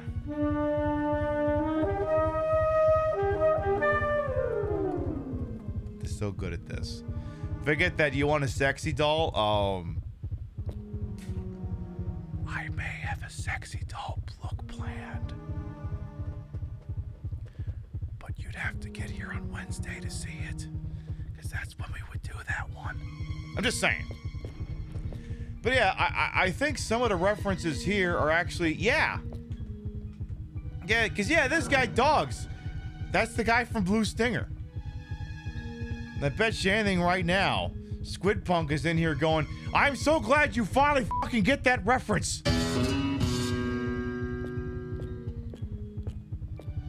Because, yeah, that's a reference to Blue Stinger, which the guy who made this game also made, apparently. That's the guy. It's a shame, though, because the lady with the fantastic ass isn't in this game, though, which is kind of a shame. Because it would have been nice, because we could have compared butts again, and, like, my butt looks good in some... I mean, my butt always looks good, but some outfits make my butt look better than others, and, like, this look right here. If this one doesn't make my ass look the best, it's at least top 3. I mean, look at this thing. Look at this fucking thing. Look at this thing. I mean, look at this thing. Very rarely is one of my looks gonna look... I mean, they all look good. But this? I mean, look at this thing. It's caught... The chain of my... The chain is caught between the cheeks.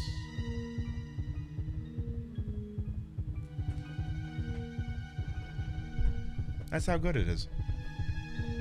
They almost made a real sexy doll. I guess I'm just gonna have to be the real sexy doll. I have her hair. I have the short blonde bob. I have her hair. I have a pink bodysuit ready to go.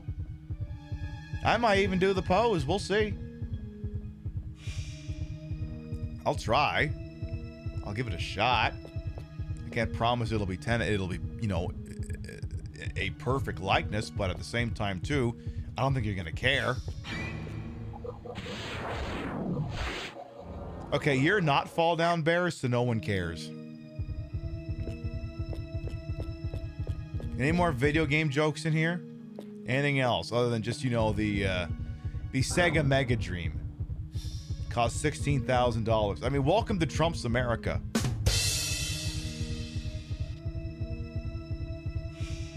hang on a minute here. Something else suddenly feels oddly relevant here. Excuse me. No, not that one. Not that one. Not that one. Yeah, this one. Yeah, this one definitely feels relevant. This one also feels relevant. All of a goddamn sudden here. Hello? Why is it not playing? Why is it not? Oh.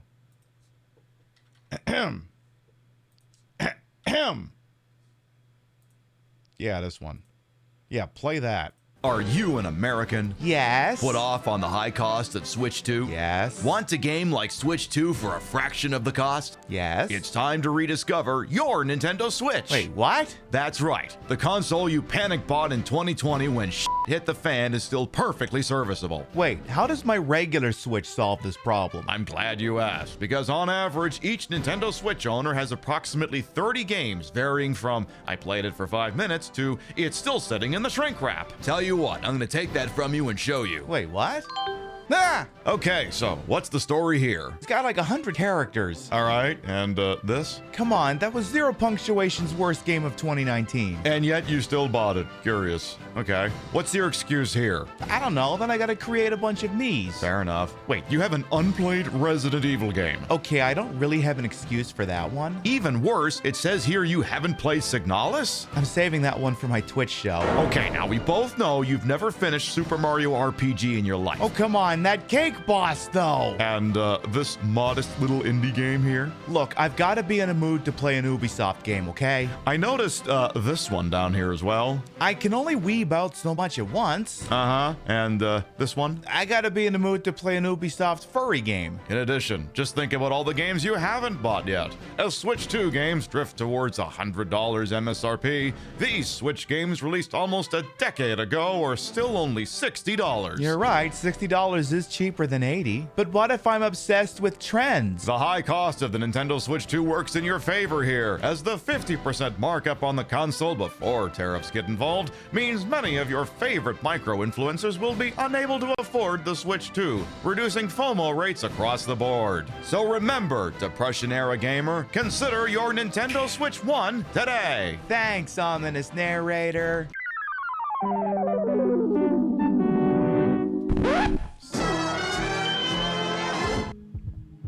So yeah, when your console costs $16,000, just play your Nintendo Switch 1.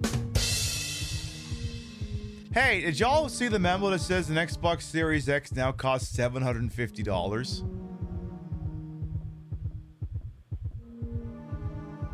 Oh, did you also see what happened to Game Pass? That Game Pass now costs $30 a month. Turns out, part of what's spurring that is apparently, you remember last year when Black Ops 6 came out? Or maybe it's this year, I don't fucking know. But whatever year it was, but Black Ops 6 came out, they put it on Game Pass to experiment. Apparently that experiment cost them $300 million. So in case you're wondering why Game Pass is going up, it turns out because putting your marquee title on Game Pass probably wasn't a smart fucking idea. I could have told them that wasn't gonna fucking work.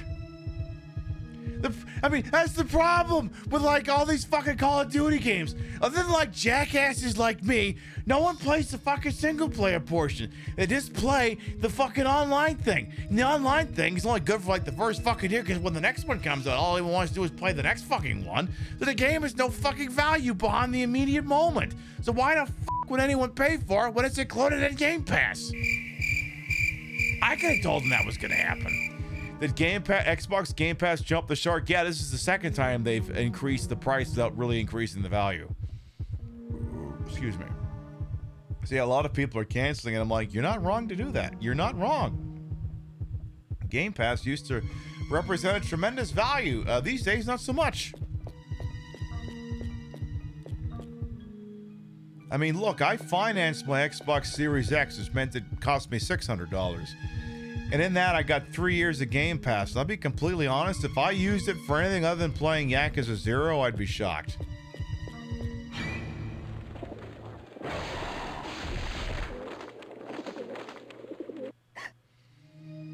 gonna be fucking wild when the entire goddamn North American video game market crashes again, and it's gonna be, well, largely for the same fucking reasons.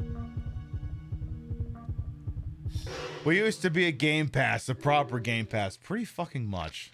I remember there was a time I was thinking about getting my dad an Xbox Series X or something for Christmas, or no, Series S, and getting him like Game Pass or something to play games on. I'm like, kind of glad I didn't do that. Kind of fucking glad now that I think about it. I mean, the funny thing is to be quite honest, he wouldn't. In retrospect, even if I'd done that, he wouldn't have a fucking use for it anyway. I modified his Wii to do the same thing all mine does.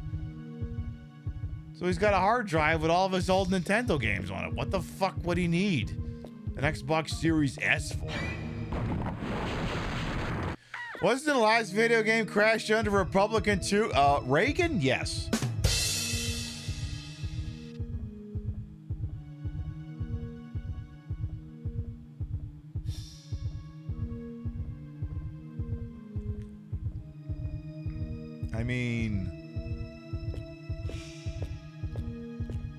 I mean, capitalism's always on this trajectory, but some presidents have accelerated it more than others. Also, ooh, what an interesting looking character. I wonder if we'll be hanging out with him on Wednesday. Oh my God, is that everyone's favorite toy hunter character? I should say second favorite. Oh my God, is that Cork? Because everyone's favorite one is, that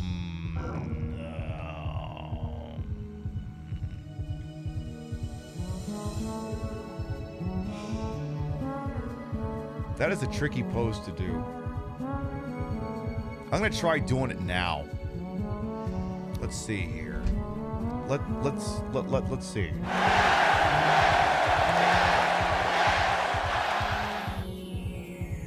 Of course, the question is, with this perspective, it may not even be possible, but let's see here.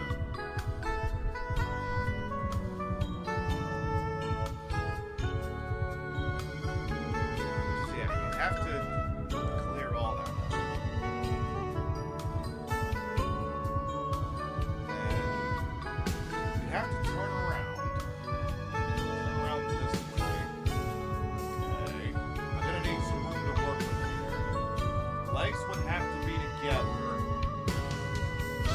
Then you have to do this. And then turn around. That doesn't work. Yeah, that perspective doesn't work. But you can't really turn around. Okay.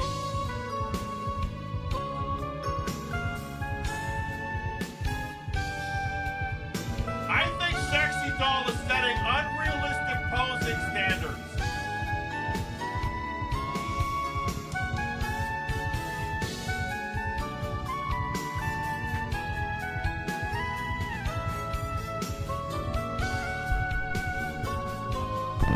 Sexy Doll is definitely setting unrealistic posing standards. It has to be said.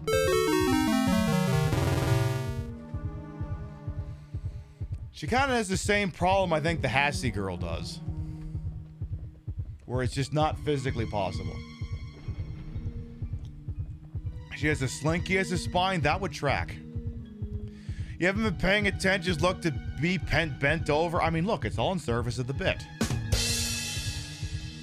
I'm just pointing out that I don't think it's physically possible to do that. And then, of course, there's also the Cork dolls, and there's Poted On.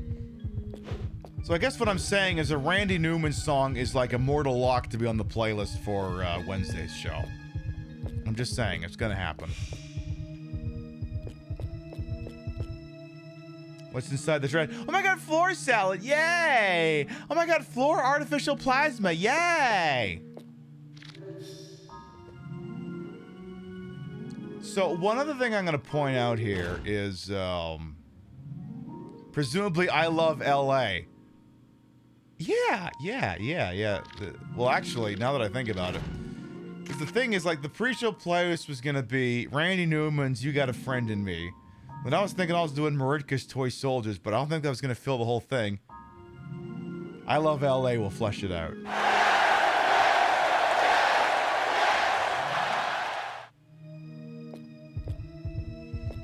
hate New York City. It's cold and it's damp, and all the people dressed like monkeys. Let's leave Chicago to the people who love deep dish. Do. That's not the lyric, is it, Pib? Nope. Anyway. Hello, I'm Marie. I bet you can't wait to check out my new products. But meanwhile, why not stop by my corner for a real good time? I can't wait for you to stop by and see me. We'll have lots of fun. Promise. Don't be long now. I'll meet you inside.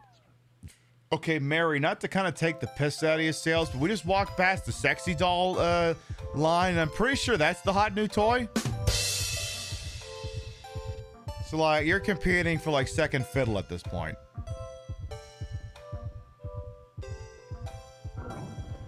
So apparently Cutie Mary is... Oh, sorry, what's going on here?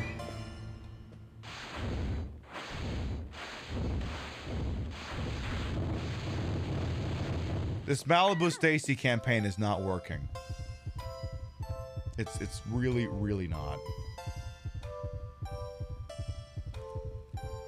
It's just not, okay? Also, one thing, this is probably more important to the streamers out there than anything else. Something I have noticed, and it's one of these things, I can't really prove it, but I know it to be true here. You know, sometimes you play a thing on your show, and, you know, maybe it's not yours, and then Twitch looks at it and goes, I detected you were playing a Randy Newman song, I'm gonna mute that shit. Like, I don't know, maybe the sort of person who diligently exports your VOD or whatever. Maybe the sort of person that when you raid another show, you say hi, then you hit the stop streaming button, and then you're furiously exporting your VOD to YouTube or flagging it to download before all the mutes go in. Something has happened on Twitch's end, and I don't think the mutes are going in anywhere as fast as they used to. I mean, the mutes still go in eventually, but it used to be I had to really fucking slam the mouse in order to get the thing off before the mutes went out. And now I notice it's not the case anymore. So I'm not sure what happened. Like, I know Twitch has apparently they've been fucking with the ingest servers and trying to cut costs, and I wonder if maybe the system that would identify content ID'd stuff isn't working as fast as it used to. I mean, I don't know, if you're a streamer, maybe that's news you can use. If not, it's just a thing I noticed about Twitch's back end. Just a thing I noticed, you know. You come here to, you know, have me call balls and strikes, and I notice a thing like that, I'll point it out. You simply don't care enough to do anything before the mutes go up. I mean, this is just me being a fucking perfectionist. That's just my thing. I'm not saying that anyone else has to do that. I mean, listen. The things that work for me will kill the next person. So I just like to make sure that the broadcast is. On one hand, I like to say I want to make sure the broadcast is preserved for posterity. But on the other hand, I've got like a 2-month backlog of VODs I still need to put up on the channel. So I guess I can't care that much. Wow, you really came to see me. I'm so happy. It's odd because I haven't killed anyone yet today. Oops, don't pay any attention to me. On second thought, you really should listen carefully to what I have to say right now. Well, what is Christy Gnome doing here? Listen up. You and I are gonna play a little game of tag. I get to tag, and you get to run. The battle begins when I tag you. You don't really think it's that simple, do you? Here's the catch. I hid 4 different Marie cards in 4 different places within this room. You have to collect all of them to open the gold door. You don't have any time to waste because there are strong spiritual powers coming from all of these Marie dolls. So Ice Their Agents. power will drain you of your energy in no time. You could even die. Gotta be careful, or boom, boom, out go the lights. Now, let's do it.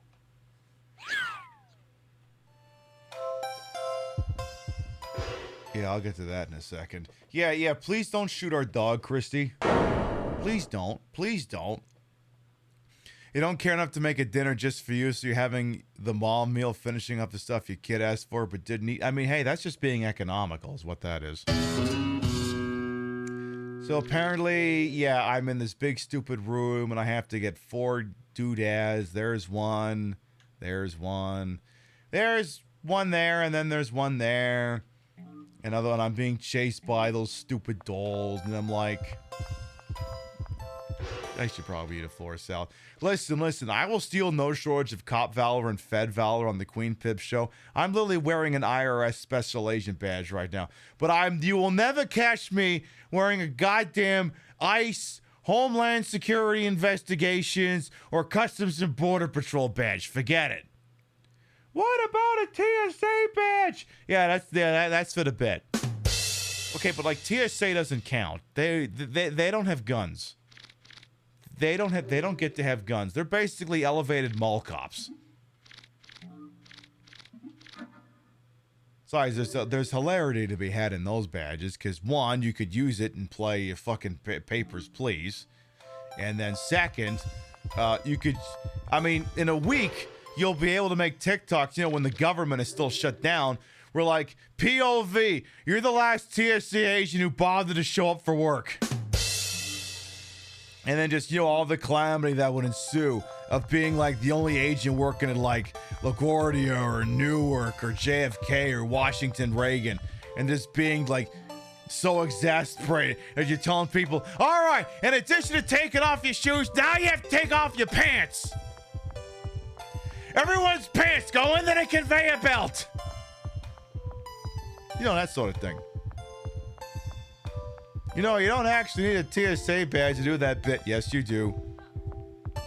No, you don't. Oh, yeah? Oh, yeah? Well, I watched that Geico commercial where it was like this fake TSA person and he had the wrong badge. And I noticed it and it ruined my immersion.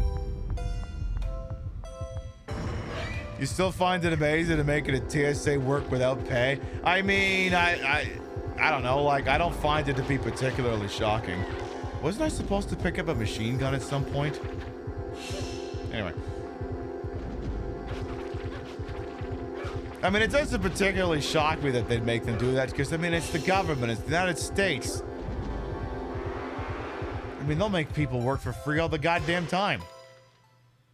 Yeah, all right, we'll rush this. Everybody get naked. Exactly. Excuse me. Is that the thing now? I've become the kind of person who stares at like the badges when you're watching like a commercial or a TV show or something. I'm going like, that's just the generic security guard badge. My immersion is ruined. I mean, it's not actually, but it is what it is.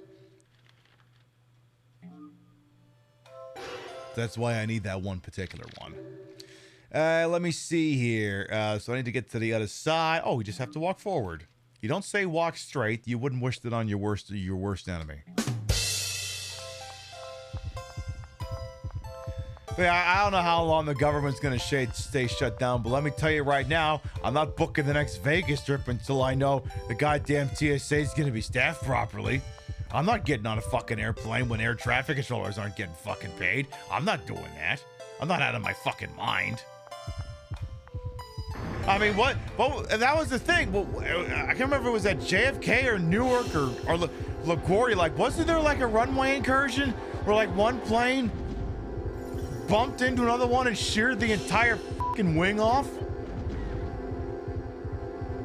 Like, like that's why I'm glad I put the Canada trip where I did, because it's like I wouldn't want to get on a fucking airplane right now.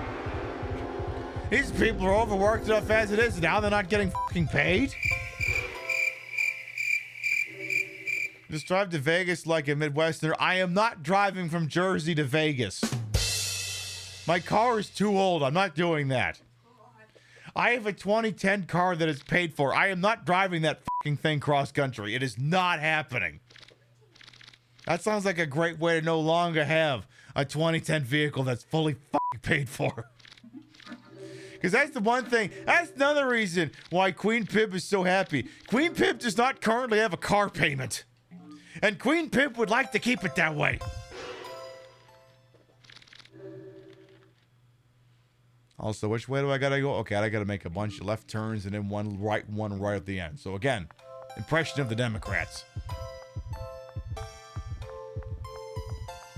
Except now I'm getting lost again. Fuck. Excuse me. Also, it's very late, so now my parents aren't here, so I can make this next statement. I was thinking about trying to figure out if my parents would want to go to Vegas. And, so then I took them to Casino Nova Scotia. It's a cute little facility. Really, really good slot machine selection, but the table games are ass, and they don't have enough of them. They never open up enough of them. So it's a fucking impossible to get into a fucking table game. But again, slot machines are great. But you know where my parents did not want to hang out? They did not want to hang out in the casino. So I'm like, okay, don't fly these people across 4 fucking time zones to take them to Vegas. Don't do it. Yeah. Yeah, if you don't like going to casinos, don't go to casinos. It's also why I'm never going to suggest, why don't you come to Vegas with us? Because it's going to be one of those things where it's like, they're going to be like, do you want to do this? Then we want to go to the casino. And everyone will feel awkward because not everyone's doing the same thing. It's only a 37-hour drive from Jersey to Vegas. Yeah, well, I don't have a Tesla, so I'd have to actually steer.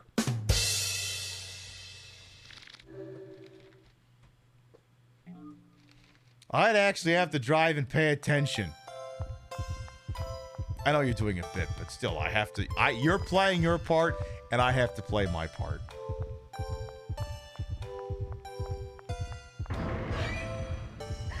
We all know our assigned roles here. And my assigned role is slicing the shit out of Cutie Mary right now. So we did pick up all the doodads we need. I just need to get to the goddamn exit, which is, where am I and where is the exit? Okay, make like 3 right turns and you'll be there. 37-hour drive, fuck my face with a cheese grater. Yeah, no kidding. Oh, would you fuck off? Would you go away?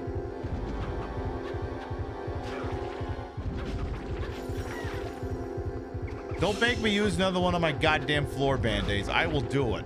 I will use my goddamn floor band-aid.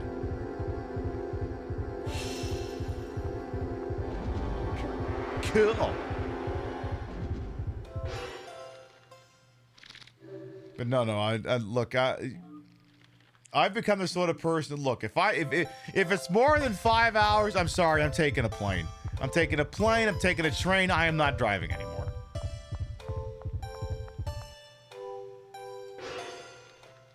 I'm also the kind of bit who will fly first class. I'm sorry, I'm getting very bougie in my I'm getting very bougie in my midlife.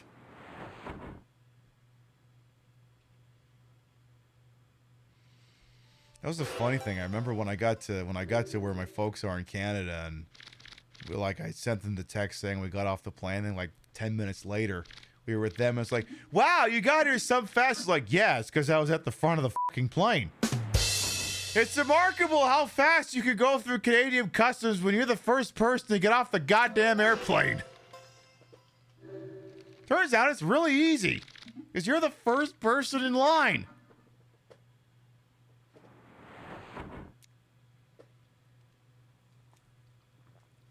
You're not waiting for everyone else who's dropping their passports and not declaring everything properly and has 17 undeclared Kinder Surprises. Why would that be a problem going into Canada? They're legal there. Shut up. Yes, my story's falling apart. No, I don't care.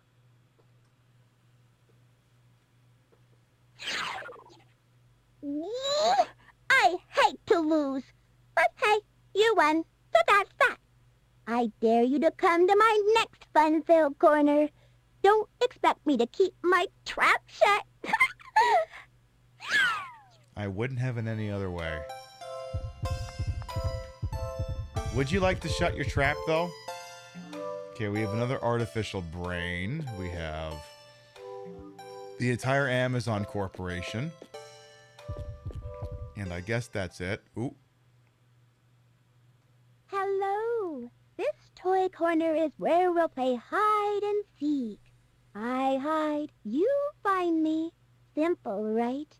But if you think I'm hiding somewhere, just survey that area with the A button. But if you scan the wrong spot, you'll be shocked, quite literally. So be careful. I'm going to hide now. Close your eyes. Don't peek. When I say ready, open your eyes and start looking. Okay, close your eyes. Are you ready? Not yet. Are you ready? Now I'm ready.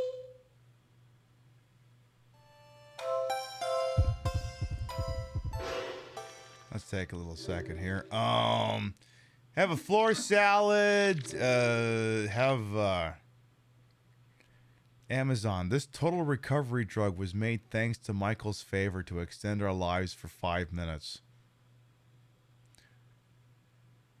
Aha. Okay. I'm not going to use that yet. So basically, this is one big RNG event where basically there's all kinds of items here you could interact with, and she's in one of them. And the one of the ones she's not in, you know, it'll be like usual jump scare. I'm gonna guess if you're in the Grand Pioneer. Are you inside the Deluxe Orgle? Are you inside Deluxe Orgle?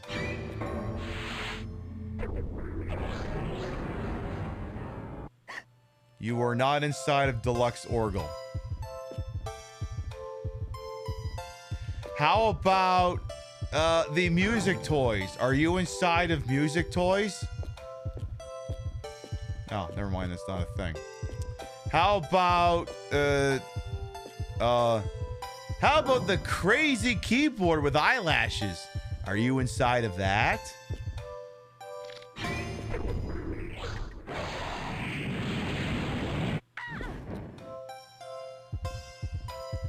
A simple no would have sufficed.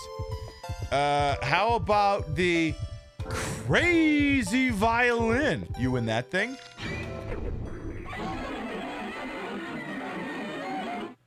They played us like a damn fiddle! Okay. How about the Panic TV? What's the Panic TV showing?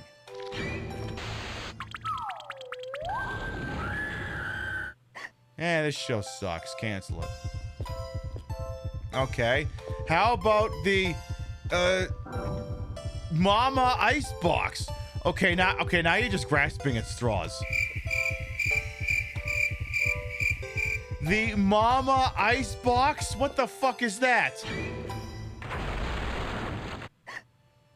Oh, it's that cursed fridge from Silent Hill 1. Okay, that makes sense. How about, what else is here? Smart glass. Pip, that's not what it says. Just go with it. Mama kitchen. Kids pool. Oh. Okay, what's in Mr. Boss? What's Mr. Are you in Mr. Boss?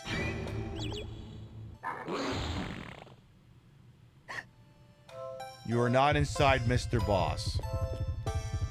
How about, Senora the Kitty? Are you in Senora the Kitty? Doesn't normally take me this long to find her.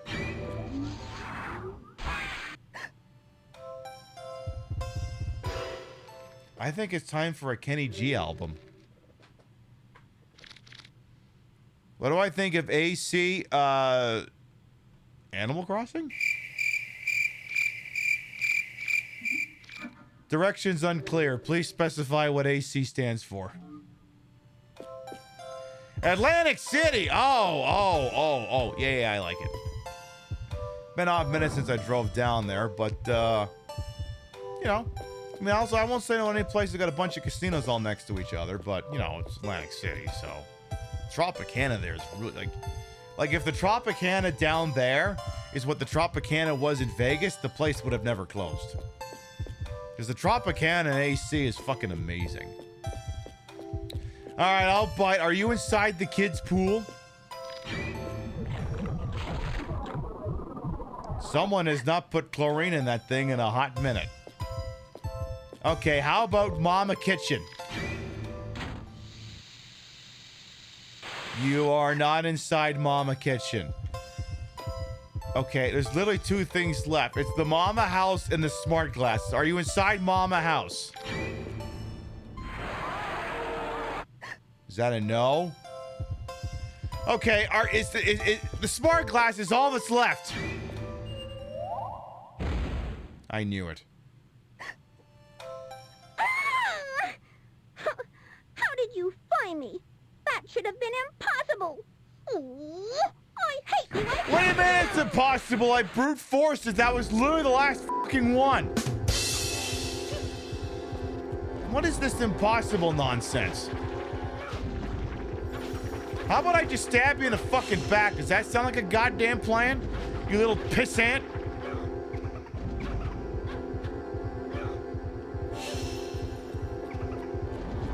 I feel like I just wrote a Taylor Swift song. I mean, given her lyrical prowess these days, that may be not far from the truth.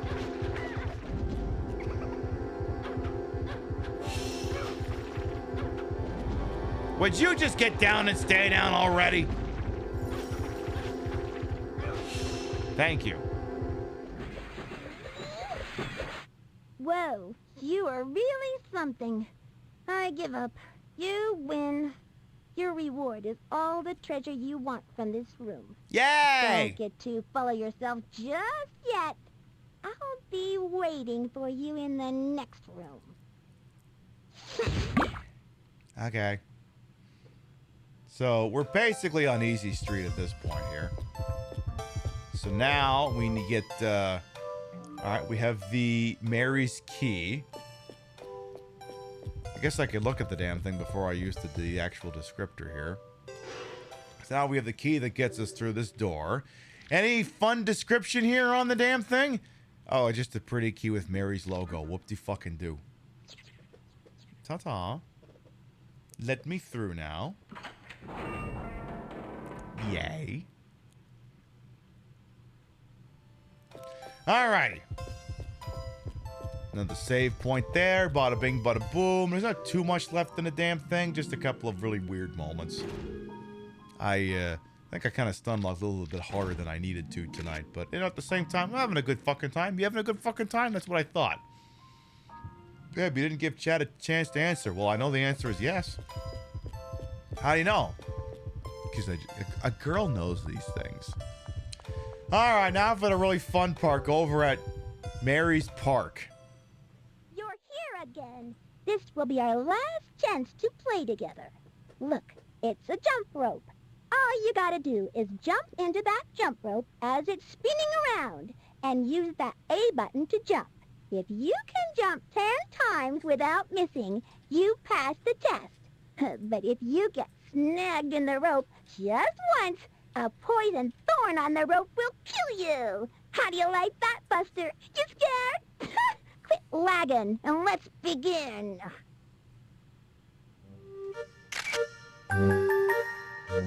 I'm not gonna lie on this one. I would definitely probably put my points personally on no. But you never know. I wouldn't do big wagers on this one. I would not personally do large wagers. If I were betting, I would put it on no, but I'm not taking a dive on this one. This usually takes me several tries, but I figured I would put it out there. You never know.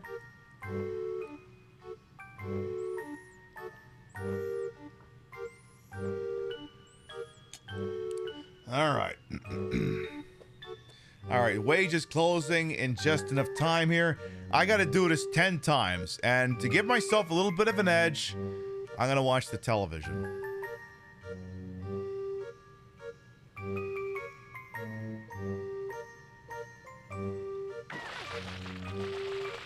That one does not count because I did not press the right button. The bet is still alive. You're here again. This will be our last I thought this was the jump button, so that doesn't count. It's the jump rope. Yeah, I know it's a jump rope. Let's try this again.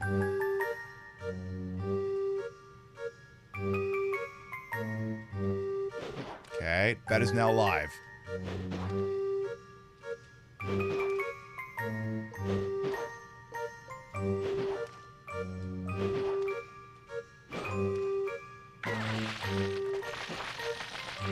Okay, well, GG Easy failed because for whatever reason,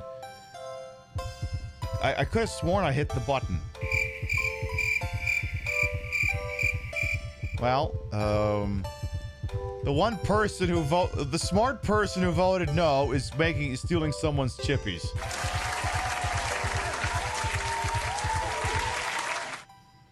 I thought I hit the button, but I don't know, maybe I froze up. Could have sworn. I mean, we were almost there. I'll push it harder. And now I'll have to push it sooner.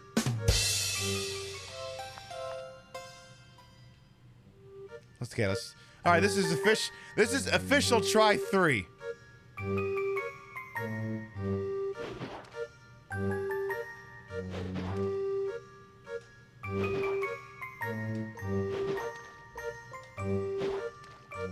That fourth one shouldn't have worked. Thumb is firmly pressed on button. This motherfucker is eating inputs. You saw that. Thumb was affixed.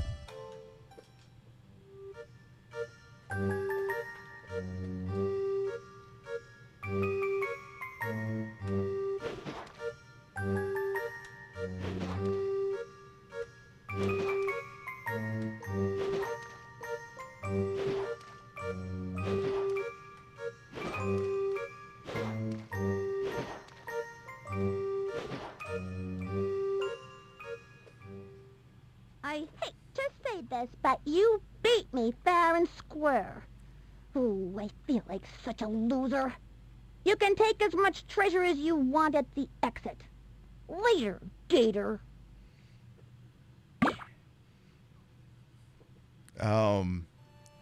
Kiss my ass, Seabass. I don't have an off-the-cuff response. I've been live for almost 5 hours. I got nothing.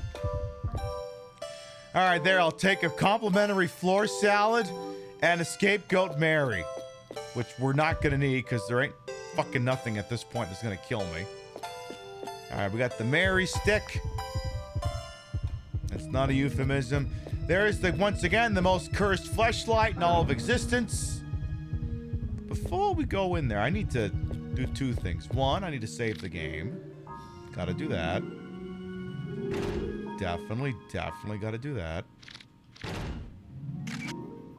As, you know, as one does. Then, I believe, if I'm not mistaken, there should be a somewhat possibly hidden alcove. I guess it's not really that hidden. You just go up to what looks like fucking cat. I mean, this is just Castlevania.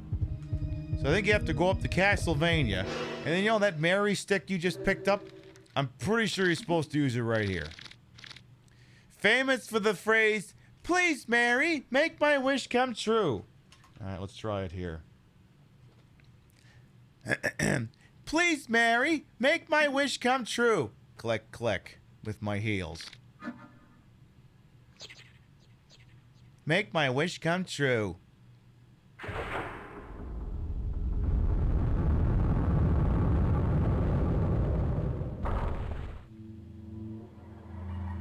That's not what I wished for. I wished for a dildo that squirted out bourbon.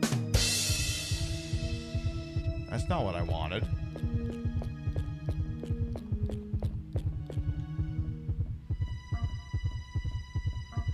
Now, what have we got going on in here? Blackjack 6... I'm sorry, what? You have some cards, the word sick! And a goose, a swan, something. Okay. Titty mag. It's almost an accurate representation of my tits. A bio body. whatever the hell this is. The thing from the thing, I guess. Do I need to go for the helicopter exit or am I good? I think I'm good. I think we're good. Excuse me. Cool. You're bleeding. In a game called Illbleed. Indeed, Lamprey. Those were good times. Now, what else we got in here? Another artificial plasma. There's a calculator. Do I want to use it? No. Anything else in here? There's a calculator. Do I want to use it?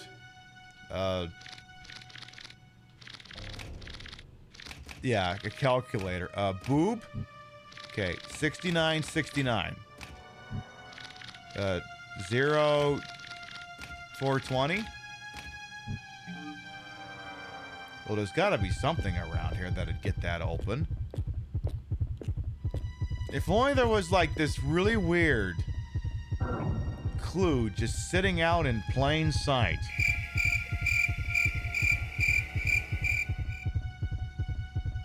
Blackjack, sick goose. Blackjack, sick goose.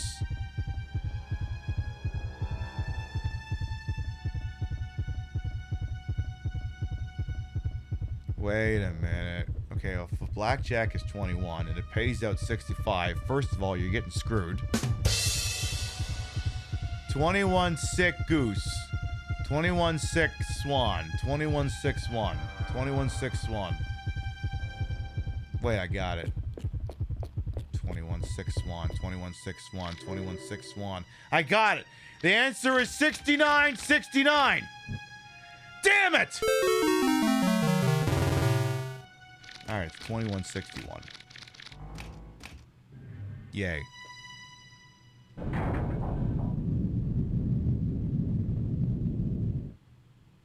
Hello?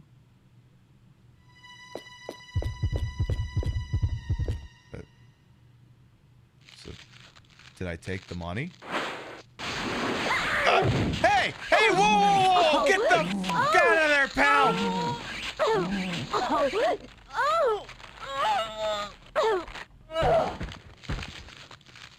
I see you found all your clothes.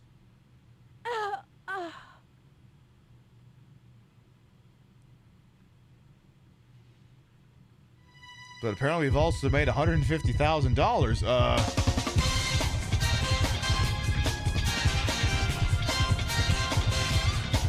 Big money! Big prizes! I love it!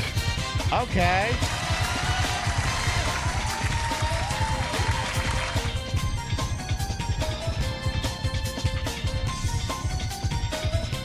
Well, okay then. We'll have to have the attendant come by later. Okay, well, I made $150,000. That's pretty cool. Love that for me. Alright, well, I guess we could go once more into the very cursed fleshlight elevator door.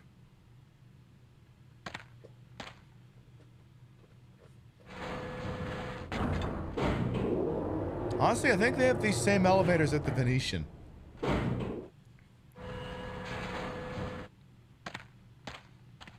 Ooh. I think there's a non-zero chance I actually missed one of those safes, but honestly, who cares at this point? Yeah, we actually missed one of the safes, the one that gives you a machine gun. But at the same time, who cares? Tell you what, this would be a really great time to use that Amazon item right about now. You should, yeah, you should definitely do that. Perfect. Because, alright, what's going down in here? It looks like it was a giant safe that had money in it. Just like the kind that Donald Cashman was locked in. Uh-oh.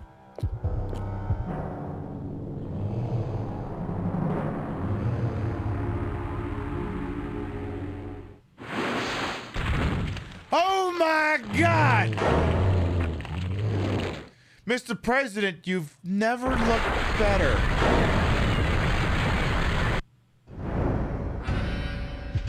Oh, I don't like that infinity logo next to your name. I don't like that at all.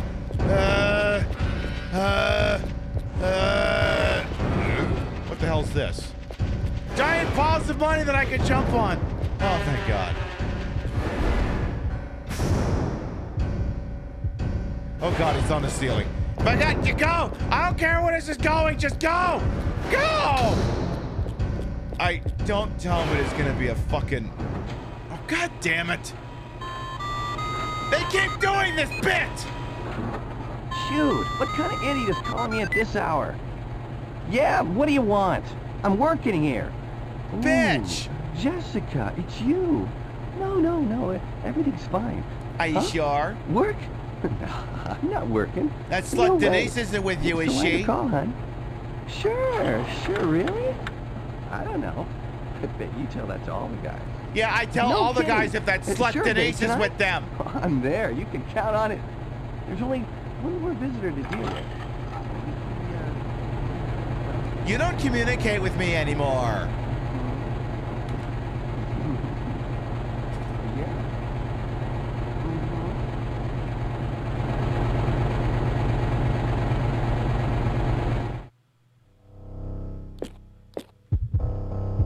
Anyway, well, while I'm distracting that guy on the phone, when Illbleed sends its people, it is actually sending its best. Well, I guess I can take the controls. So now I can just...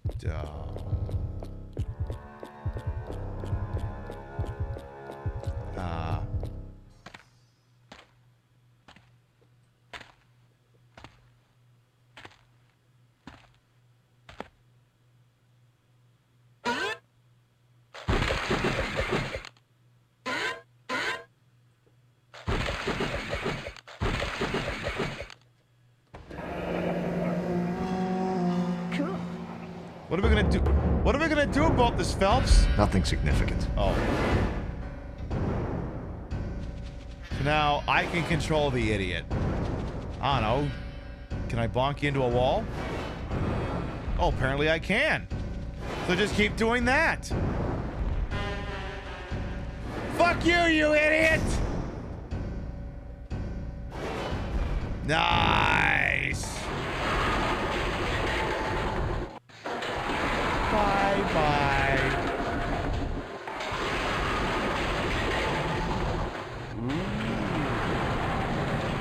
Oh! Cashman's on fire! Ah, he's on fire! Sorry, I got a fire here. Crap. I'll call you back. I'm sorry, does this fire have a name? Is that slut we have a Denise code again? 9 here. I repeat, code 9. This is an emergency. Cashman's on fire, and the flames are spreading fast. There's no time. We need to evacuate the visitor now.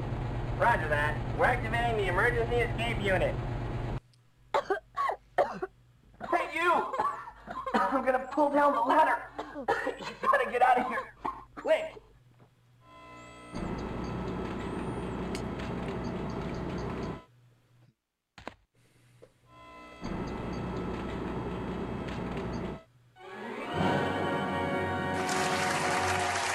We did it!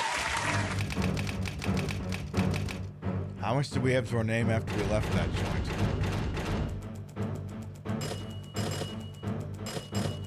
$327,000. Hey, that's not bad considering I missed one of the safes. That's not bad at all.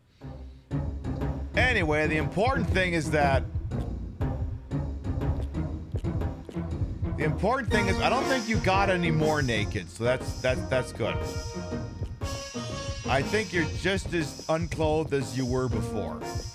So that's good. Let's go get the game saved. Let's preview tomorrow night's episode. Because again, we'll be playing this again tomorrow night, 7 p.m. Eastern, 4 p.m. Pacific, and it's gonna be a banger. Because I'm just gonna let the intro speak for itself. Let's go look at the next stage real quick. We'll look at the poster real quick, then we'll go in just to tease you for tomorrow night's broadcast. So the 5th stage in Illbleed, coming to us live from the Hall of Resentment. This is the Michael Reynolds film Killer Man, starring Bela Lugosi, Dwight Fly, Boris Canlon with Helena Chandler.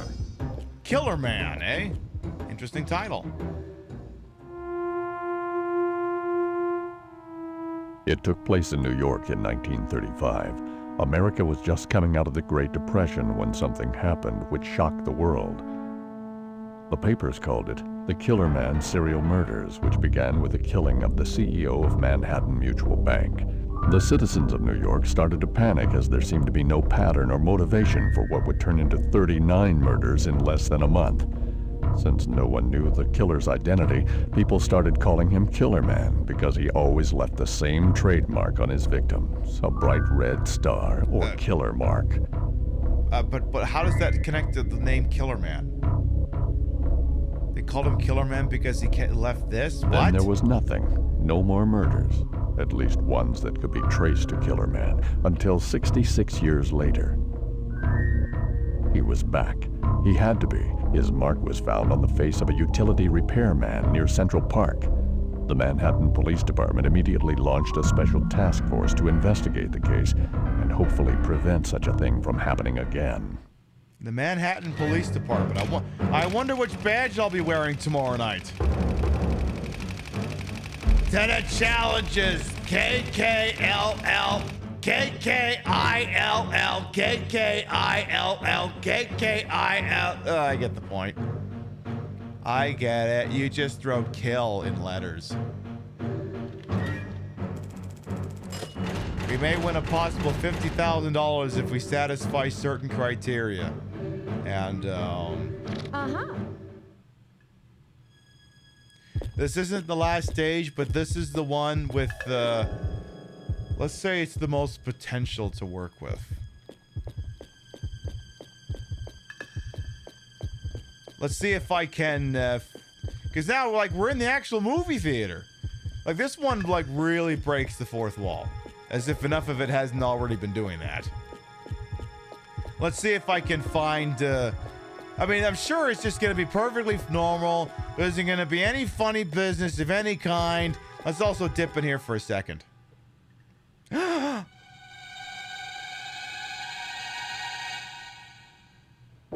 There's been a murder! A worker in the projection room has apparently been murdered recently. There is a strange mark on his face. Number 0017, Scott. And maybe there's something on his dick too, we don't know. Tomorrow night, we will answer once and for all the most important question anyone has ever asked in the history of the Queen Pib show. Who exactly is Killer Man? But that's going to be tomorrow night's problem, not going to be tonight's problem. So what we are going to do is we have been live for 5 hours. You have been beautiful. You have been marvelous, but it is getting late. And I have a hangover scheduled for tomorrow morning. So I'm turning off the old Dreamcast over here, and we're going to start to wind down for the evening. Yeah, I'm going to be fine tomorrow morning. I'm joking about the hangover. But all right! Another stage in Illbleed down. We defeated your local killer department store, and tomorrow night, it's not the Illbleed finale, but I'm going to tell you right now, my boss will not be happy with me on Monday, because on Monday I'm expected to do a lot of talking in the morning. But I'm going to be a little hoarse. And you know why I'm going to be hoarse? Because we'll be doing the Killer Man debate tomorrow night, and that one has a lot of yelling.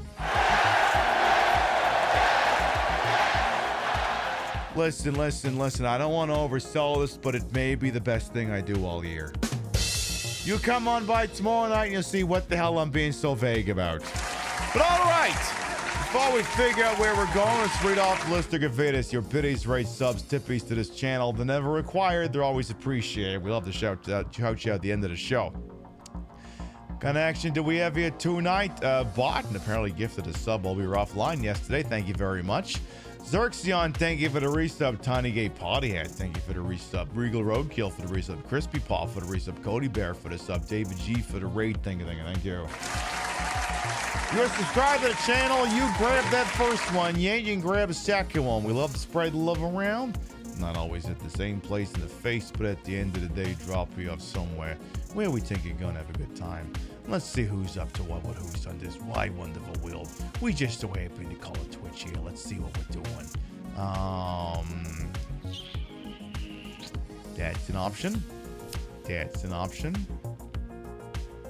All right, here's what we're gonna do. We have a friend of the channel. She just got started, and she's amazing. And I have to tell her how much I love her top, because I love it and I want to steal it. Friend of the channel, Ferocious, just getting going here, and she's someone who, if the mood strikes her right, she will take you through the entire fucking night. So I'm dumping you all off with Ferrero Rocher, aka Ferocious. Sometimes she does the Call of Duty, sometimes she watches some pretty awesome videos, but at the end of the day, you can rest assured she will entertain the hell out of you. We'll be live tomorrow night, 7 p.m. Eastern, 4 p.m. Pacific. More of Illbleed, and we're moving on to episode 5 of 6, Killer Man. A detective, it seems, from the Manhattan Police Department may have to investigate who is Killer Man. Will the case go to trial? Will we figure out who Killer Man even is? You coming by tomorrow night? Maybe we find out all together. Thank you very much, everyone who followed, biddied, rated, subbed, lurked for me, put up with my bullshit. We're here the entire time.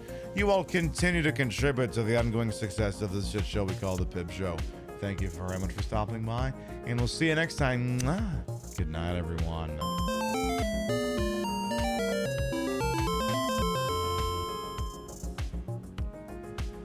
I'm really looking forward to screaming about Killer Man tomorrow night. I'm setting my watch this thing. I mean, you're excited? I'm excited. I can't wait. See you folks tomorrow night. Mwah.